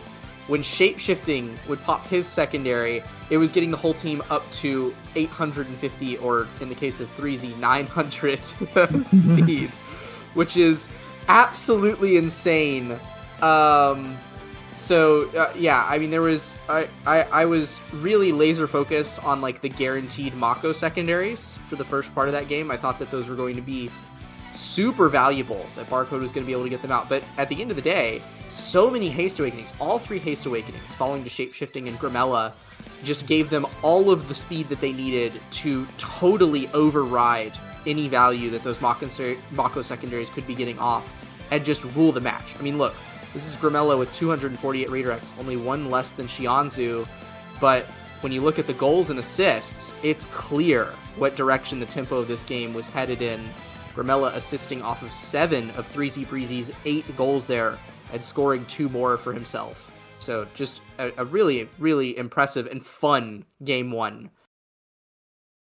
Yeah, absolutely. Great showing here from Sundubu Strikers with a really fun comp as well. You know, I'm a big fan. I've always been a big fan of Aragoli, even when it wasn't cool. You were on the train before anyone else. I was so far ahead of this. I was so far ahead of my time, and you laughed at me. They laughed at me. But no, it's awesome to see it all coming together with the. I mean, they got like basically every awakening they could have wanted to make the speed train, the foot race, happen, and boy did it happen. So yeah, Sundubu Strikers looking really solid, and going into game 2, I'm curious if they're going to keep this up. If the Era goalie is going to continue to make another appearance, and they're just going to keep playing with the speed here on AtLab. It is a Stacks and Twin Drive start. So, like, could you ask for something more perfect? I mean, I don't know. That's a very interesting start. It is a very interesting start. Stacks is now more than ever an incredibly risky awakening to take, right? If I had a guess, I'm guessing that Showtime are probably going to go double Stacks on their forwards. Barcode is the one that might opt for Twin Drive, depending on which goalie he ends up picking here. But I am not sure whether or not the Sundubu Strikers will go for Stacks. But certainly when people pick Stacks, the biggest thing that we see is that the value of KOs increases dramatically, right? Because if you can get rid of your opponent's Stacks, you're essentially, applying a swing to the speed of the game, right? Because they're getting a dead awakening, essentially, if you're killing them enough. And if you're picking Stacks on your own team and staying alive, then you're getting to take that tempo and run away with it. We're seeing a bit of a run back here. It's a now first pick for the Sundubu Strikers. And we're seeing Mako picked up, presumably for Barcode again, because that Atlas was denied away. But this time, it's Asher, and I have to imagine that is the Joker running his Asher pick, one of his signature strikers. I'm excited to see what he does with it. Yeah, more than likely here. I mean, these are pretty solid comfort picks on a pretty decent start here. Twin Drive is hard to go wrong with. It will be Juliet here for 3Z Breezy as well.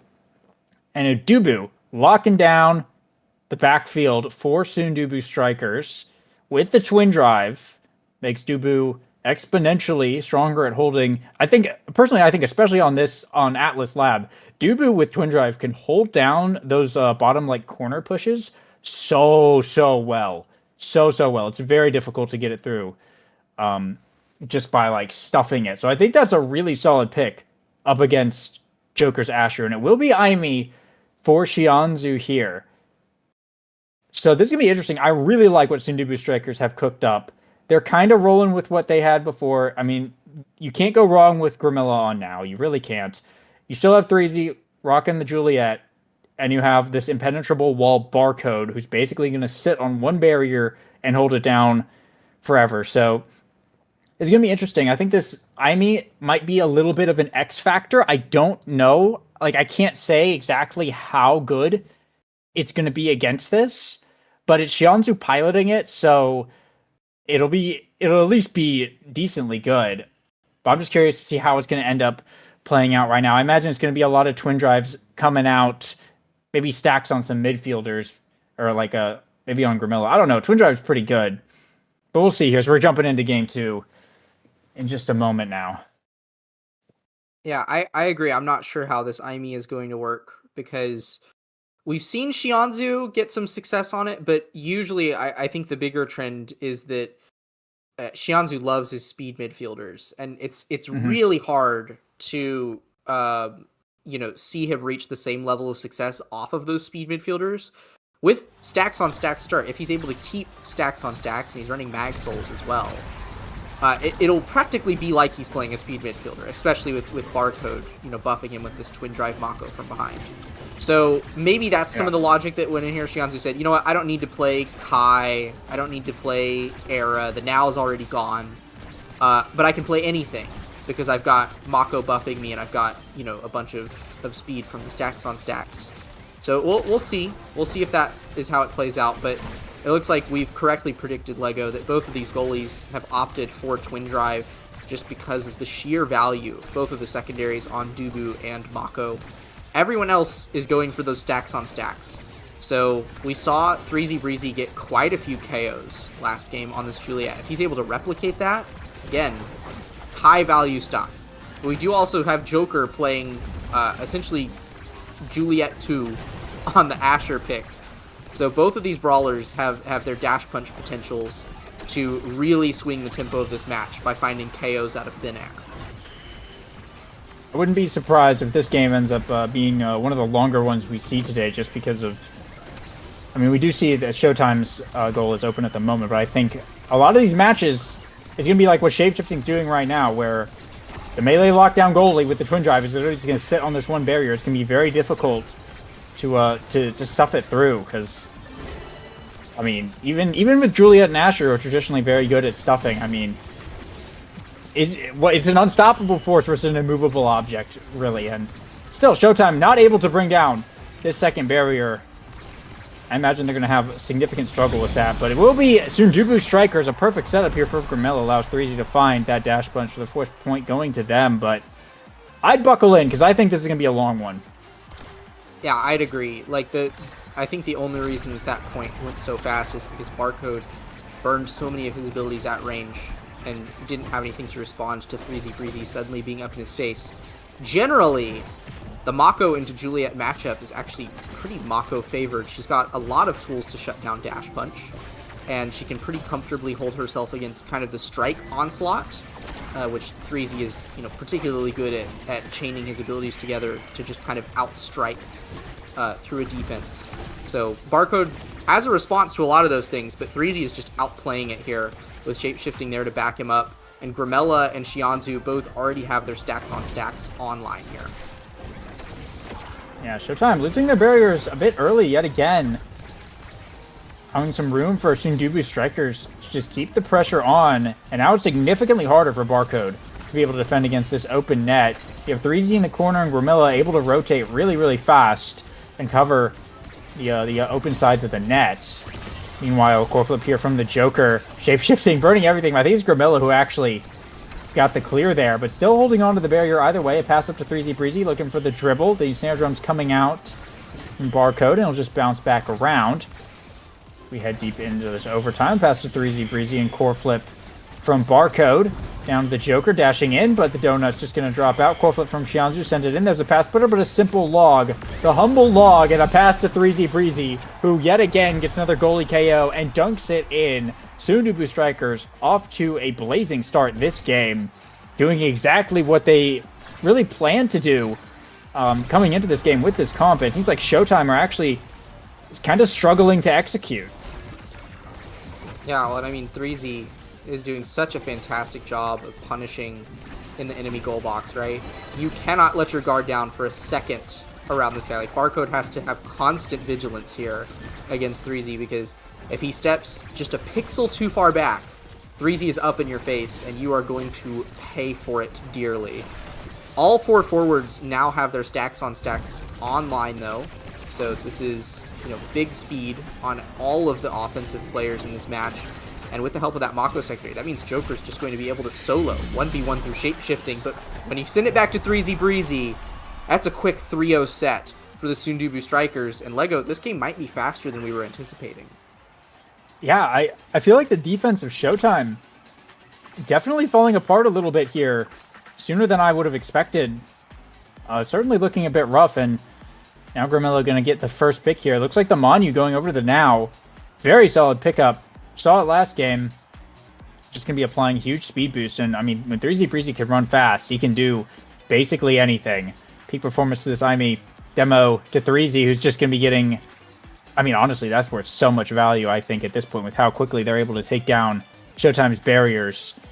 Might for Joker, Glass Cannon for Shapeshifting, Assault, Goalie Awakening, and Hotshot here for Barcode. I gotta say, I really love what Sundubu came out of that draft with. Yeah, I think they're feeling very strong, especially because that Might pick on Joker, I have to imagine, was mainly a deny away from Shapeshifting, who's rocking the Pauldron's Dubu this game. You really don't want to give Dubu a ton of power to the point where, you know, he can start red pouring off of those strikes. But he still comes out of it with Glass Cannon. That's still power on this Dubu, and on top of that, he gets speed. We're seeing Shapeshifting walk all the way up to the midfield here to contribute to this offense. He was doing this last set as well, but now it's just even more strong with the help of Glass Cannon. So yeah, I absolutely agree, Lego. Sundubu are absolutely getting the greater edge in that draft. I think it's going to take a little more than what Showtime are putting to the table right now to get past how cleanly Sundubu are playing in combination with the fantastic drafts they're coming out on top with.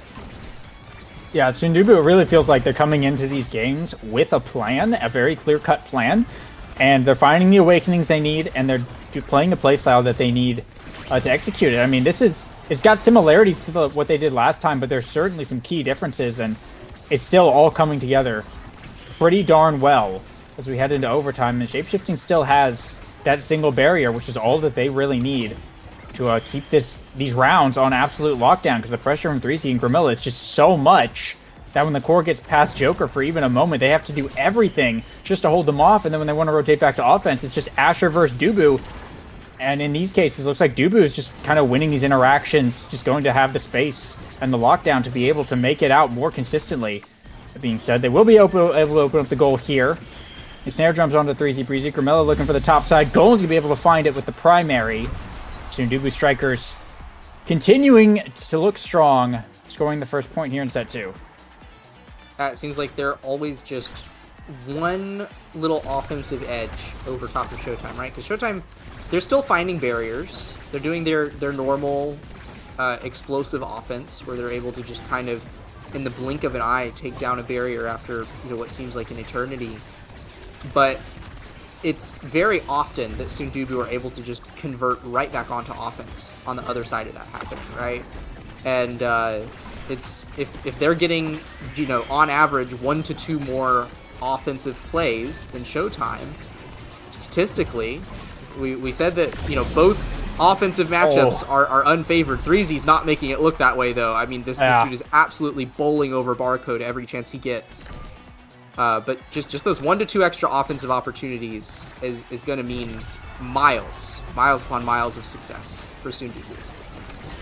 And 2 core flips available now as well, as they are moving across this field at the moment. Core flip here from Joker to bring down the first barrier, but that's the problem, is it's only the first barrier, and Shapeshifting only wants to hold the bottom one, it seems like.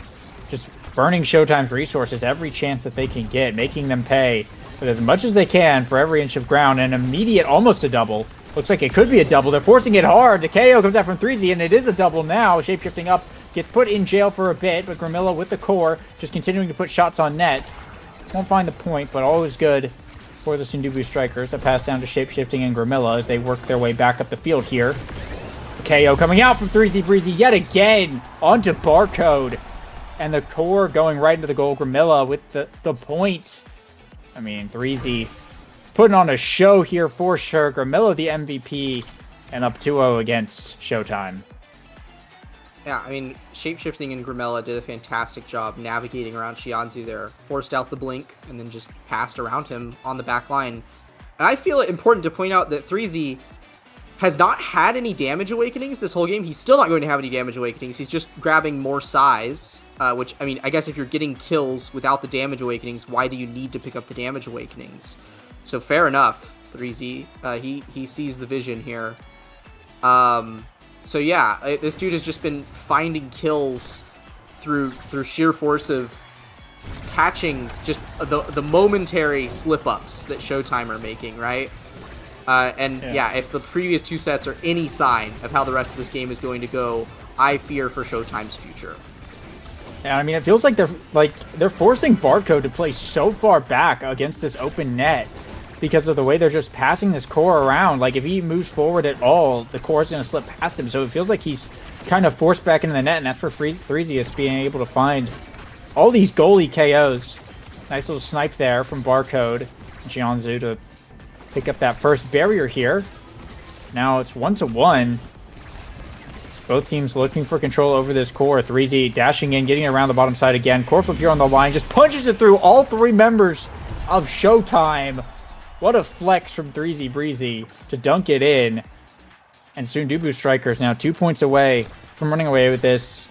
Threezy is already at 116 stacks. Grimilla is already at 70. Showtime, they are running out of opportunities to come back into this game.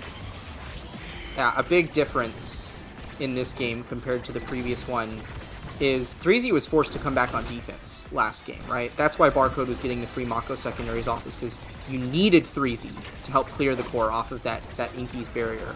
Here on AtLab, Grimella and Shapeshifting are making this defense look so easy. I mean, Joker's having to work so hard just to force cooldowns out from them. And then eventually they find the clear, right?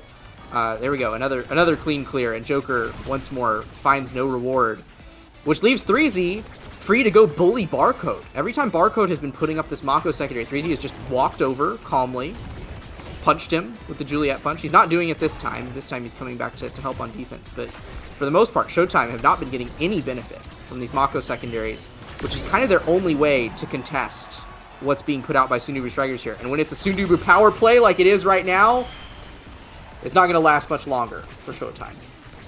And Threezy about to have another core flip up in just a moment here as well. Picks up the orb. And now it's available. Joker desperately trying to bring down this barrier. Is going to be able to find it here. And slipping it right in. The red core from Barcode sneaks it past all of them. Showtime finally putting a point up on the board, but feels like more of a fluky score than you would like to see on a situation like this. But a point is a point, and it does give them slightly more room to work with. One extra round of life. We'll see if they're able to capitalize on it or not. Threezy does burn the core flip a bit early here. Core flip here from Jianzu, totally boxed in by Grimilla and Shapeshifting's creations, though. Nowhere to send that. And now Grimilla with the core pushing back up the field. The huge secondary forcing Barcode into a bad situation. The barrier's gone, and the goal, once again, is opened up on Showtime's side. Threezy looking to work up the field. Grimilla on the top side here as well, though Shianzu able to make a little breakaway and push through these barriers. Not able to find anything, though. Sundubu so quick to rotate back and just hold it down. Firewall Sentry coming out here. Get some damage onto Grimilla, but just going to heal right back up. Threezy Breezy off the black hole. Pass up to Grimilla here, but Shianzu right there to respond. Shapeshifting holding down that top corner so well. Still both barriers alive. As we head into overtime. Drops the Tofu Fortress. Showtime, not much it feels like they can do. Core flip here from Joker. Picks up one barrier from across the field. But they still need to find another. Can't catch up to the core in time. Jianzu trying to send it back in, but Threezy with the flip available gets put into the jail. Taking a lot of damage while in there. If they can pick up a KO, that'd be huge, but this Juliet wants this core. Barcode has to burn the flip to try and get him out of there. Pox the recovery drone, but just going to heal right back up. And that's the trouble. You got to kill him twice. And Threezy Breezy 6 KO streak on the respawn. Brings it to the bottom and dunks it right in. This guy feels unstoppable at the moment. It is now series points for Sundubu Strikers. Let's brag about the insane momentum that every aspect of the Sundubu Strikers had going to them that point. They already had killed Joker the previous point going in, so Joker was down on stacks. They killed Shianzu at the end of that point. It took a whole minute. We were in overtime before Showtime found their first barrier, and even then, they found that barrier through a core flip. That tells you how bad it is. When you have these top players willing to burn core flip for barrier 1, you're in trouble. But that being said, it's Sundubu in trouble right now, as it's a power play for Shianzu, Joker, and Barcode. They managed to find Shapeshifting there, and they'll grab both barriers shortly thereafter. Taking Shapeshifting off the map. Only a good way to pick up a point, potentially. Not able to find it here. But Threezy Breezy dribbling back up the field, has the flurries, looks for the dash punch, doesn't quite have the distance to get Barcode. But has a core flip available here, slinging it to the top side. Sundubu Strikers closing it out, knocking the champs out of the lower bracket. And Sundubu Strikers, what a series from them. They will be moving on. That's the end of the run for Showtime.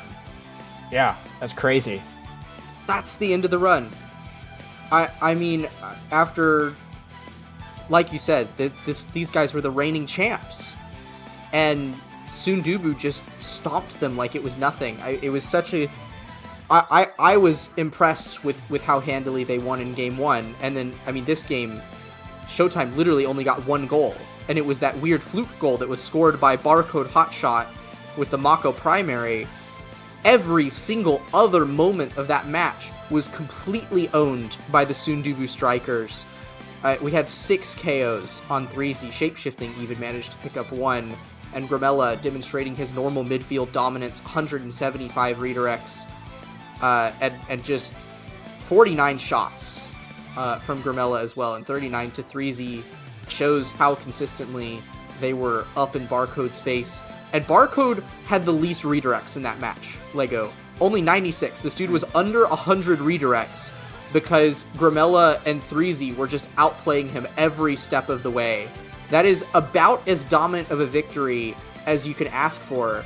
And when it's up against the reigning champs of the North American Strikers League, I would imagine that the Sundubu Strikers are feeling an all-time high right now. Yeah, absolutely. I mean, they played fantastically, both of those games. I think they had excellent comps, like excellent team comps, excellent drafting.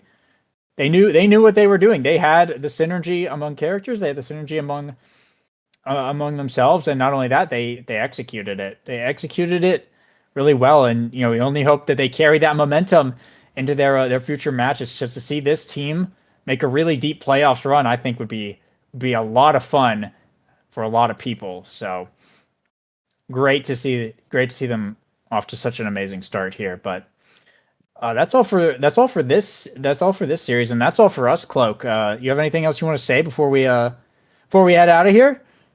No, I'm just eager to see how the rest of the season plays out, Lego. Those were 2 fantastic series to cast with you, and enjoy what we have for the rest of the night. Next week, we'll be finishing it out, and I mean, it's been one hell of a season, Lego. Can't wait to see what else happens. Yeah, absolutely. Well, we're throwing it to a quick break, and when we come back, we'll have plenty more playoffs on Mega Strikers for you guys, so don't go anywhere.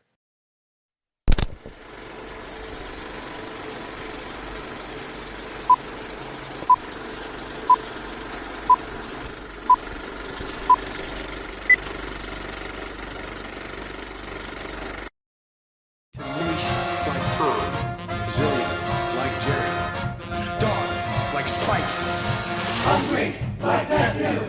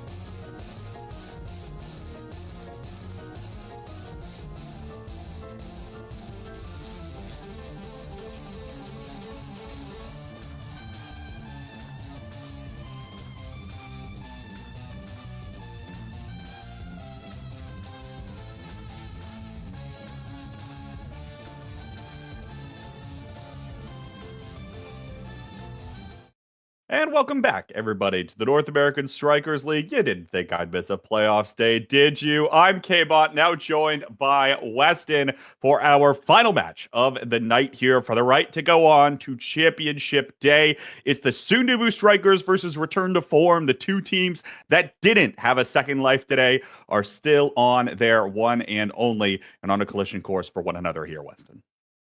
Yeah, and it's two teams who just saw each other last week as well. We had that tiebreaker game, which there was a chance it didn't matter as far as one of them being able to win the coin flip, have the priority. But RTF won it last week. It kind of shaped the matchups that we just saw in the last two games. And now here we are with the two of them. I know, in each season, I think every season, one of the 5 or 6 seed has made top 3, or at least the last 3 seasons. I know I heard that stat somewhere. And it's going to happen again no matter what. One of our 5-6 seeds is going to be in here. So, yeah, really interesting series. And I think what we saw last week, during the season, like I think back to the Sundubu against Bunbun game, that was Sundubu really trying to play damage. And that's something that RTF does pretty much every single game. But now last game, Sundubu obviously not really playing damage. Part of that was the matchup, but I'm really interested in how they kind of adapt their playstyle to, do they go with what the meta is, which is more playing damage, or do they stick with what's been working for them so far today? So I'm interested. Well, hopefully the Sundubu Strikers have come to this match with something in their back pocket after having lost the tiebreaker versus Return to Form and losing their Week 3 regular season match to Return to Form. That regular season match was a 6-0 in sets. They only picked up 2 sets in one of the tiebreaker games. So this one, Return to Form probably feeling pretty comfortable on. But now as we load into our first map, we see it'll be a Spark of Strength and Fight or Flight start. Only 2 on each side opting into the Spark start. And we are on Inkies to start off game 1. Yeah, we saw Sundubu pick it last series, and I actually filled a couple of scrims for Sundubu in the last week, and they were really liking Inkies. So they I don't think they had gone for it all season, but they played it in this last series. It looked really good against Showtime, and I was thinking part of that was, Barcode, a melee goalie, that's kind of what you would target. But against this team as well, they're going for Inkies, and so I'm really interested in if that continues to work out for them. And we have Shapeshifting here on the Juno. I don't know if he's played that this season, but really interesting comps all around here. Maybe you figure for the Sundubu Strikers, Inkies is a map where damage is not going to be that big of an issue, right? Most of the time you're going to score a goal before that stagger really starts to build, and that kind of pressure starts to mount thanks to those water cannons. Indeed, the Sundubu Strikers will strike first. Of course, RTF here not exactly playing a damage comp, but now quick barrier taken. Shapeshifting will go on the Blubbo bounce in order to pick up the core there, but looks like Return to Form might be able to keep up the pressure here, especially given by the fact that Breezy doesn't have a lot of resources, though almost has everything he can with the energy burst and the passive. Doesn't matter though, Hungry Boy will line up the piercing shot. Yeah, Shapeshifting just a little bit too patient and let it fall down there. We have a ton of energy on the board all around, so this might be a very explosive point in here. But something I'm looking at is Moffin going for the Spark of Strength would make some sense. Also going for Strike Shot, which I think is very good on this map, but it means he's really going to be behind in speed on everyone else in the game because we got Momentum Boots or Fight or Flight on every other player. So once they get to the open goal, it's really going to be about the abilities covering and not the speed from Moffin Kui, which is sometimes what you do see with Finny as a great save from Shapeshifting there. And I'm interested just in how much of a factor that lack of speed is on the Finny here. But at this point, it's RTF with the advantage early on. They have the cannon, but don't quite convert yet. Haven't been able to convert. Good coverage there from Grimella, placing down those drones. I will say, if there's a player to pilot Finny without the need to use a bunch of speed, it is probably a Moffin, right? Obviously known for the Kazan, more so using those abilities rather than just being able to play solid fundamentals and positioning with that extra speed given. And now, good little scoop away here to keep the barrier online. We're in overtime now on this third goal. Breezy to the corner to himself. Will be able to find it there thanks to the Blobos coming in. And now down to the Blobbo. Grimello looking to keep up the pressure here. There's the water cannon. Moffin will scoop it away. And Breezy doesn't really have a way to get involved. Now Leo Leon shutting down the top corner with the Fiery Flurry. can't come away with the goal here, and scoring pressure hasn't really felt like it's been there for return to form. Water Cannon will buy some time and space, but not much else. If anything here for return to form. Now pass down, beautifully done. Gets the energy burst in for return to form here, who go ahead in set 1. Yeah, Sundubu able to defend through 2 water cannons in that point. They lost their barrier very early, but at least so far the open goal defense isn't looking too bad for them, but they just haven't quite been able to set up the pressure. You really need to get a hit stun on Moffinkui to find something. I don't think he's going to let much of anything in easily, so you really have to find those hard confirms, and so far that has been a struggle, but Grimella trying to set up 3Z, and that time it's just the core speed and the speed on the 2 of them are able to set that up. 3Z now with the flip is looking for it, and just back and forth we go into the corner, but the Juliet is able to play some defense there. Good denial by Leo, but even still, 3Z's not out of place. We'll attempt to get it into the primary, but it'll get sent away. Hungry Boy working this bottom side of the map. Leon doesn't have a ton of coverage right now on the top side. Blobos will be what scoops the core away from the barrier, and that offense will ultimately fail. Possession for the Sundubu Strikers. Grimella in the corner here. Blabo trying to keep the pressure here, but a good snipe away from 3Z causes chaos in front of the net. We're on to a 5th point.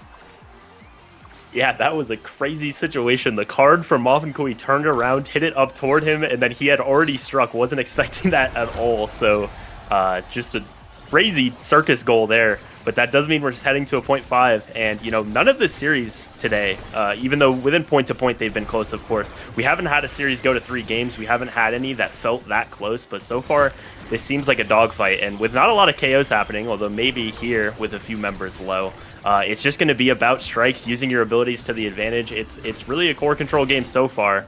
And it looks like RTF just find the goal right as it opens, a perfect confirm, and they'll start out ahead here.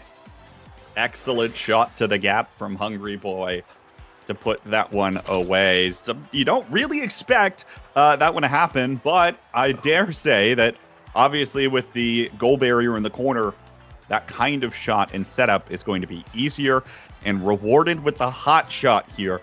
Critical to deny away from this Juno that Shapeshifting is playing, although he'll pick up the 1-2 punch anyway. Yeah, 1-2 punch and hot shot both showing up there, and Juno MVPing means very good things for them. But Moffin, being the only one who took the spark, doesn't go for it, goes for the twin drive there, which does make sense. But now Leo will try to get some spark scaling of his own, finding himself at the back of the draft. So some scaling potential found for the Juliet, but I think this is a very, very strong draft for Sundubu, maybe stronger than RTF considering that they lost. With, you know, the core speed that's going to be on Shapeshifting now. 3Z getting that dash range just makes it so much harder for Moffin to clear. And bulk up pretty much always being good, and the possibility of peak performance in there as well. I think Sundubu won this draft pretty convincingly. We have seen a couple of plays already where 3Z was able to get into a decent position with the Oni's blade. Now, of course, has more agency and ability to do so. So I'll be watching for that, particularly out of the Sundubu Strikers brawler. Meanwhile here, solid defense played. Hungry Boy keeping possession, but even still, there's 3Z diving in.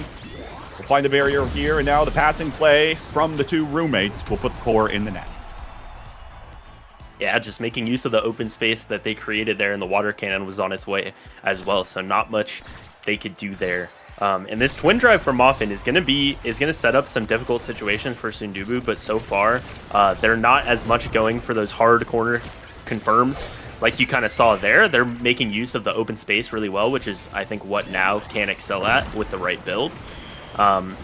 But yeah, there's nothing that's like been too consistently working for either team. It feels like it's just kind of these outplays and these mistakes that have to happen for these points to swing so quickly. But Sundubu making a lot of passing plays happen, but that time not able to get the barrier just yet.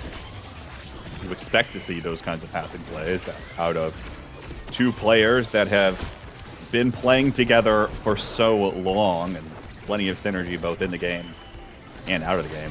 Oh no. Juno Blavo is going to send that one towards the barrier, and we'll have open goal against on both sides. Here's the water cannon. Core goes slightly wide. Grimella can't collect. And we'll drift down to the bottom left.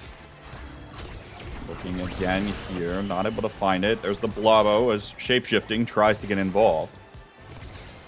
Not able to. Leo trying to cover the top corner and will be able to close in on the goal there. Once again, tying us at 1 goal apiece for set 2. Beautiful coverage by Hungry Boy made it so that Shapeshifting pretty much had to send that to a 50-50 strike war to Grimella, and that's just such a hard situation to win as the midfielder right there. So great job by the midfielder who didn't end up getting credit for it. As the slime could have sent it diagonally, it just goes to Leo a little bit too quickly, and that's 2 very, very quick goals, just 11 seconds passing, and 2 goals for RTF after Sundubu looked so strong in this first point. This is how this map goes. Things can fall apart or, you know, get turned on for you so quickly, but it is 1-2 here, and RTF with a chance of taking a commanding lead in this game. You know, it feels like when Return to Form is able to strike, they throw everything at you and they secure the goal pretty quickly. But it takes a decent bit before that happens, right? Sometimes, yeah, sure, it'll happen within 10 seconds of the opening kickoff. But other times, it takes a little bit to find that perfect positioning. Now, though, 2 energy bursts committed on this play. They look for the goal. The goal barrier is open. They can't find the securing shot. Breezy now staggered, will back away, pick up the orb, and the water cannon will buy some space for Return to Form. Misdirection card goes wide of Grimella. Leon on the dribble play. Picks it up in the Flying Phoenix and Return to Form, up 2-0 already. Yeah, and Leo, you saw using the speed right there and could find even more speed here if any sparks show up. We do have 2 sparks, so that would be everything. I'm interested in what he'll go for because there is Adrenaline Rush, but it hasn't been a lot of KOs, but I think Spark of Focus here might be something to look at. They do go for the prize fighter, so not going to try to stack that speed, but instead going more for the damage here, which I think can be a win condition for them. And with the draft showing up like this, the fact that they're able to get Deadeye as well will be big. But Shapeshifting here, getting that second spark and already having strength and 1-2, he's going to have a ton of core speed. I think really everyone except for maybe Grimella got something that they're very, very happy with here because Moffin was able to catch up on speed with the glass cannon as well. Shapeshifting has a lot of core speed. So not too one-sided of a draft, but I do think Grimella maybe fell a little bit behind the 8-ball here. But we'll see what they can make happen here as they need to find a set to continue this game.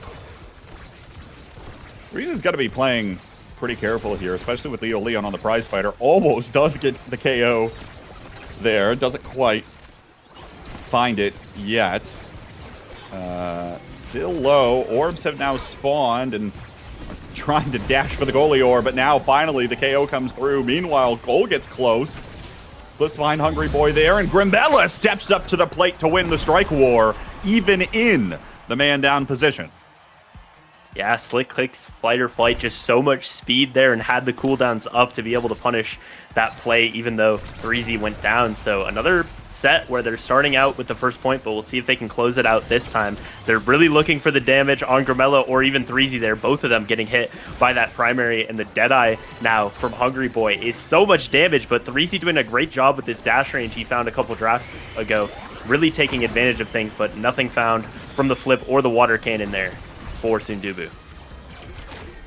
Not quite yet. Damage still stacking up against 3Z, taken down incredibly low. Now right over to the hands of Leo, potentially, but he also has to wait for the core. Now passing play comes through. Hold on, 3Z in the Oni's blade. Can't find the core.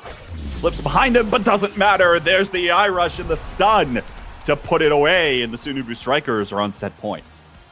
Yeah, 3Z making things happen in these last 2 points. The fact he got that dash range early on, I think it's kind of a necessity for a Zentaro, especially on this map where you really need to cover the space, the very wide goal barrier.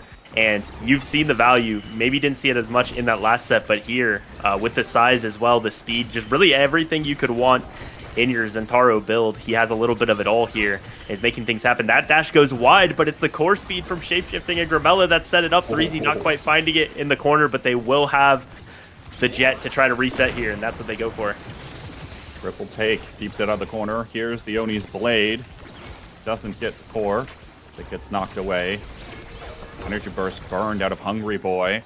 As 3Z looks for the core here. Passing play opportunity potentially, but the big finish is used. Shape-shifting, Blubbo bounce in. Here's Leo Leon with the Fiery Flurry. Everything thrown towards the net here for return to form, and they'll be able to do it with an energy burst. Again there, right? Like Leo Leon gets in the right position, and it is game over, especially once they just throw everything in the kitchen sink towards the goal. Something will find its mark. Yeah, great positioning by Leo there, and it feels like every time they're able to get the goal open, things go their way right away. Like, they're able to score right as they're opening so often, it feels like. But it's just been that Sundubu's been playing better defense to not let those opportunities happen. But Leo will be going for it, and a lot of energy is invested right there. Dreezy has a flip, and he really wants to use it before he dies, but doesn't find anything. Him and Hungry Boy both low, but whoever finds the KO might be finding the point here, and it is Leo who finds it. We'll see if they can find a return on Hungry Boy, but having to use those cooldowns for defense. Still not finding it yet in the power play, though. Leo's prize fighter stacks are up, but you can tell with that dash into Grimella, chunking down what looked to be a quarter at least of Grimella's stagger bar. And that includes one with a bulk up awakening in hand. Leo, again, looking to be in position here, but shape-shifting, doing a great job of covering all possible angles. Muffin was trying to be involved on the top side, but now has to back away towards the goal, and the sheer coverage is here for the Sundubu Strikers. They are not letting this core get away from them for very long at all. The water cannon now is burned, trying to find a way to get this core to 3Z, but great positioning from the return to form forward duo will prevent that from happening right away. Hungry Boy now maybe looking for Leo. Core's going to get right by him. We're in overtime now, but doesn't that time. Finds the strike to the net. Now has an energy burst. Shape-shifting will use his first. The energy burst from Leo doesn't connect. Water cannon is there. Rose Warp forward. Fiery Flurry. Everything is there. And it is game point for return to form. Looked like every button on everyone's keyboard was pressed right on the goal line right there. And it's Leo winning things. Just baits out the flip, waits long enough, forces out a second flip, and then is able to get it with the Fiery Flurry there, like you said. And here finds a beautiful timing on the dash. If he could win just 2 strike boards here, he'll get it. Not quite finding it yet, but they have the water cannon here as well to put the pressure on. And Sundubu trying to extend this, trying to scale, but RTF just 1 point away. I'll have to look at a moment if this is the end, but Sundubu Strikers have gotten 5-6 goals, just haven't been able to close out a set, and now Leo might be doing it here. Not quite, but another opportunity. Fire Flurry is there. Freezy has to go backwards in the Oni's Blade, doesn't have the offensive pressure, and Grimella will save in the lifeline. Truly does feel like a lifeline in this case, trying to stay alive in playoffs. Top corner.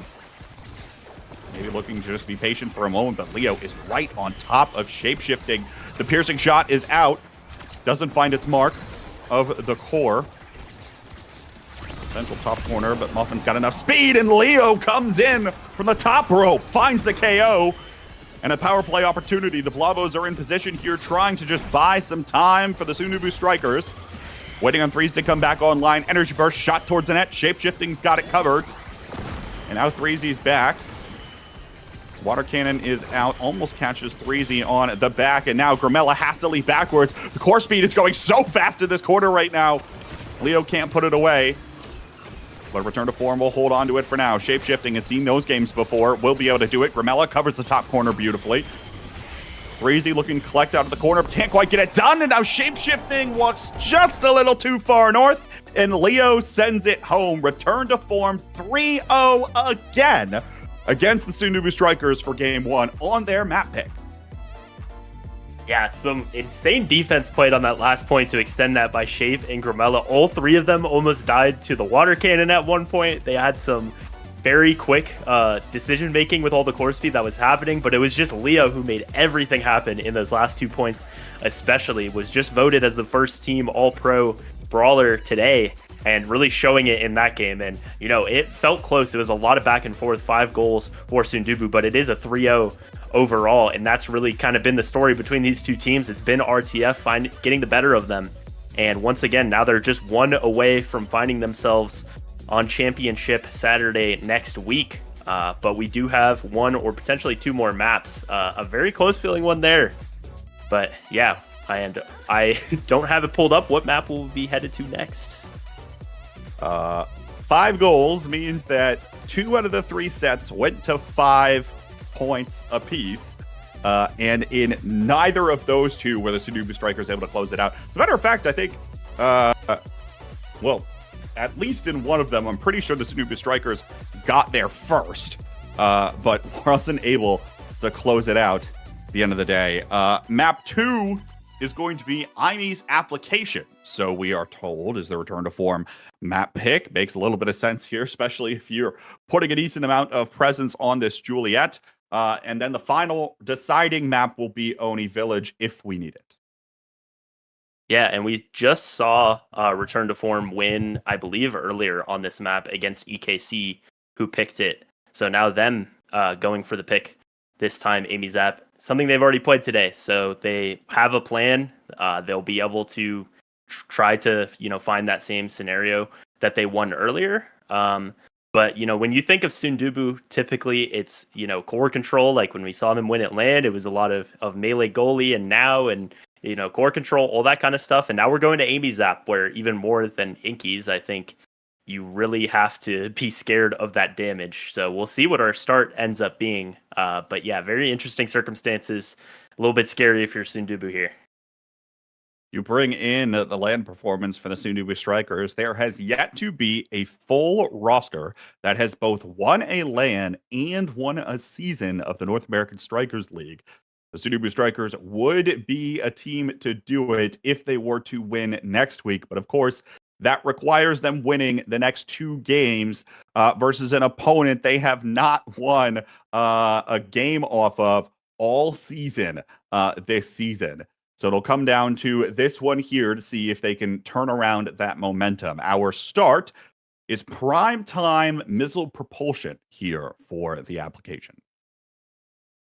Yeah, very interesting there. I recall a game earlier this season where Sundubu, I'm not sure who they were against, but Threezy Breezy had Rasmus and took missile prop, and then it ended up kind of being a disaster. And I am curious because Return to Form went for red in the last game, and now Sundubu went for blue in this game. So Return to Form finding themselves on red again. It makes sense on this map because you have those early priority picks like Julie, Drakkar, and Rasmus that you always see. But I think here with this start, it might be Drakkar over anything else. And I think that's something that I'm not sure if Return to Form, if Leo has that in his bag or not. I don't think we've seen it this season at least. But Threezy Breezy definitely does. So I think Return to Form will be banning that. And that might mean, even though it's not necessarily the start you want, it might mean Threezy Breezy finds himself on Juliet here, potentially. And that is the pick that they just 2-0'd Showtime with. He was on that both games, and I think a lot of the time it looks like his strongest pick. So, yeah, I'm really interested in how this draft goes, because I think if you're Return to Form, that Drakkar has to be gone. Well, we'll see whether or not they find that ban, as it looks like we've yet to get completely underway here. Of course, Weston, we were trying to hype up this league as the most competitive season, and now every match today has been a 2-0 so far, which does not bode well for our odds coming up next in this one. Certainly, if you were predicting the sweep parlay today, you would potentially have that one here, as Return to Form might be looking poised. Take this one away. I feel like we're going to get started in a moment, but given by the fact that this has been up for a bit and I saw it refresh again. Looks like we're waiting on someone on Sundubu. But I think I'm going to predict how this goes. I think Sundubu will ban Rasmus because it's a priority pick for 2 members of RTF. RTF will kind of have to ban Drakkar, and then you probably go for the Juliet, even though it's not really a great start, because she's just so strong on this map and good for both brawlers. I'm predicting that's how this will start out. But Sundubu banning Vice also makes a lot of sense. So you might give over Rasmus, or you might pick it yourself here. But Vice, being Hungry Boy's strongest pick all season, has looked fantastic on it. And obviously with this kind of start would be very strong. So that makes a lot of sense as well. It is the first picked Juliet for Threezy Breezy here. The response likely to come and with Erasmus and something else, I would imagine, here for Return to Form. Up next, maybe Kazan too. Although I suppose we haven't seen a lot of Kazan. Picking with a Luna actually here is return to form. Interesting choice, but of course, layering on the damage is exactly what they want to do. Yeah, and I think it's possible Grimella would have picked Luna here if they didn't. So I've seen Hungry Boy play this pick a little bit throughout the season and going for it here, and then also the Rasmus as well, which I'm not sure if Sundubu is really capable of denying there, but makes sense to pick. And now after this Juliet, I think you could go in a lot of different directions. Amy is a pick that makes a lot of sense. Estelle as well. And both of those could be on your brawler or your goalie. And there it is. It's Amy and Estelle. So we'll see what the order is. I would imagine it's Grimella on Amy and Shapeshifting on Estelle, but we'll see what it is. But for this last pick, it could be Primetime Kazan for Moffin. I'm so good at predicting this stuff. I messed up the beginning, but then I got 4 in a row. So yeah, this is up the beginning, really. Yeah, this is something else. This is really strong for return to form, I think, what they found. But Sundubu as well. You know, the Juliet doesn't really have a strong starting awakening. But I think just the way Threezy has looked on that pick, also really strong. I think everyone is pretty happy with what they're playing here. As very quickly, we're about to load in. Getting into the application here. Again, the Sundubu Strikers now playing with their tournament life on the line. Have to win the next 2 games here, maintain their hopes. Both these teams hailing from the losers bracket today, and one of them will qualify for our top 3 taking place next week. As we load in here, it's prime time for nearly everybody. Vambrace is out for both Leo and Threezy, hoping each of them are able to stay alive a little bit. Yeah, the Vambraces are really interesting there. So it's not gonna, they're banking on not getting knockback KO'd in the middle, but potentially the damage being more of a problem, which makes a lot of sense with the Luna, especially for Threezy Breezy going for that there. And, just so much, there's a lot of explosivity on this map of it can be going all fine for both sides, and then someone dies and things just go crazy. But so far, a lot of defense being played, and Moffin with the missile prop and the pauldrons finding our first KO so far. And now the entire time, you're just going to have to be watching for that hook from absolutely anywhere, as we saw right there. That's one of the things, Weston, we were not expecting, actually, was Moffin is the one playing Rasmus here. We mentioned it could go either way, but it's Leo's Kazan on the pitch. You would have thought when that last pick Kazan gets locked in, it's probably going to Moffin, but no.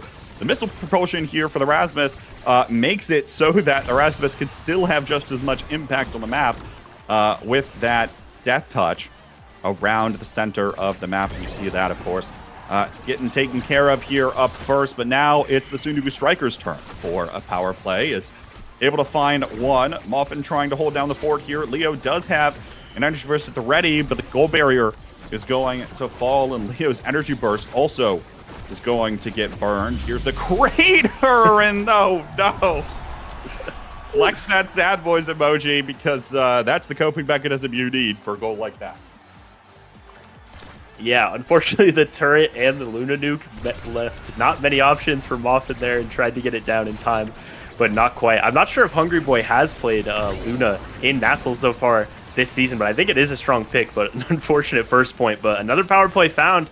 Last time we saw a lot of power plays, and it still took a while to get the barrier, but this time Sundubu finding it very quickly, and now Shapeshifting, trying to set up Grimella, who has this flip, just going to dash in, cash it in, and use it. They'll be at an energy disadvantage, but they're up 2-0 already fairly quickly here. A formality, so it felt, for the energy burst to get used and then sent in to the net.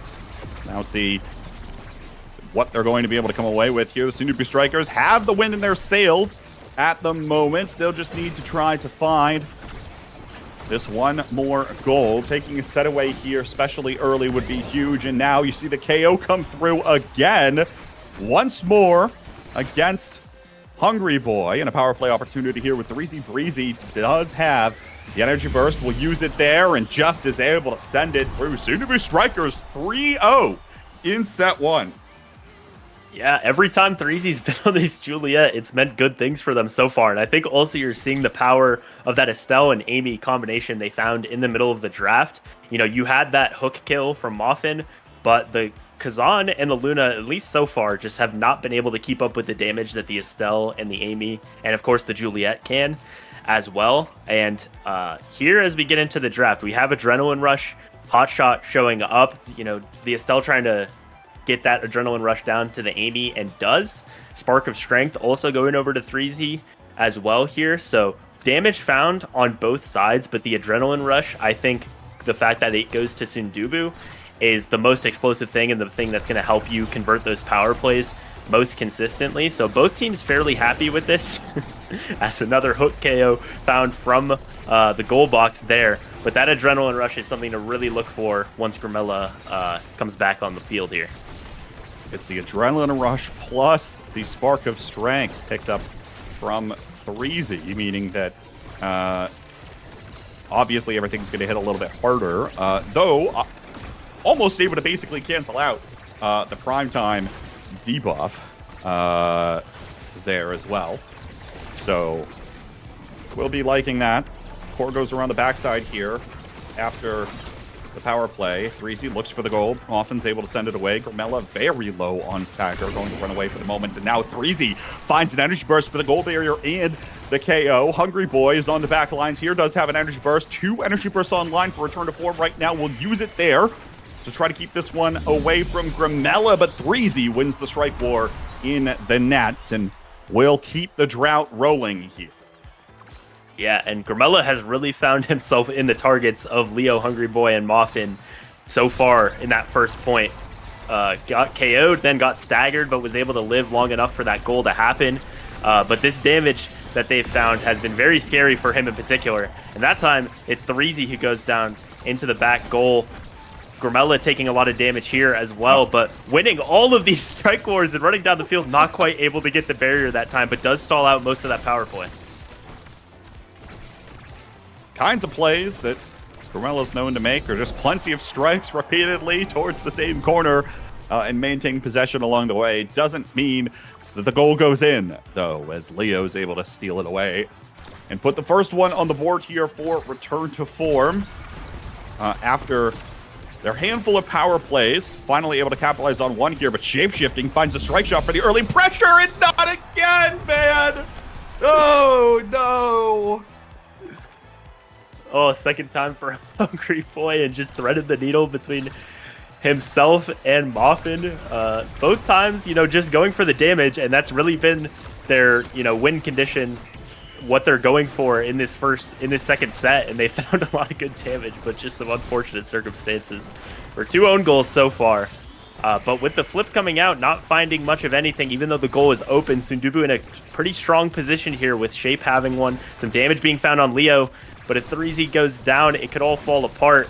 And, those Vam Braces, just as soon as the core gets to the Brawler, they're full HP once again. And 3Z trying to find this barrier, Grimella as well on the other side. But just kind of in a stalemate here in front of Sundubu's goal.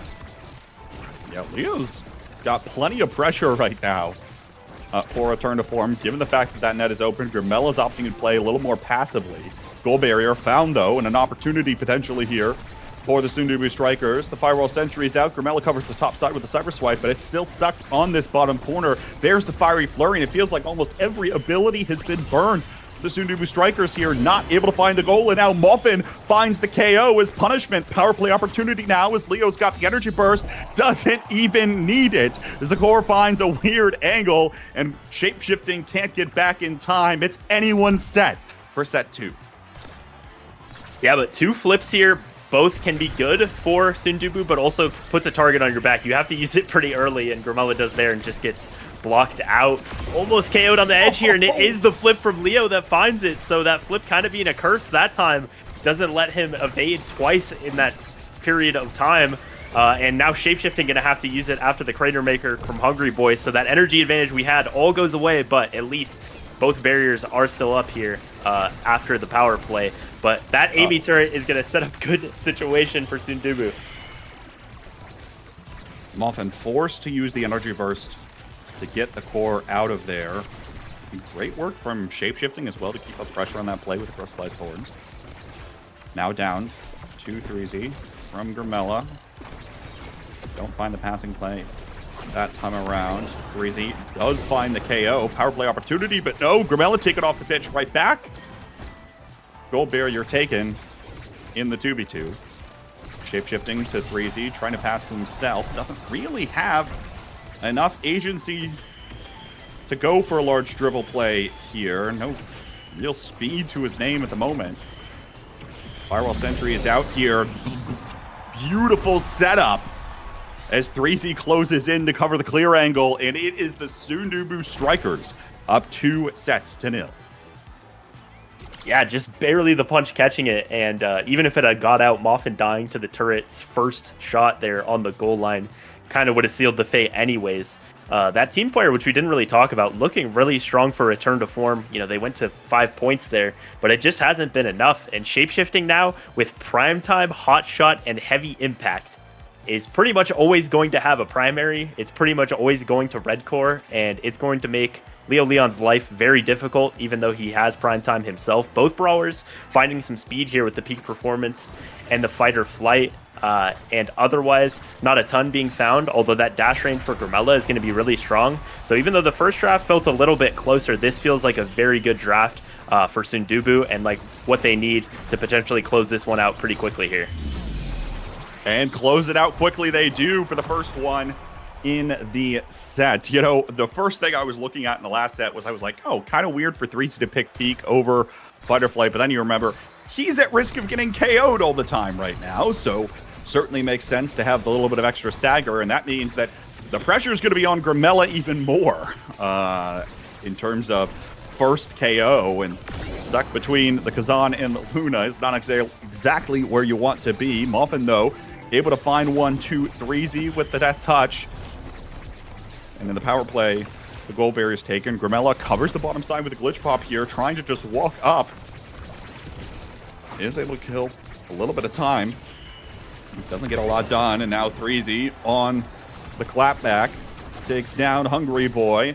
Looking to the corner still, trying to just keep this one in possession. Now Shapeshifting joins the play, moving up to the midfield line. Grimella, great glitch pop, keeping this angle alive in the dream for the Sundubu Strikers here. Glitch pop out, 3Z in the corner, just a little too far away from the goal to put it in.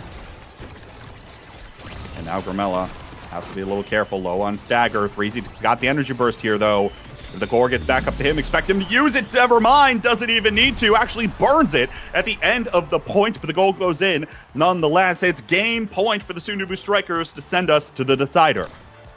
Yeah, and somehow he like beat his own flip there. I think that was some weird like MOBA strikes in the corner, but it ended up being a mix-up and creating it there. And the fact Shape always has his primary and has been able to step up in these last 2 points, the pressure is just always there on the clears from Moff and Kui, and it makes it so difficult for him to clear anywhere because that Estelle is just always waiting. This time having to play defense, but finding some beautiful clears. Once again winning the strike war, the barrier stays up. A KO almost found on Hungry Boy here. The pressure's on. Leo's going to have to make a lot happen with this flip, but Sundubu looking poised to take it to a map 3 here. Power play opportunity as 3Z is able to find that KO. They don't have an energy burst online at the moment, but that'll soon come from Shapeshifting, who's moved up incredibly far. Leo will burn his to buy some time for return to form. But even still, Sundubu Strikers looking poised. Shapeshifting just not in time. The core strikes the goal barrier. Fiery Flurry is out. Muffin will use the energy burst to get it away from 3Z. Now rockets it up to Leo Leon. Shapeshifting still's got the opposing brawler covered. Now 3Z. Flying Phoenix already burned. Can't use that here as the primaries connect to the midfield line. Leo maybe on some kind of dribbling play, just continuing to just cover 3Z in all of his angles. Possible opportunity here with the Firewall Sentry out. 3Z is there and it'll clear the way for the bottom corner shot. Finally, the Sundubu Strikers have taken a game off of return to form, and it cannot have come fast enough. They still need one more, though. Yeah, considering we've never had tiebreakers, I imagine this is the first time that two teams have faced each other. I guess there's grand finals reset, but 6 times now in 3 series, and now this is going to be a 7th map right here between these two teams. And yeah, the record now is 1-5 for Sundubu, 5-1 to return to form. But this next one is all that matters, with how their seasons have played out. It's all onto this last one here. And yeah, Sundubu finally able to turn it around. I was a little, it was a little scary for their team going into that map, but they just found everything working for them there. And we will now be headed to Oni Village, which this season hasn't been as much of a strong point for Sundubu, I think. They've lost a few times on the map, but historically a great map for them. Good old Sundubu Strikers on Oni Village. Got to love that. But nonetheless, from most stats perspectives here, it feels like at the end of the day, Sundubu Strikers were just more efficient in terms of being able to actually secure the goals when given the opportunities to. When they had those KOs, they were able to set up plenty of pressure.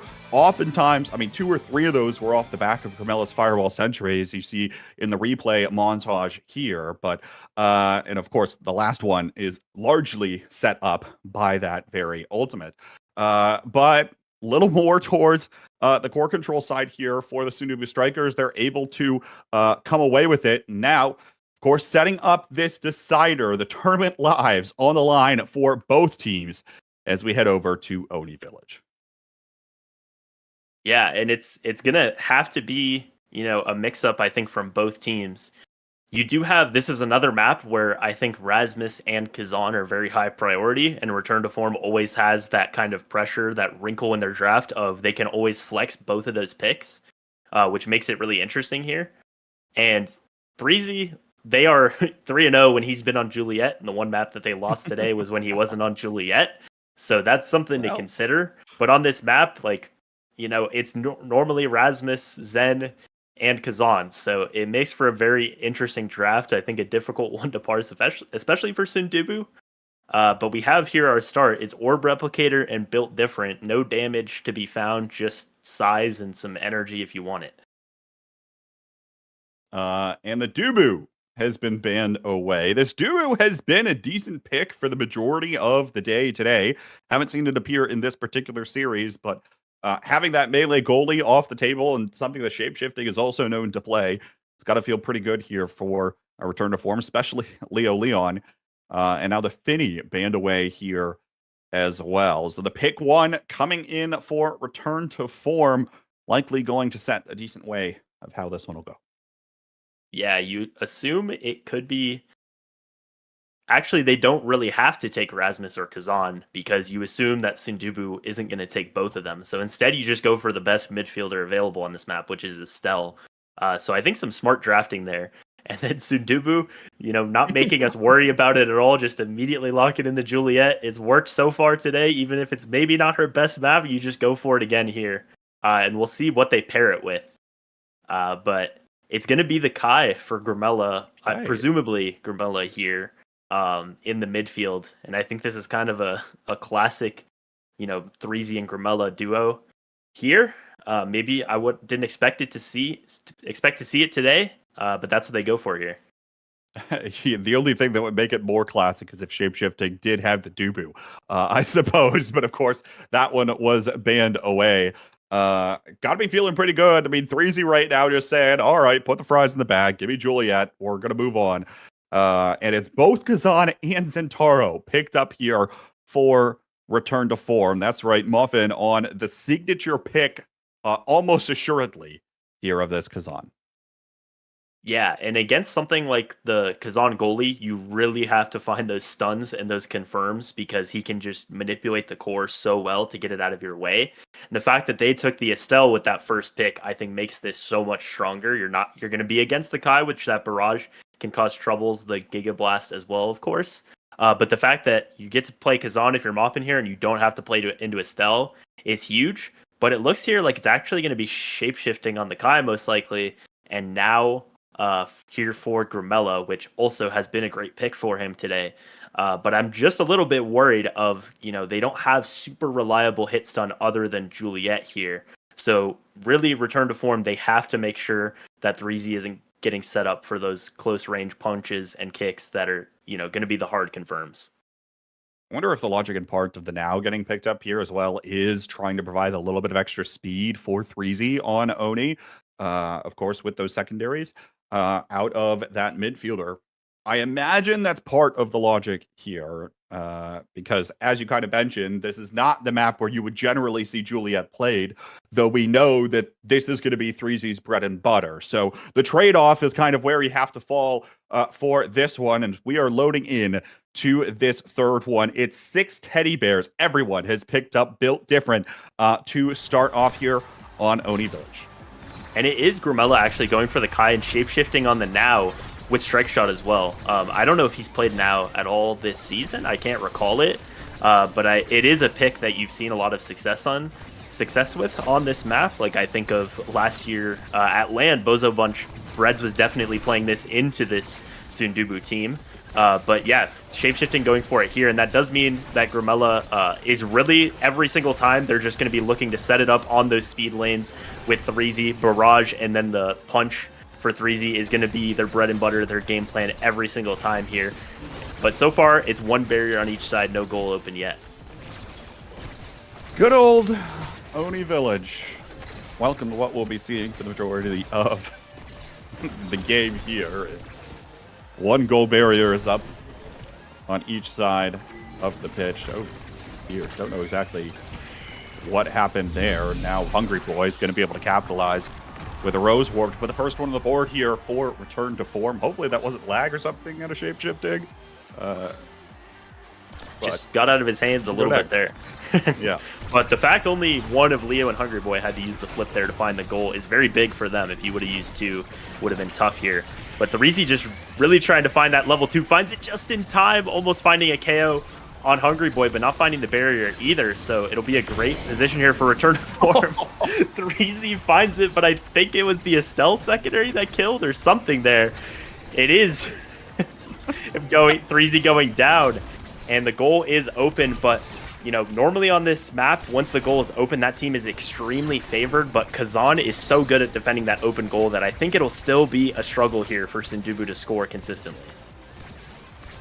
Likely the case, and trying to work their way back up the pitch now are the Sundubu strikers.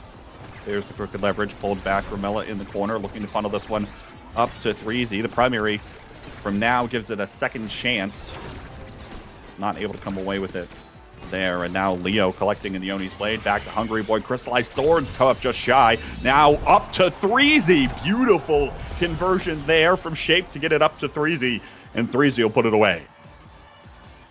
Yeah, and I was saying that, the open goal would be easier to defend for Moffin, but 3Z just needed one chance that time, a beautiful drivel and conversion.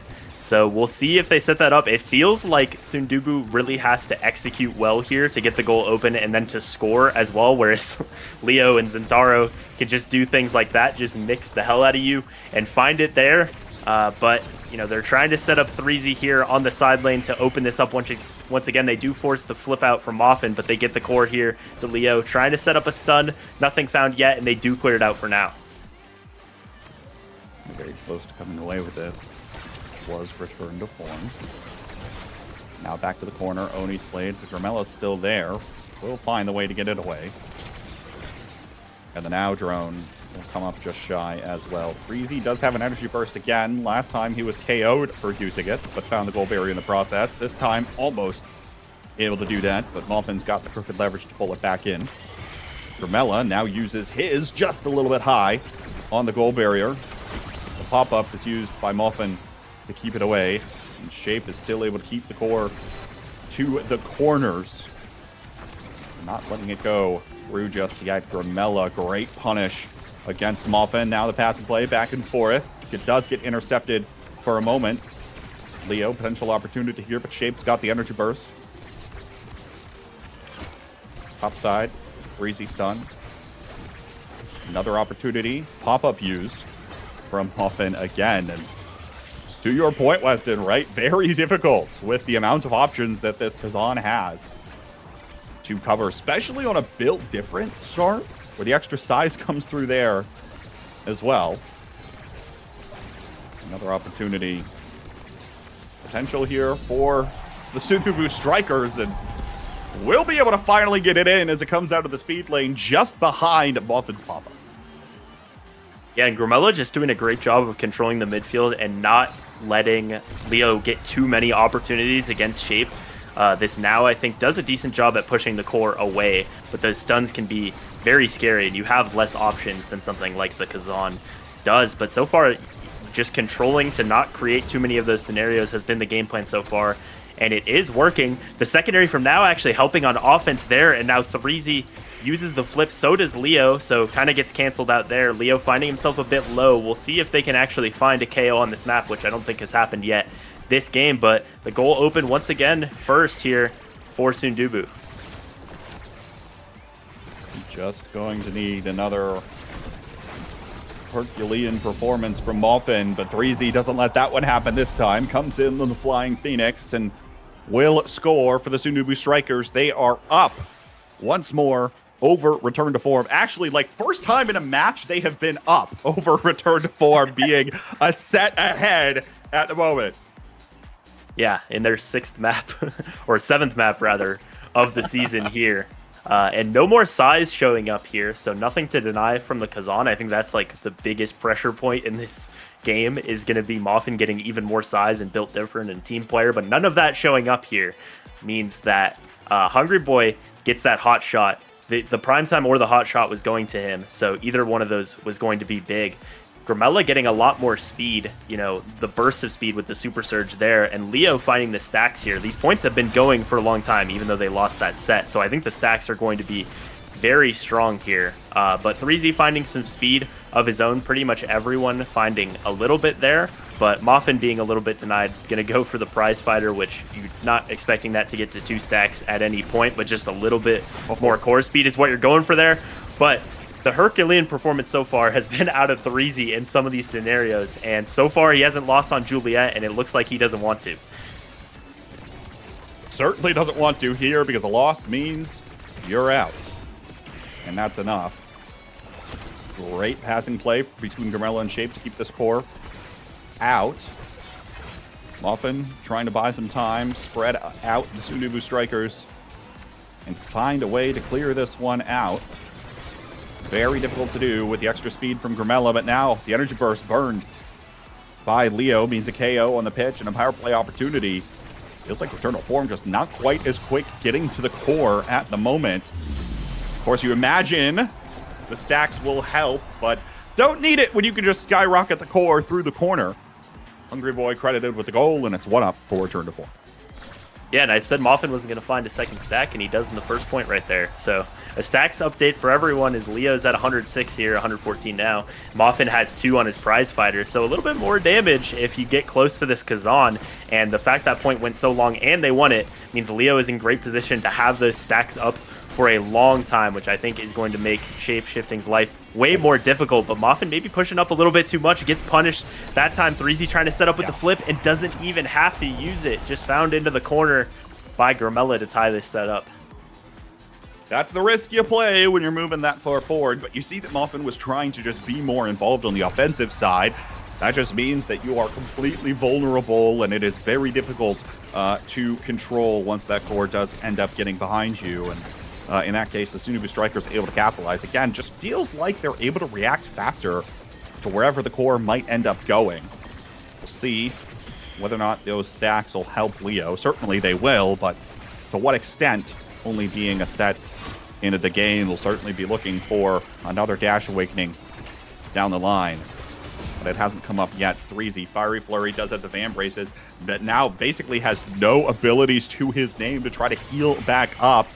Grumella uses the energy burst, just trying to take a cheap shot towards the goal, and now Shape-Shifting lets one through. 3Z in KO territory here. Muffin trying to find the 3rd prize fighter stack, and will find it with the Crooked Leverage, just barely being able to pull 3Z away. Leo in the corner here, potentially trying to get some work done, just trying to take it himself for the moment. Hungry Boy covered by Grumella.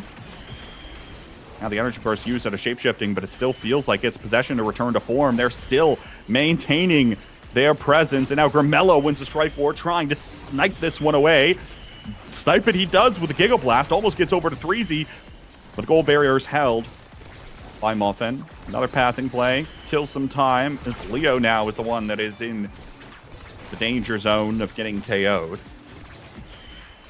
3Z with a couple of extra shots. Here's the energy burst from Hungry Boy, trying to get this one back up to Leo, but Leo doesn't have a lot he can do at the moment. Grimmello almost KO'd. Giga Blast comes up just shy. Oni's Blade as Leo still trying to find open space.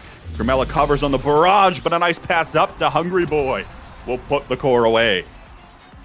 And in good time, too, because Leo had absolutely no energy left and was below half health there. So with those 150 stacks, I think if they didn't find the goal right there, Sundubu is really going to try to find the KO on him there, but it doesn't. And, you know, Moffin wasn't able to find Built Different or Team Player, but he's kind of made it on his own here with these 3 prize fighter stacks, just red coring everything in overtime already here, and they have 2 more chances to find it. So far, though, in this point, it's been Sundubu finding the pressure. They have both barriers and shape, just able to clear it down to Grimmello, who now sets up the barrage, but not finding it quite yet, so it will reset once again, but Sundubu in a good position here to maybe force a 0.5. Everyone from Return to Form back in the net, making sure that that one doesn't go in. Leo maybe with an opportunity here, but the drone will send it away. And now the core slowing down for just a moment. Grimmello back in the speed lane here, exactly where he wants to be. Does burn one of his barrages.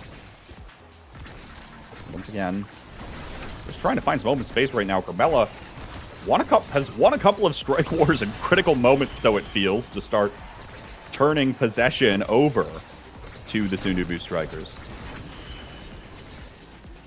Still just not able to find that connection to 3Z, at least so far in this point. Here's the energy burst, shapeshifting, denies it once. Oni's Blade out, cross up. Now it's back over to Hungry Boy, and still able to hold on.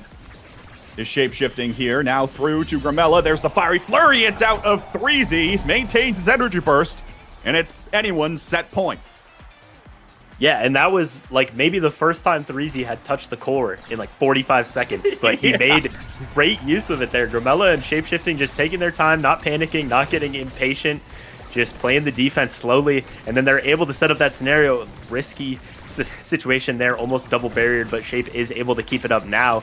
And 3Z, they're going to try to find a KO here. A lot of flips on the board, but if 3Z can find that core flip right in the barrier, that'll be a lot of pressure, but so far having to fall back and play some defense. But Grimmello and shapeshifting have just, you know, been playing slow, been playing cool, calm, and collected, and keeping it up so far in these last 2 points. Need more of that to come here, especially with the chaos that continues out of Muffin's extra power, given the prize fighter. The boy steps back. Here's the energy burst. There it is. Boom. Connected to the barrier. Grimmello now looking for 3Z again here out of the speed lane. 3Z drops down, and Grimmello still maintains possession here despite Leo Leon covering him pretty well. Here's the energy burst now. Fiery Flurry is out. Hungry Boy tries to collect here for the Sundubu Strikers. Grimmello now in position and now punishes the crooked leverage coming back. Looked like a soft spot hit from Muffin, and Grimmello speeds in on that blazing pace. Let him fly, and the Sundubu Strikers now one set away from stomping their demons and making it to championship day. Yeah, slick kicks and super surge right there, putting in a lot of work. And this time they decided that the team player is better suited on the Kai than the Now here, because it means the Now can get Monumentalist. And I think that is going to make Leo Leon's job so difficult. Those secondaries are just going to force the core away from him before he could set up those hit stuns very consistently. So it's going to be difficult. But Muffin getting that 1-2 punch, the prize fighter as well, it's going to be a lot of core speed and potentially damage on 3Z when he's in those opportunities. But the combination of team player and Monumentalist there onto the Kai and the Now is going to be big. And I didn't see what happened, but they find a KO early on here as well. Well, you know, I was about to say finally a dash speed awakening, or a length awakening for Leo Leon, but immediately gets KO'd by the Sundubu Strikers, and now they capitalize and turn it around in that power play. converting both goal barriers and now converting the goal with a beautiful Giga Blast from Grimella. Gets it to 3Z, and they're just 2 goals away from being top 3 in the North American Strikers. Yeah, and like I was saying, this extra special from Hungry Boy might be able to kind of curb the power of the Monumentalist on now, but it just feels like you have to play everything so perfectly here if you're Hungry Boy and Leo, because the now can force that core away so consistently, and 3Z, like he's been doing all day on this pick, just finding every opportunity that he gets. Grimella trying to set him up again now, winning some strike wars, but it is Hungry Boy who wins that interaction. But 2 flips for Sundubu has them in good position here. Grimella will use this one and try to set him up. The KO is found, and Shapeshifting not quite letting the core get past him, and a pass down to Grimella. Just 1 more point here for Sundubu. Hey, Shape wants to be involved too. Let him have his fun. Moves up all the way and uses the energy burst to get that pass down to Grimella.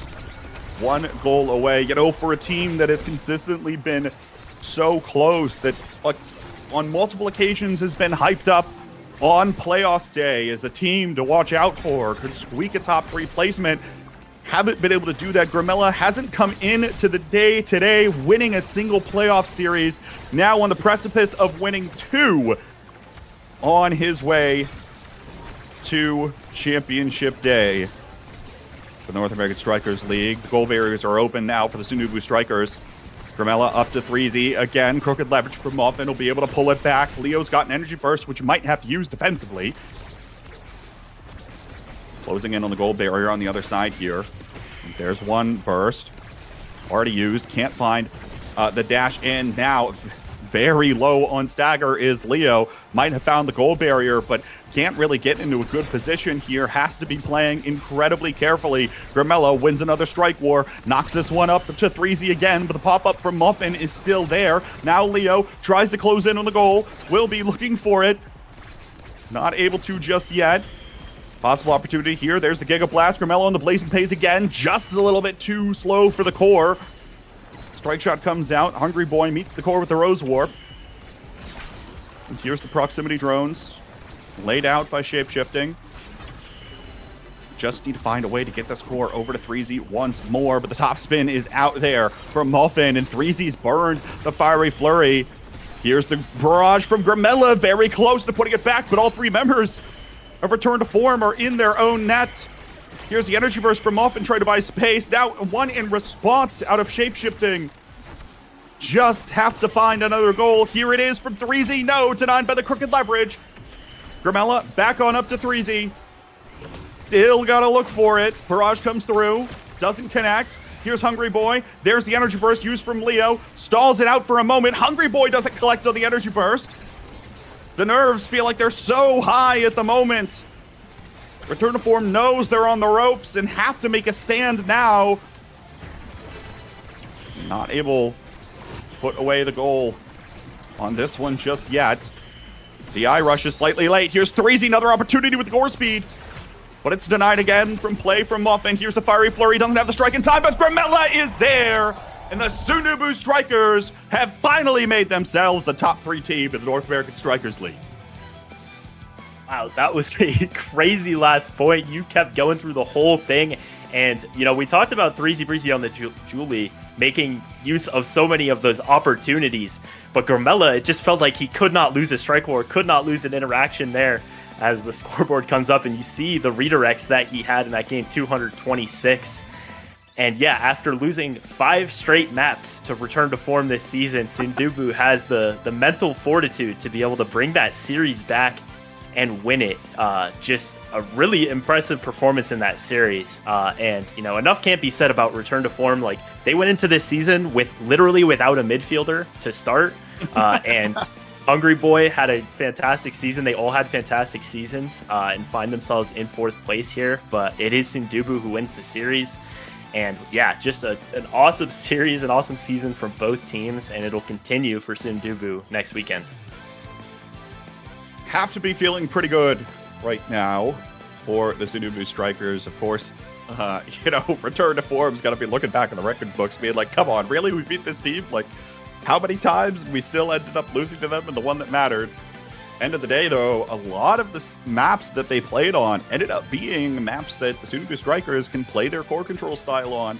3Z Breezy basically only focuses on converting those goals and able to find ways to make it happen into the net. And so they will be the ones to go up against the other two teams that have qualified, which is Hungry Like Nephew and the Bun Bonanza. In the closest season of the North American Strikers League, those are the three teams that remain, Weston. Yeah, and a couple of like legacy teams, really. It's not Sad Boys, but it is kind of Sad Boys. That's their fun They're as legacy well. players. Yeah, yeah. So yeah, absolutely crazy. It's finally we had a close playoff series as well. Even though those maps were 3-0, at least a few of them, it felt back and forth. We had a third map there, and yeah, this season has been awesome, and it continues. And we just got one more weekend left of it. One more week of action in the North American Strikers League to crown our sixth. No, take that back. It's our seventh champion. Forgot about that for a moment. And that we will have next week. But of course, folks, don't go anywhere because there's a post show coming up next to talk to each of those three teams that we will be seeing next week. We'll get that set up for you, and it'll be on the other side of this short break. Don't go anywhere.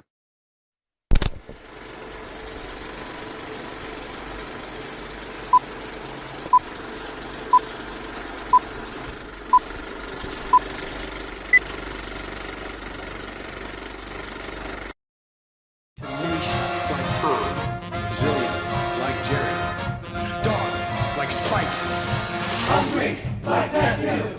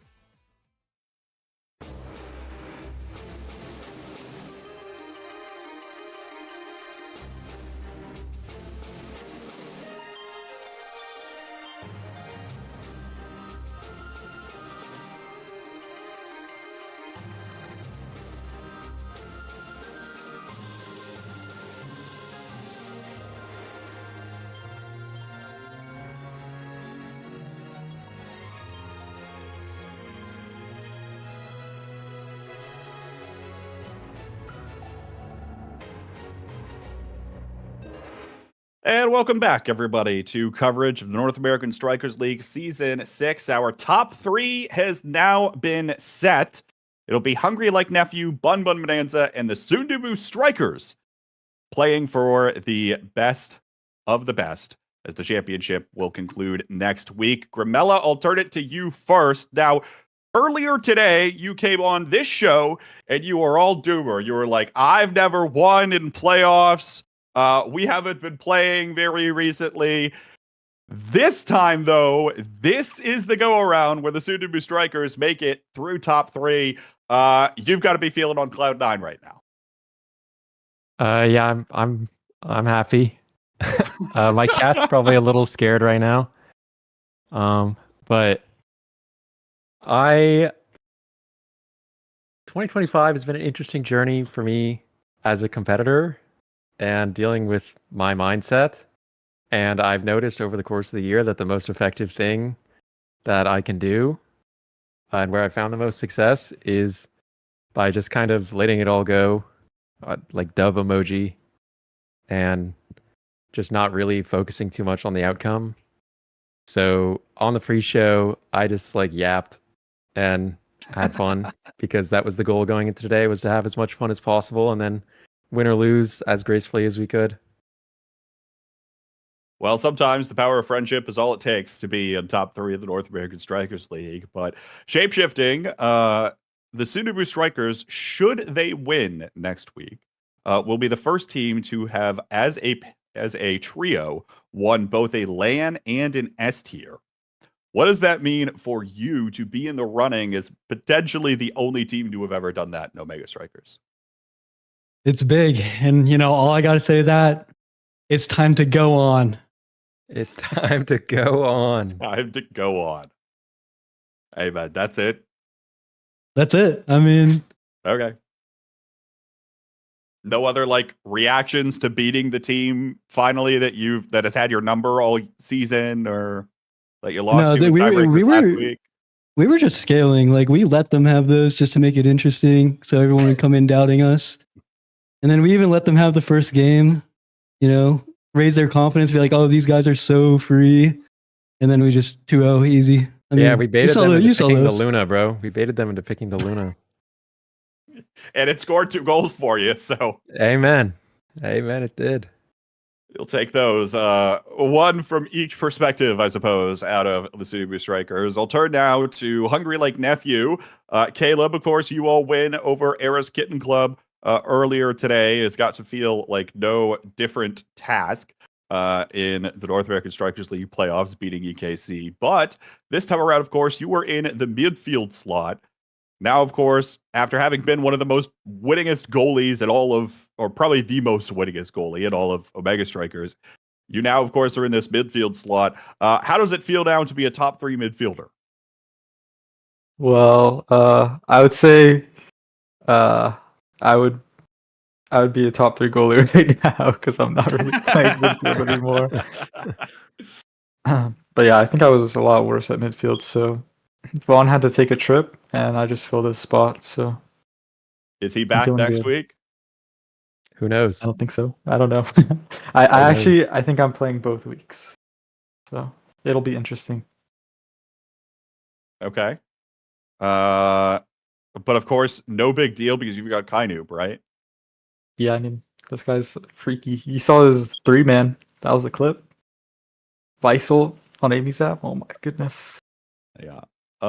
So question for you: how many more games would Kainoob have had to play in the regular season to be MVP again this season?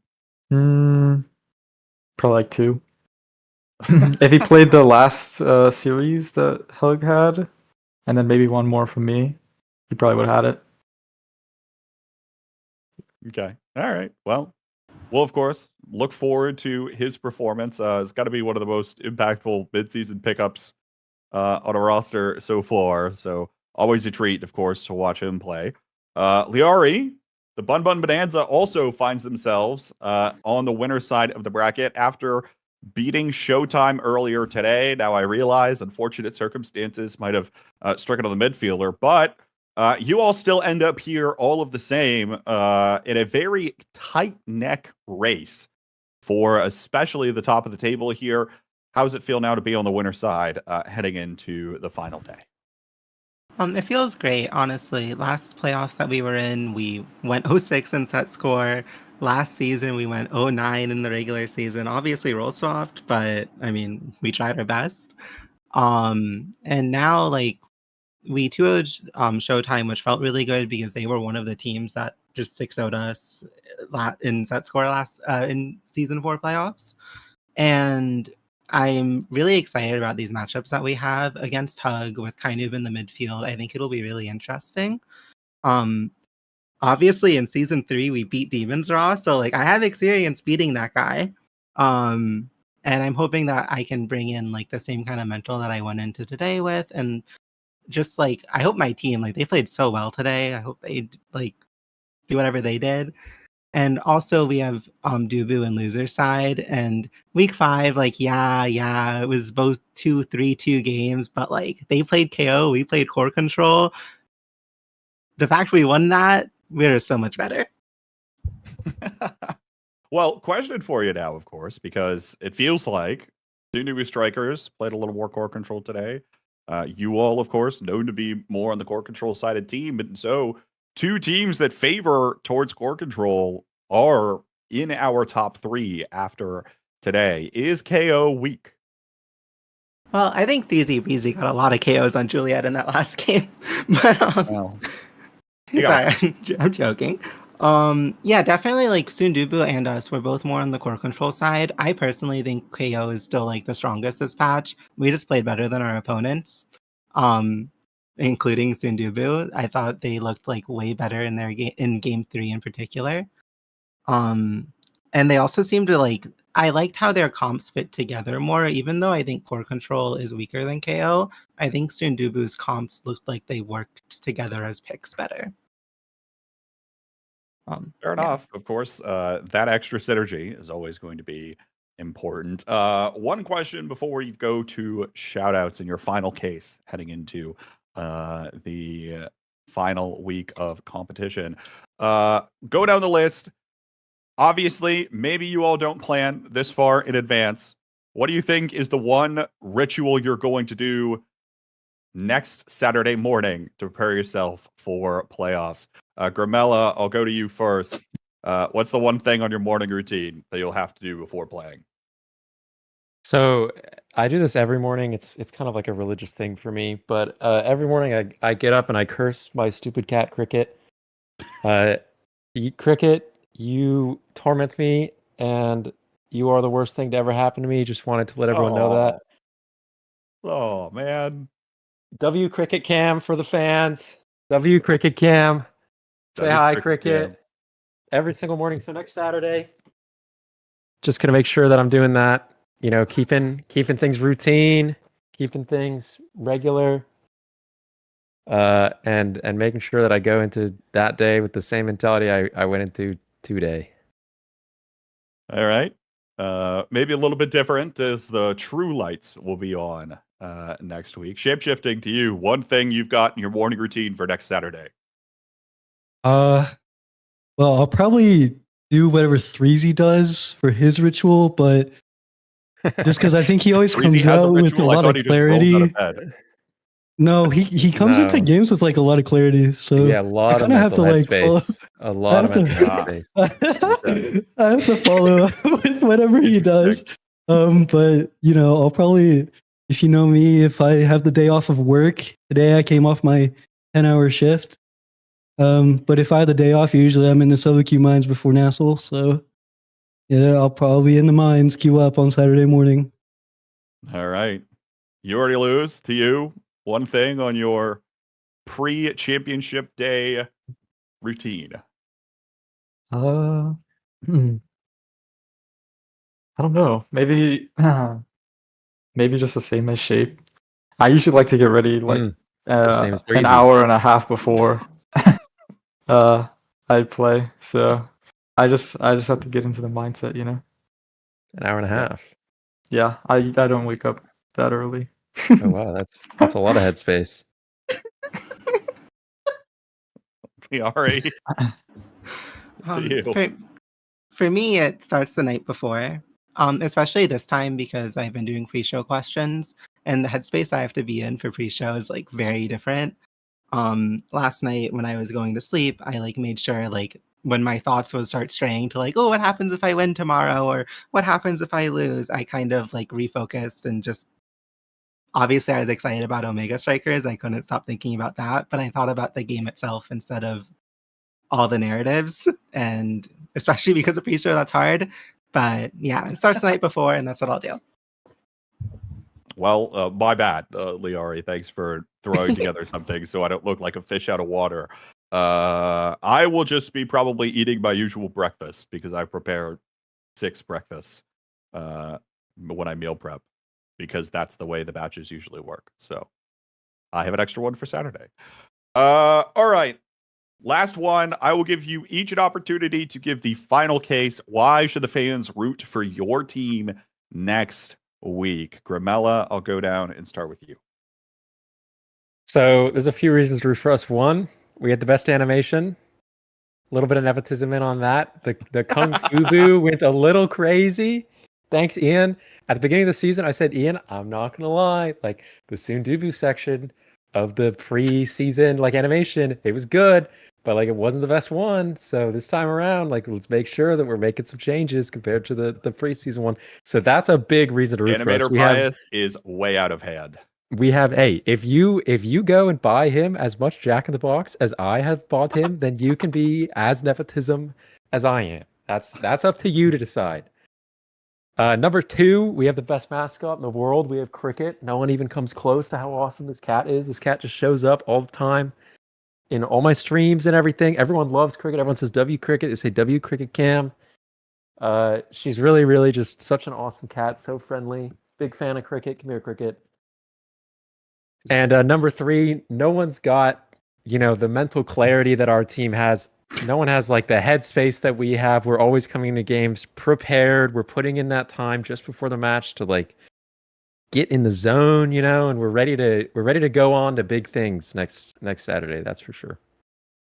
All right, excellent. Shapeshifting, anything else you want to add? No, it'd be unfair if I add anything since there's 2 of us. Yeah, I don't want to overpower with all my clarity. No, you guys need more reasons. You gotta add to it. Come on. Oh well, I'll spew some things. Well, first of all, Hug has a role swapped goalie. Like how they can't win. Like let's be real. And then Bun has 209 or my bad 309 players. We only have one. We have one. So hey, we already know who the favorite really is. That sucks. All right. Well, going back to the stats and data. Caleb, to you, why should the fans root for Hungry Like Nephew next week? You should root for Hungry Like Nephew because we have 2 players that are not on the All-Pro ballot playing. So do we. Oh, so do we doesn't have 3. any. We got 3. Uh-oh. Do your research, Caleb. Well, see, that's what I'm saying. Like we have 2, you guys have 3. Come on. Oh, like you guys have 1. Oh, so they did get 1 on there. Yeah, we got 1. So did Bun. So what's the... So that's something that'll be decided next Saturday. Okay, we can't talk about these things now. Caleb, just move on to Liari, man. No, go ahead. Okay. Honestly, like, just imagine how much more exciting it'll be if we win. I'm gonna go like full crash out mode on everyone. I'm gonna flame them all. Besides that, you should also root for us because we have Lily Bun, who is incredibly kind and sweet and such a caring person. And then Scyther 12, he's always really exciting and hype. And also, Lily Bun made a promise to him. He begged for this. He was so desperate in our VC just a few minutes ago. And he just wants 1 game of Fortnite with Lily Bun. And if we win Grands, he'll get that game of Fortnite. Thank you for supporting us. Oh, wow. All right. Well, that was the stage. Powerful. The stage is now set for the finale in 1 week. It'll be the North American Strikers League Season 6 coming to a close.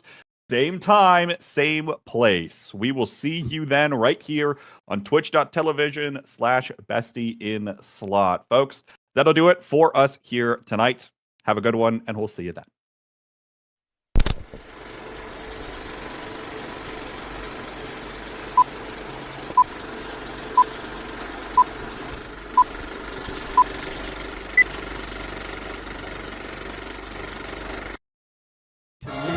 Like Tom, Zillion like Jerry, Dog like Spike, Hungry like Matthew.